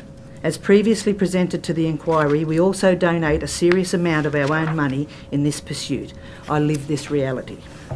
Racing New South Wales and the clubs like the ATC exist to regulate, distribute prize money, provide racing and training services and meet minimum standards. Sadly, these administrative bodies and functionaries have gained a life of their own, wanting us to allow them to operate unfettered, with little or no consultation, and with past and present government ministers, I can't read my own writing because I did it in a hurry, taking their hands-off approach. There has been a reinforcing of the untouchable status. Consultation, apart from selected individual, is virtually non-existent. Governance is appalling at all levels, right down to the smallest racing association. Cronyism is rife, accountability not enforced, and transparency at its best is opaque. Evidence given to this inquiry shows board members of both Racing New South Wales and the ATC are also victims of lack of information and lack of consultation. I, being a nondescript bush trainer of second-hand horses, why is there a need for me to write to the Minister Kevin Anderson, previous Minister Kevin Anderson, to highlight breaches of the Thoroughbred Act regarding Racing Industry Consultative Group, failure of Racing New South Wales' due diligence, etc.? I should be able to be comfortable that these requirements are being met, but sadly they are not. If such a simple statutory obligation are being overlooked, worse still ignored, where should we look next? Our government should be protecting the participants, first and foremost. Not allowing administrators to empire build at the expense of simple functions. The annual report of Racing New South Wales is a very poor document, and as pointed out by far more credentialed people than I at this inquiry. How a minister or a department accepts them as adequate is beyond me, and that refers to the transparency and accountability. The last strategic plan gives no comfort to the average participant about their future. It has gaping holes and little more than an advertising document for micro-syndication and importing of horses. Importing of horses when we have a welfare time bomb ticking with homebred horses. Again, ministerial approval obviously given. Members of a club such as members of Rosehill are the backbone of the club. It seems these days, as evidenced by the need for this inquiry, that the members, like the participants, are an inconvenience to the administrators and executives. I just hope that the overreach by executives has woken the sleeping giant of people power in the racing industry, and that the members and participants will take their industry and sport back and remind administrators and executives that they are paid employees of the industry and that consultation is the cornerstone of a participant-based industry. Our government and racing minister need to review legislation and write in protections. Areas of particular concern are racecourse development funds and allocations, strong consultation process, no matter how inconvenient that is to administrators, appeal processes as a separate system, financial accountability, audit general, etc., lack of transparency in areas of equine welfare, etc., funding to clubs that creates a level playing field, training facilities and track surfaces, etc. Clubs should not have to beg to meet minimum standards, e.g. plastic running rails at all tracks. Selling Rosehill or any other track is not the answer to our woes. Sustainable club funding and good governance is in all areas. The promises never eventuate. We are still waiting on promises made for track upgrades, stabling, training facilities. They take years, if ever, to start, let alone finish. And if we are still looking for a greenfield site for the Newmarket-style training structure as stated by Peter V'landys in 2021, we will never be able to find a site to relocate Rosehill. As a bush girl, I know selling the farm is not the answer. Thank you, Mrs. Prest, for your opening statement. So, Mrs. Prest, I take it from that you're opposed to the sale of Rosehill? Absolutely. Thank you. Questions for other committee members? Thank you, and thank you so much for your time today.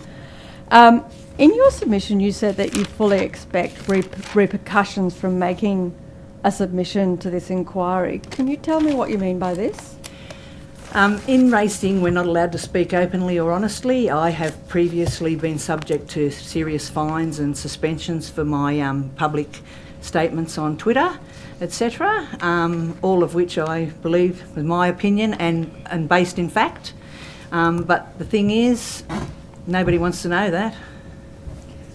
Who are these repercussions coming from and why? Well, of course, it's coming from the authorities and people. I have people ringing me every day who are upset, worried, they can't bring up something because it's a unique industry because we rely on our horses. We have to have a home people have to have a home for their horses who train on track. I don't have to. We have our own private property. But I just had a phone call from a girl yesterday that things are going to start changing at her track, and of course she's little, and that just go. We don't need you here. And other people have been waiting 4 and 5 years for the Scone development. And they've got young families that had to decide whether to move or stay because they decide whether to get to keep the kids in school and suddenly after the first inquiry things start happening at Scone. One wonders how that happens. Things are starting to happen at Cessnock that's been laid bare for years. It's a fair bit of reactionary, but anyway, it's good if it happens. It's good for the people. Do you think that there are others within the industry that would like to give evidence at this inquiry but they're too nervous? Or Absolutely. Have you heard of people... Without a doubt. Have you heard about people being discouraged to come and give evidence? No, I haven't heard of that except at the first inquiry here. I haven't personally heard of that, no. You state in your submission that there have been cases of bullying by Racing New South Wales that seem to be dealt with by the way of non-disclosure agreements. We were given evidence that from the CEO of Racing New South Wales that there's never ever entered into any private settlements with a former employee and never signed non-disclosure agreements. Where do you get the evidence that you say that there is if they've denied that exists? Well, being in the industry, I suppose there's a lot of rumours, there's a lot of things that are said are they, what do you call it, fiction becomes fact, but I don't think so. I've heard from people directly involved with people who have signed a non-disclosure. I can't speak to Mr. V'landys' evidence. So I did name the people in my submission, which of course is not public, of course, the names. The names, yeah. And that, so yes, it's widely held that's what's happened. Okay, thank you. So you've spoken to those people, but you don't necessarily have the evidence to show that? Well, I don't have their non-disclosures. Yeah. No, but you've spoken to them. And spoken to people connected with helping them, and because I'm rather outspoken about Racing New South Wales, etc., I field phone calls every single day from people who want things taken forward.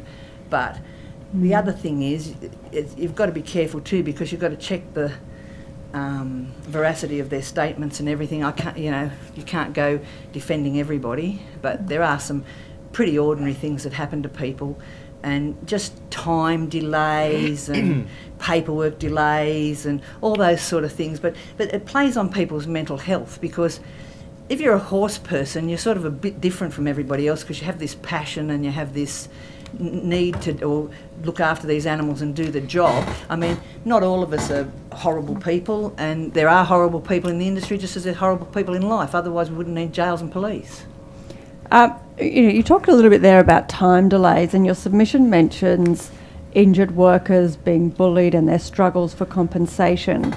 Can you talk a little bit more about that, or give any examples? Just people ring up and say that they get the wrong paperwork and the people don't. Well, Racing New South Wales is subject of a state industry, what is it, insurance regulator. I've got it here. They've been like put on. Is this the remediation plan by CIRA? Yeah, remediation plan. And that would directly relate to those sort of things, that they just can't do things properly for people. Do you know some of the examples of people who are having issues that sort of led to that remediation plan? I don't know that it led to the remediation plan, but I do know that a lot of people have rang me that they're broke and they got nowhere to. One fellow rang me, he had an operation, come out of hospital and he was in a tent. And that because he had no money, because what happens is he went to a job that he was promised 15 horses to ride a morning. He happened to be injured on the second horse. So what happened was the workers' compensation only reflects the actual work that he did. This is quite a few years ago. So he was getting like $10 for the day and that's all he was getting, and he was severely injured. Right. Yeah. So there's a lot needs to be looked into regarding that, and I just think that a lot of things need a separation of powers, because it's an incestuous industry of this one works for that one and that one works for that one, and it's the same at all levels. So everyone knows a mate who's got a problem, or a mate that someone, he's not the right sort of bloke, we won't help him sort of thing. It's just unfortunate. Your submission raises concerns about how the welfare fund is being spent, and we've had other concerns raised about that. Can you talk a little bit further about your concerns and what you're hearing about where that welfare fund is going? Well, our prize money is taxed, and that's all it can be called, is a tax, and there's absolutely no information about how it's spent, and there was no consultation about how it should be spent. I believe there was a parliamentarian who said here a few months ago that Racing New South Wales rehomed 21 horses last year. Well, I managed to do, or me and my partner and the girl who works for us managed to do 11, so I think we're doing all right. If that's the case, they've got millions and we've got $0. But it's not, there was no consultation on how to do it. It's very poorly done, and now they have this Equimillions, which is a huge prize money show thing, and they're excluding us by offering free entry to the horses that are rehomed by Racing New South Wales, but not the horses rehomed by the general trainer. So our prize money is funding the horses that we're giving them to sell to someone else to go in a show, and they're giving them a free entry. No one wants a horse off us because they can't enter because it's $1,500. So it's just very poorly done. There's lots of better ways to do it. They could have sponsored across the state small shows that encourage people to have thoroughbreds.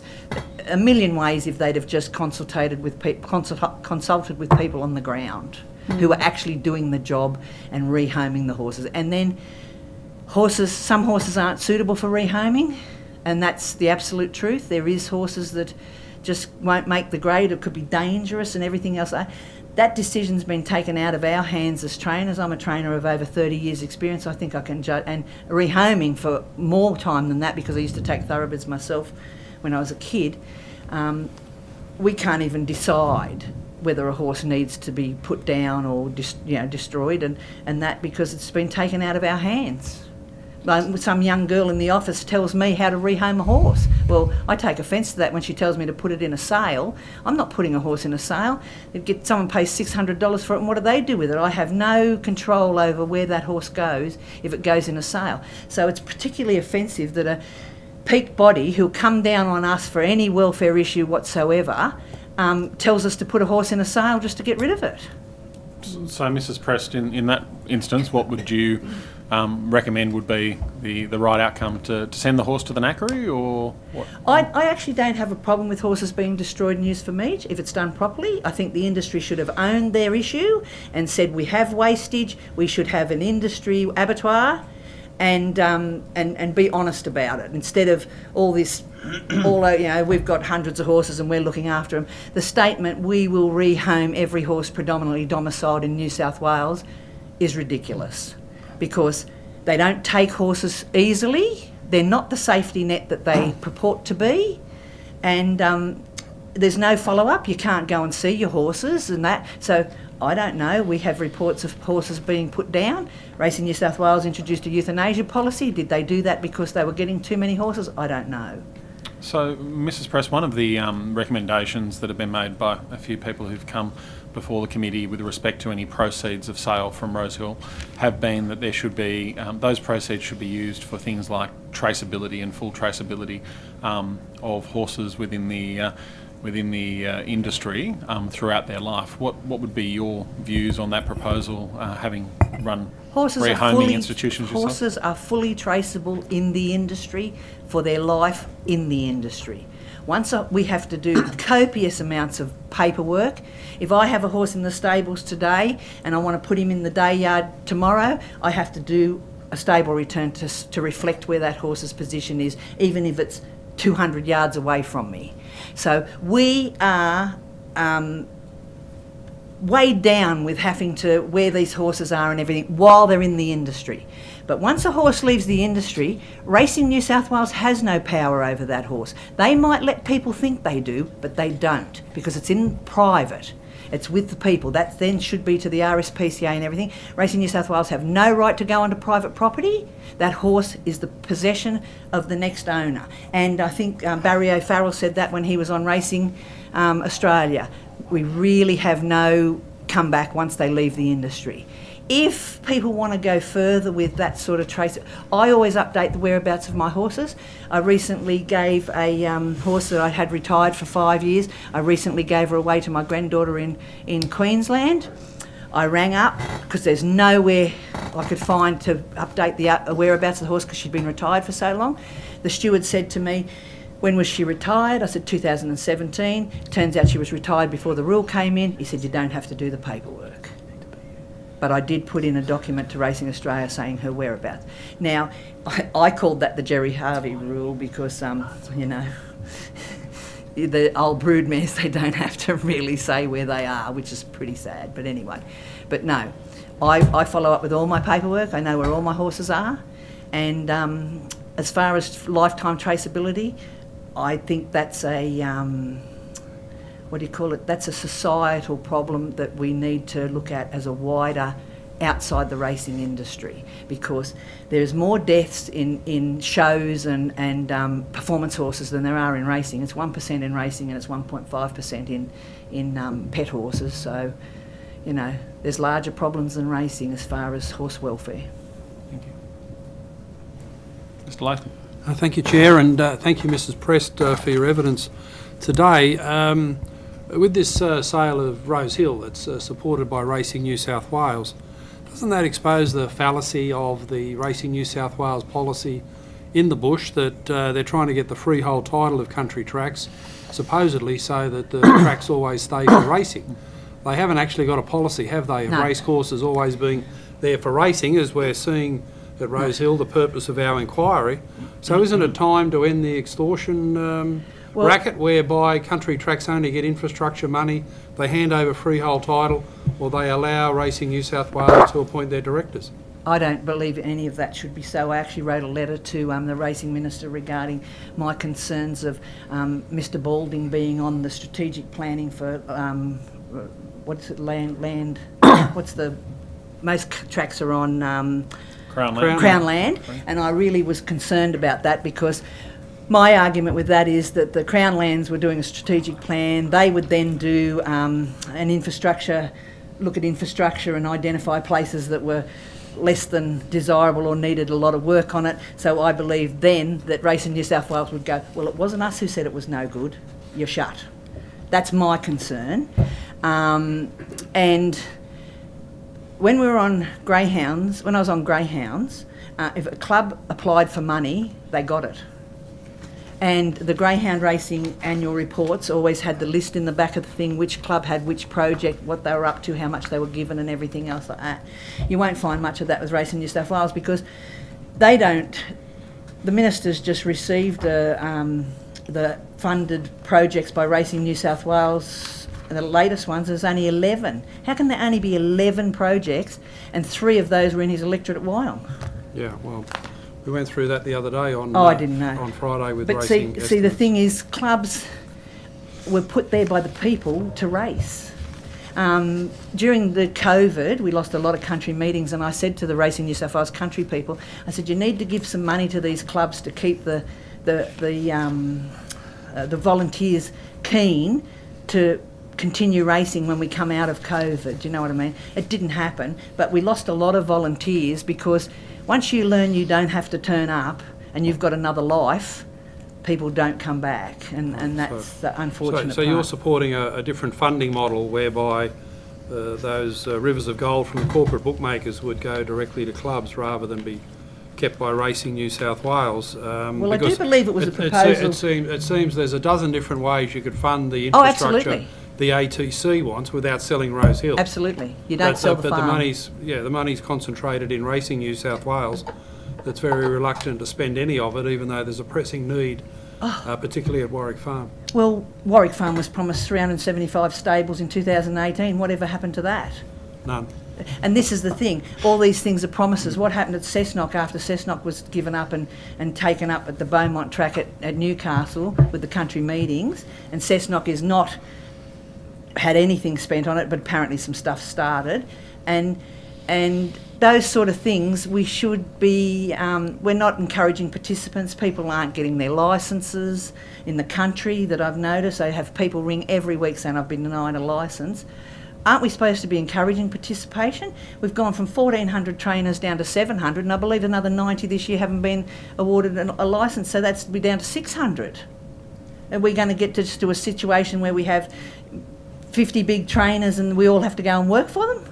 Well, it's headed that way, and is part of the problem what you mentioned about free speech, because it seems that under the rules of racing, acting against the best interests of racing, charging people for the most minor, trivial disagreements with something that's regarded as held by Racing New South Wales.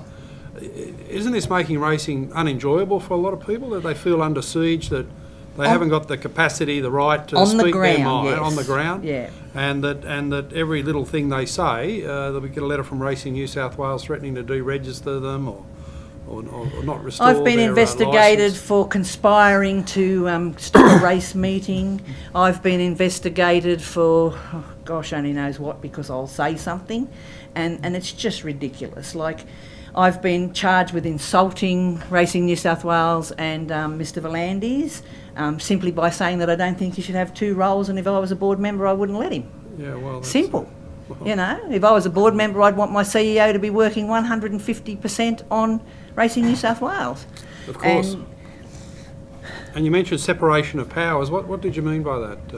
I believe with the appeals system and that, I don't believe that the stewards should be able to charge us, then prosecute us, and then give us a penalty. Who should do that? Well, I think that there should be money taken off the top, heaven forbid, and there should be a separate appeals process and process that people can go to, that they can feel that they can put forward their argument separate from, and not that I've got anything against the stewards and that, they do a wonderful job. They're stressed and they're underpaid, overworked. Not enough people, and they've got, in the country they've got huge areas to cover and everything. I haven't had a problem with any stewards. Except Mr Van Gestel kept calling me in. But anyway, had a few trips to Sydney, a bit of fun. And but I would used to take particular offence at what he used to say to me. He used to say to me, Mrs Prest, why is it your business to bring this up? And I used to say, well, sir, I'm a participant and it is my right to bring it up, because I spend my money to provide product to the industry, and the industry should listen when people have an issue. Thank you. Okay. Any further questions from the committee at all? Just a couple more. Ms Hurst, yep. Butting in. Racing New South Wales also has a GIPA disclosure log on its website. Yeah, they didn't have. Yeah, I think you're the one that managed to get it up there. Yes, because when Mr Volandis barred the joggers, the leading from the car to exercise our horses in the country, I put in I rang up to ask who the Freedom of Information Officer was, and I was told that they didn't have one and they weren't subject to Freedom of Information. And I said, well, I think you are. So I rang around the government and finally got a lady who helped me. She said they certainly are subject to it. So I rang back and I said, you better find a Freedom of Information Officer, because I need one. And so I put in my Freedom of Information on the correspondence regarding information around the barring of the joggers. And I noticed that they're now on the website is a privacy and access spot, and when you go to it, it has listed there the freedom of information that's been requested. There's mine, but there was one before me regarding welfare, and about 5 others. I mean, are we seriously to believe that with all the stuff that's gone on in this inquiry that there's only been about 6 freedom of information requests to Racing New South Wales? And not only that, the privacy officer is Mr Volandis, just as he's the appeals officer and just as he's the everything officer. Interesting. And I noticed as well that they don't have anything up since 2021. So you think that's unlikely? I think that's highly unlikely. Thank you. But then again, having said that, I must give them a benefit of the doubt that most people, if they were told that Racing New South Wales wasn't subject to the GIPA, they probably wouldn't pursue it. That would a lot of people. Whereas I'm a bit of a bulldog, I just keep digging until I find something. So it gets me into a bit of trouble. But anyway, I've been a local councillor, and that's how you had to operate. It took me 9 months to get a tap fixed, and I just kept at it. Yeah, we know that feeling. Council. I'm not alone. No, you're not alone in this room. Which council? Was Young Shire Council, now Hilltops Council. Yeah. Here. Now, look, Mr. Latham asked you a little bit about, your previous prosecution, which I understand was about some critical tweets. Yes. Is this commonplace within the industry as well, that participants could be targeted or even prosecuted if they're critical of someone within Racing New South Wales? Well, I don't know that anyone's been done for tweets. I think I'm the only one. But I do know, like there was a chap years ago, his horse broke its leg at the races, and he said something on the telly about the track, and he was upset, and I would be too, and everything else like that. So it's very hard when you don't take them home. I've only ever lost one, and I owned it, and it's just not the not the feeling that you want. So he made comments, and he was warned. I think he was fined, and that so. Other people have been warned and fined for different comments, and if you're not swearing and you're stating something that you believe is true and is a fact, and that I can't see an issue, but we're just not allowed to do it, and it comes under 2 different things: there's insulting and something to Racing New South Wales, and the other thing is bringing the industry into disrepute. Well, I would hazard a guess that some of the dingbats on television would bring the industry into disrepute. They should be charged every day. Do you mind, Ms. Fairman's got a question online. Sure. If we can go to Ms. Fairman. Yeah, thanks, Chair. Mrs. Prest, I just wanted to check with you in terms of what you said earlier about Mr. Volandis being I think you said privacy officer and a range of different things. Now, is this, are you saying that in terms of Mr. Volandis having some kind of formal agreed authority by the board, for example, and it's listed that he is, or is it in your experience that you're saying that? It's on the website. It's listed on the website. Right. I don't know if the board's approved it. The board doesn't know much from what I've gathered. And so those positions that you said that he was listed at, what were they? You said a couple. The privacy officer for the GIPA Act and the appeals officer for racing appeals, and then the executive of that is his secretary, his private secretary, Kathy. Yeah, thank you. Just want a clarification. Both are listed on the website.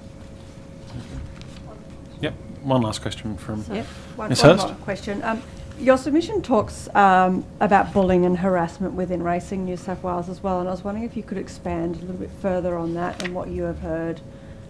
Within the organisation itself? Yeah, I thought that your submission, and the names were redacted, but you talked a little bit about issues around bullying and harassment. I don't expect you to use names. But No, just but that was a situation. 2 were trainers who were well, one lady went to the Supreme Court and won her case, so she, and then the other one was a trainer who was apparently being harassed by the stewards and everything else like that, and she took particular offence and run off into the bush or whatever, and she no longer is a trainer. And the thing is, it's a hard enough game without thinking that you're victimised or without actually being victimised. And there's it's a fine line. I can understand the duty of the stewards. I can understand their position. It's very hard. Some people are less than they should be, maybe, with their horse care or whatever. Most people try their hardest, but I think there's ways around things that could be done better for people in the industry. And I believe there was a young lady who put in a proposal regarding mental health and welfare and everything, but I don't think that was ever taken up by Racing New South Wales. And if you're having a particularly hard time or whatever, I had a lady ring me the other day who's having a bit of a hard time, who do you have to ring? You have to ring Racing New South Wales. Like, seriously. So what was the proposal that you just mentioned? Was About mental health and counselling and everything else like that. So it was a proposal for them to set something up within the... And so now they have Racing Mates, which I rang the fellow at Racing Mates. What do? You have a yarn, and he can't do much. He tells you to ring this other number, which the other number leaves a message and tells you, well, between message and when they ring back, you could neck yourself, you know? And that's what people have. We have a high incidence of suicide in our industry because it's so personal. Like, people take things so personally about their horses, about their riding or about their work or whatever. There's long hours, hard work, everything adds to it. So bad day on the punt. Oh, well, that's true. I forgot about punters. Yeah, it is a bad day on the punt. Sorry for us. But then again, punters, they let it all out on Twitter, so we all know about it. So they've got plenty of people who can give them counselling. So there's no real structure set up at the moment. It sort of seems. Oh, to be they have a number you can ring. There's a whole spiels of stuff about bullying and harassment in the calendar, which is our Bible, and that. But I'll give you an example. There's people at a racetrack, a country racetrack. There's a trainer, her partner, and her parents. They were subject to bullying of another trainer. It's gone on now since 2017 to present day. They have had they have had WorkSafe because he rings WorkSafe. They've had the council because he rings the council. They've had the RSPCA because he rings the RSPCA. And they rang the stewards and said they were jiggering horses. So the stewards turned up from Sydney and totally went through their whole place and searched them and everything. And these family have reported this. They've had investigators investigating it, and to this day there has been no resolution. That sort of ongoing, long drawn out, a bit like the promises of track upgrades and everything else, it gets to people. It plays on their mind. They're always looking around the corner, and the particular person who does the bullying and I've seen him. The partner of the woman was eating a pie, so he was just screaming at him for eating a pie at a race meeting. Like, it's just ongoing. We're all in trouble. We're all in trouble now. Everyone eats a pie at the races. I know, but it's ongoing. This particular case is ongoing. It's never been resolved. Eating the pie. Thank you. Well, thank you very much, Mrs. Prest, for your evidence here today. I don't think you took anything on notice, but if I'm mistaken and you did, the Secretariat will be in contact with you. But thank you for your evidence. The committee will now adjourn for afternoon tea, and we'll return at 4:30 with Dr. Saran Cook. Thank you all.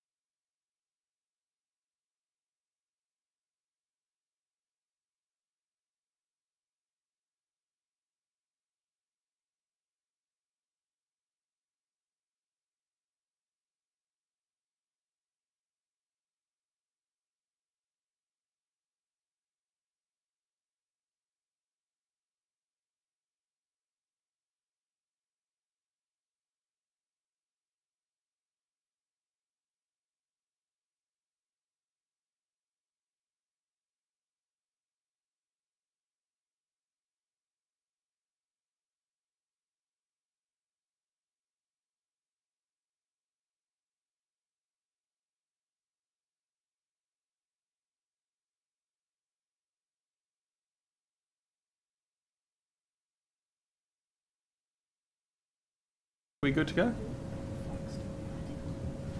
Excellent.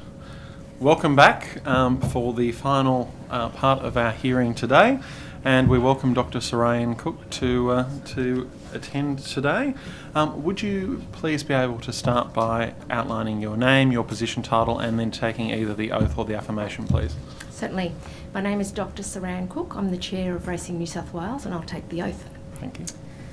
So I swear that the evidence now about to be given by me shall be the truth, the whole truth, and nothing but the truth. So help me God. Thank you very much, Dr. Cook. Dr. Cook, would you like to make an opening statement at all? I would, thank you. Chair and committee members, thank you for the opportunity to appear before the committee today. As I mentioned, my name is Dr. Sarayan Cook and I'm the Chair of Racing New South Wales. I was appointed by the Minister as Interim Chair in December last year, and then following a search and interview process conducted by an independent panel, I was appointed to the position by the Minister in February. I am the longest current serving board member of Racing New South Wales, having joined the board in 2015, and I was also the Deputy Chair from 2021 to 2023. I've been a board member and chair for almost 20 organisations over the past 12 years, and some of my other current positions include as Chair of the Royal Flying Doctor Service South Eastern and Chair of the Australasian College of Sport and Exercise Physicians. The role of Racing New South Wales is to control, supervise and regulate horse racing in our state. Our statutory duty is to act in the public interest and in the interests of the horse racing industry as a whole in New South Wales. Racing is a very complex sport with many stakeholders. That extensive list of stakeholders includes owners, trainers, jockeys, breeders, punters and racegoers.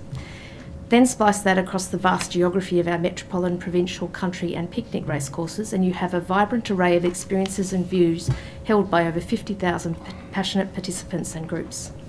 But our role is to act in their collective best interests for the whole industry. In discharging that duty, we hold the integrity of our sport as our highest priority. The reality is, as a regulator, if we don't have a fair playing field with an appropriate system of rules, and if we don't look after our elite athletes, people will not place a bet, invest in a racehorse, or attend a race meeting in the city or the bush, and we will not have an industry. We have all seen the examples of integrity failures in professional sporting codes around the world and the catastrophic effects. Integrity is our currency and will always be at the centre of our decision making. Despite the small group of detractors, which, by the way, every regulator expects to have, most people recognise the significant progress that we have made, which has led to us being the leading jurisdiction in Australia on most key measures. Further, people from racing jurisdictions around the world have commented to me and others on the success of Racing New South Wales.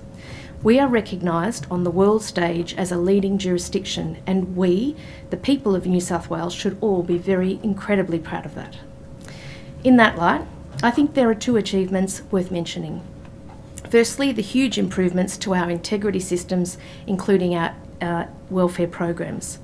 We were the first jurisdiction to ban horses from being sent to abattoirs and knackeries. We were the first jurisdiction to allocate a percentage of prize money for our equine welfare. And we remain the only jurisdiction to have an excluded persons list registering people who are banned from having a thoroughbred horse in their care. Secondly, I want to highlight the number of new innovations that have successfully attracted an energetic, younger demographic, the most notable, of course, being the Everest. From its inception in 2017, the Everest is now a major Sydney event that attracts international attention, which has been nothing short of phenomenal. This event has now gone on to have a halo effect for our whole spring carnival and has created a platform from which we have rolled out countless other new races. All of this could not have been done without the commitment of the team at Racing New South Wales. In my time on the board, I have observed them to be exceptional people who collectively work within a culture that is collegiate, agile and high performing.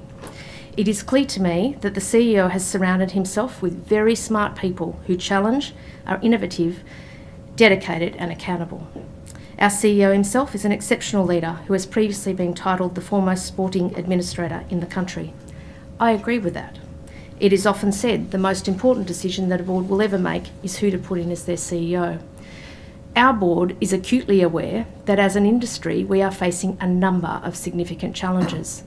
Pressures on our social licence, declines in wagering, wagering reforms, declining foal crops, and increasing costs to participants, to just name a few.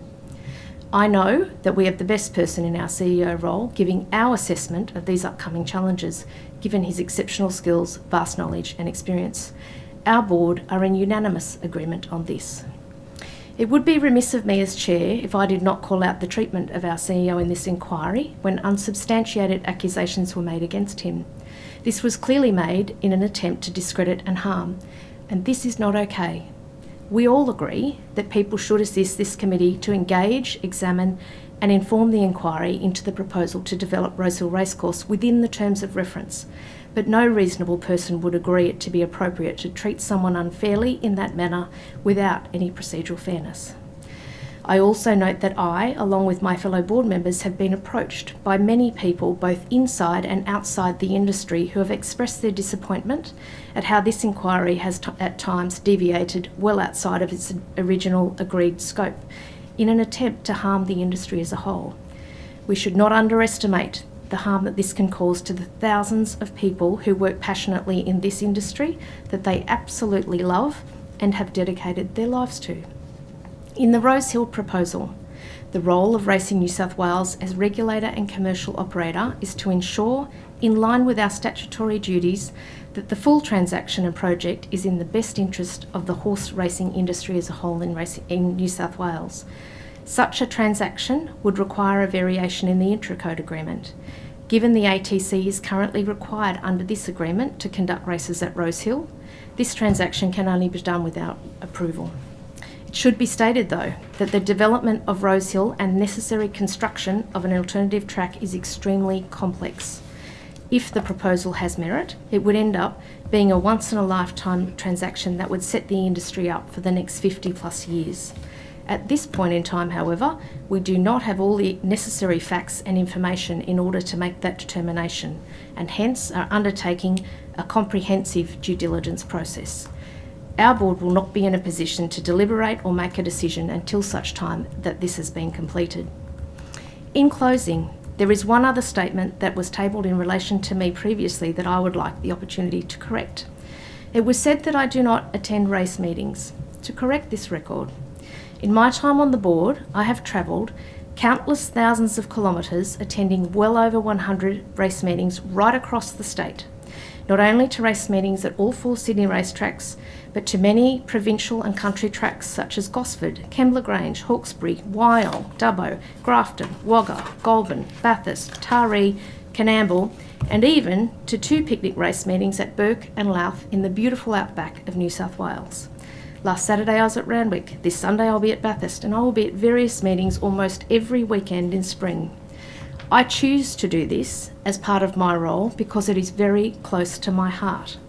It has been an enormous privilege to meet and speak with so many of our passionate participants right across New South Wales, and it has been an absolute highlight of my roles. So I welcome the opportunity to participate today, and I am happy to answer any question within the scope of this inquiry as it relates to the development of Rosehill Racecourse in line with the procedural fairness resolutions. Thank you. Thank you very much, Dr. Cook, for your opening statement. I'll start off at the beginning. When did you and the board first learn about the development proposal at Rosehill Racecourse? Sure. So on the 20th of November last year, it was a Monday, it was the day before our board meeting, I had a phone call from the then chair, Russell Balling. Russell said to me that we would be made privy to some very highly confidential information at the board meeting the next day and would have to sign a non-disclosure agreement before we were made aware of that information. He said, I can't go into any details because you haven't signed an NDA, and that's the day that I became aware that we were about to sign an NDA. And all he said was, I can't give you the detail, but I'll just let you know it's in relation to Rosehill. And then, of course, the next day was the board meeting. Thank you very much. And with respect to that and signing the NDA, what information was then provided to the board at that stage? The next day, yeah. The board meeting? Yeah, sure. So we signed the NDAs first thing, and then we were basically just made aware that the ATC were looking to put in an unsolicited proposal on the full sale of Rosehill to the government, that there had been a briefing that occurred on the 17th, that obviously I wasn't there at, and then we discussed the merits. That we were also briefed that it was just a discussion on the 17th as well. Yes. would cover. You say then the full sale of Rosehill to the government, was it characterised to you at that stage that it would be a transaction where the government would be purchasing Rosehill, or do you mean the full sale of Rosehill for housing to be developed on that site? I think it was pitched as an unsolicited proposal to look at the sale of Rosehill. Okay, an unsolicited proposal to look at the sale of Rosehill to the government? Yes, that's right. Okay, that was what it was pitched at that stage. And with respect to the parameters that the board determined in terms, and I understand, as you've outlined, you've said that the board still needs to do a lot of due diligence to work out whether you would necessarily support the sale at the end of the day or not. But in terms of parameters that were set, were there any that were outlined at that stage at any of the board meetings as to what Racing New South Wales would require to be in place? Like, for instance, I think you mentioned an alternate track. Were they determined at all by the board? Yes. So in that meeting, we discussed the merits. We did say that it would absolutely need an alternative track, so that was going to be a prerequisite, absolutely. And we said that, you know, as I said, that we supported the unsolicited proposal to go in because we felt that if all does stack up, and we don't know if it will, that it could potentially really set the industry up for the next 50 years. So, but we also talked about the fact this is a very, very complex, very, very significant transaction, and so that it would need to be appropriately governed, and we would need the right skills in place at not only the ATC to handle such a transaction, but and of course that we would have some work to do in our role as regulator and commercial operator of the industry as well with our own decision. Thank you. So with respect to those parameters, so an alternative track was one. You're outlining that you had concerns about the governance or administration potentially of the ATC if that were to occur, or some further, I think we've had evidence in the past in terms of the expertise that was required with that sort of sum of money. Were they some of the concerns that were expressed by the board? So the concerns, just to make sure that, you know, Sure. I'll tell you the truth here, we didn't say that there was a problem with the governance specifically at the time. What we said was, and if you think about it, when you're on a board, you have to make sure that you do have the right skills at the table before you're doing an activity. That kind of activity is very different to the everyday running of a racetrack. So at the moment, the Rosehill board, the ATC board, does their job at overseeing racing on a daily basis at the ACT tracks. This transaction is not core business. It's very big. It's a once in a lifetime. It is a particular skill set, so we recognise that. Thank you. Questions from other committee members? Yeah, thank you, Chair, and thank you, Dr Cook, for your attendance today. In the 60-page 2024 strategic plan draft that's been released, there's just 2 sentences about Rosehill. The ATC has been progressing an unsolicited proposal to the government, and Racing New South Wales will be analysing the proposal in detail, due diligence and making sure it's in the best interests of New South Wales thoroughbred racing industry. Is that a statement and the entire plan approved by the board? No, that's exactly what we said, and we talked about the length at which we would describe Rosehill in the strategic plan, and for good reason came up with that was sufficient because we don't have the information. Right, so the board approved that statement as it did the entire draft strategic plan that's gone out? The board's reviewed it, and it's out for consultation. We have not approved the final as yet, no. Right, but the board did approve that statement going in about Rosehill, which is a neutral statement, it must be said. Well, how then, and that's 3 days prior to the board meeting you mentioned on the 20th of November, how then did the former chair and the CEO go to meet with the Cabinet Office of the New South Wales Government and in their minutes be very supportive of the proposal of the sale of Rosehill? How was that done without board approval, and is this now the official policy that the CEO will follow? So to correct you, it was actually the 17th that they met. Yeah, 17th, and 3 also, days before your meeting on the 20th. That's right. No, it's 4 days before our meetings on the 21st. But at that meeting, there was no decision made. It was simply a discussion. Now, I wasn't at the meeting, but I've read the minutes and I understand that everybody here has. It's very clear it was just a discussion. There was no decision made. I will also say, though, that when we got to the board meeting on the 21st, we did not say that decide that we supported the sale of Rosehill. We decided that we supported an unsolicited proposal to go to government. That's what we supported. Right, so the board has not given support to the sale of Rosehill. You're waiting for the full due diligence and process to unfold. Yes. Also at that meeting with the Cabinet Office on the 17th of November, it's recorded here in the minutes that Racing New South Wales suggested there may be a need to reform the governance of the ATC via legislation. The key elements of the proposed legislative reform include ensuring the ATC is governed by an appropriate skills-based board to ensure the right mix of capability required, with the implied criticism that those skills aren't there at the moment. Is that the position of the board? So I'll go back to what I said before, and that is there are certain skills that we need to run a racecourse every day. Very, very different skills to handling a transaction that could be as significant as this, and it's a once in a lifetime. So that I think any reasonable person would recognise that that is a different skill set. So what we're simply saying is that we need to make sure, in line with our statutory duties, that the ATC have the right skills at the table when they're deliberating on that. Absolutely. Right. And has the board approved the spending of the due diligence money on the brick pit? So we're only very early in any due diligence at the moment. We're undertaking some ecological and also some planning work, so there's a lot more to come if it gets past the first hurdle. And yes, the board's absolutely approved our expenditure on that. It's approved the expenditure on the due diligence. And how much are you spending overall on the due diligence for the ATC proposals, which are not just about the brick pit, also Horsley Park and, of course, Rosehill itself? I'll have to take that on notice. Right, okay. Did the board approve the attempted submissions that were made by Racing New South Wales to this committee? Which particular ones that you're referring to? The ones that went in after the last day, I presume? Well, we've received two documents. Yep. You've seen those? Yes, I have seen them, and the board was fully briefed on both of those. And you approve of what the submissions were trying to achieve? Yeah, I do. You do? Mm. Okay. And the board, no one at the board had any problem with those two documents that were attempted submissions to this inquiry? Well, they were submitted, and the board was fully briefed on them, so... Yeah. And did anyone at the board raise concerns about the content? No, they did not.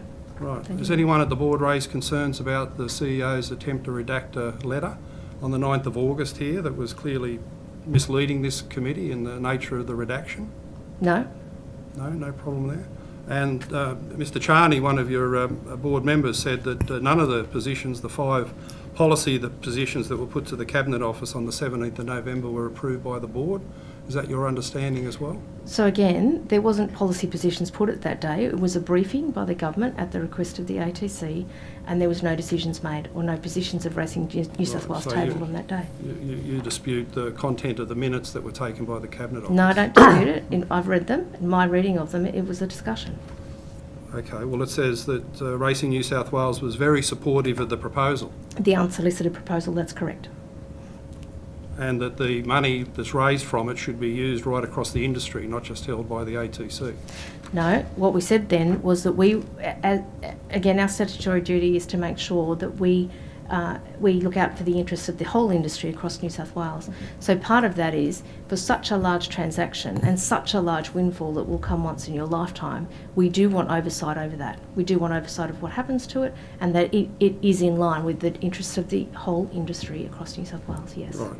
And supportive of the Horsley Park facility going ahead. That was part of the 17 November position as well. I don't believe that they were necessarily supportive. We don't know if Horsley Park will be suitable. That due diligence is still being undertaken. Right, and there was scepticism about whether Warwick Farm could be converted to a top-grade racecourse. Is that the board position also? Yeah, again, the work's not completed, but it's looking less likely on Warwick Farm. Right. Are you able to provide the committee... Can I just clarify that, sorry? Less likely that Warwick Farm could be upgraded to a Class 1 racetrack, is that right? It sounds like it's going to be expensive. We're yet to do the work and get... And again, we don't make decisions without facts and information by the right experts. So, we're yet to do that. We'll wait for that and make the decision. But the early indication is it will be very expensive. Right. Do you think there's a problem with the way in which Racing New South Wales has been administered, that Minister Harris had to write a letter to you on the 9th of August to say that your consultative group hasn't been meeting and you needed to put our strategic plan after a excessive delay? No, I don't have a problem with that, and I've responded to Minister Harris on that. So I'll take both of those and talk to them. So the first one was around the frequency of the meetings of RICIG. So RICIG, the Racing Industry Consultation Group, in the Act it says they meet either monthly, or if agreed in writing they can vary that, and they have done that, so they meet quarterly. Either the chair or the CEO attends that upon invitation. I've never been invited to attend. The CEO, when he is invited, he always attends. Secondly, on the strategic plan, one thing that I need to point out is it is a rolling strategic plan. So, in other words, it rolls. If you haven't completed a new one, it still stands. The reason that it's slightly later than 3 years is because of COVID. So you might remember that during COVID, we were basically the only sport that kept going. There was a lot happening in that time, and we needed to make sure that we protected our participants and that we could keep going in a safe manner that protected everybody from this virus. And we did that. So that meant that we made a conscious decision that the rolling strategic plan would be in place until COVID settled, and we came back to a time where we felt that it was right to go through that process again. Right, and what's the view of RIKIC about the sale of Rosehill? I think we should, defer to RIKIC on that, and so we certainly will do that. Yeah. But in the meetings that Racing New South Wales officials have had, is there a position they've arrived at? Because they do have a very important role in the statute, don't they? It's been spelled out there clearly as the chief consultative body, so you'd expect their view would carry some weight. So yeah, absolutely. What is their view? You're right, they are the formal consultation group that we use, and it is embedded in statute, and it's very important. And it has a good representation at the table. I don't believe, I'll take it on notice, I don't believe they've had a formal position put to us on that yet, because again, we haven't got a formal position because we don't have the information at hand. But if RIKIC was doing its role as a consultative group, surely 10 months into this Rosehill controversy, they'd have a point of view. No, the information's not been made available for us to share with them. Right, so they haven't considered it yet. Not that I'll take that on notice, but I don't believe so. Are you able to give Mr. the Latham, committee... before you continue, we might just go to Ms. Fairman, who's got some questions, and then I'll come back to you. Thank you. Ms. Fairman, online. Thanks, Chair. Dr. Cook, at our first hearing, which I'm sure you were watching, Gay Waterhouse said that there were serious issues in the racing industry in New South Wales, and she said that Mr. Volandis should move on. What did you make of those comments? Well, first of all, that's the role of the board. So, as I said before, one of the most important decisions that a board can make is who is their CEO. And in my experience, on almost 20 boards, it's one that you do not take lightly. So you look at all sorts of things like, where is the industry up to? What are the competitors doing? What's the competitive landscape? What are the risks? What problems do we need to solve or tackle or achieve in the next few years? What are the outcomes that we need? And then you look at the skill set of the person. And so I disagree wholeheartedly. We go through that consideration on an annual basis in closed session and have those discussions. And I know the whole board agrees with me that we have the best person in place at this point in time to be our CEO. Is it usual in terms of managing risk of a board to have a CEO in place for 20 years? So my answer is always to that is it's nuanced. It depends. And what it depends on is all of the things I said before, the industry, the risk, what you're facing, where you're heading, what skills do you need. And that's why CEOs don't have a maximum term, by the way. It's because it's nuanced. And in my experience, I've had CEOs in place for 5 years, 5 minutes, up to 20 years. And there is nothing wrong with having a CEO in place for that long if you've done the work to make sure that they are the best person for the job at that time. So what are the delegated authorities that the Board of Racing New South Wales have given to Mr. Volandis? Can you list those, please? Sure. So just to be, I'm going to take you a step back. So just to be clear, in the code of conduct that we have, the board is responsible for setting policy and strategic direction, and management is responsible for implementing policy and strategic direction. So that means that on a daily basis, our CEO is responsible for managing the business. In terms of financial delegation, he has $1 million. And that delegation we assess when we talk about the contract because it's embedded within the terms of his contract. And in my time, I don't believe that that's ever been varied, which effectively means it's decreased because in real terms it's gone down. Sorry, so there's no other delegated authority that... Because just in any other area, you said $1 million. What about making key decisions? Anything else? Do you have a list and kind of documentation in terms of a delegated authority, which is the usual practice? There is absolutely delegation there, and that he's responsible for implementing the strategic direction and the policies of the board. There's no question about that, and we do have a delegation in place. So if you could please provide the delegated authorities, like if there's a list and documentation in terms of that protocol, that would be, if you could table those. So I believe that might be confidential, but I'll take it on notice. Well, Mr. Volandis has publicly said he has a full delegation for running integrity and stewards matters, unlike the Victorian system where there's a separation of commercial and integrity arms of their controlling bodies. Mr Vlandis came here on the 9th of August and when asked, does he interfere in stewards' inquiries, he said, no, never, under oath, I tell you, no, never. Wouldn't a more honest answer have been to say, I have a full delegation from the board to run all these integrity matters? Well, the correct answer to that is that technically he can if he wants. He has the stewards and the integrity department report through to him. He chooses, and the board's fully aware of this, not to involve himself because he wants it done at arm's length. He wants it done independently at a distance. And we support that. Doesn't mean that he can't step in at any time. And you're right, there are many jurisdictions around the world, and we're in Hong Kong, the CEO sits on the stewards panel. So. Can I just jump in with a question? Just before we do, Ms Fairman, are you finished with your questions? Yeah, I just had, I know time, just one or two more questions, just quickly. Dr Cook, thank you, Chair. When did Mr Vlandis last have his contract renewed? And can you explain the performance review process that you undertook at that time?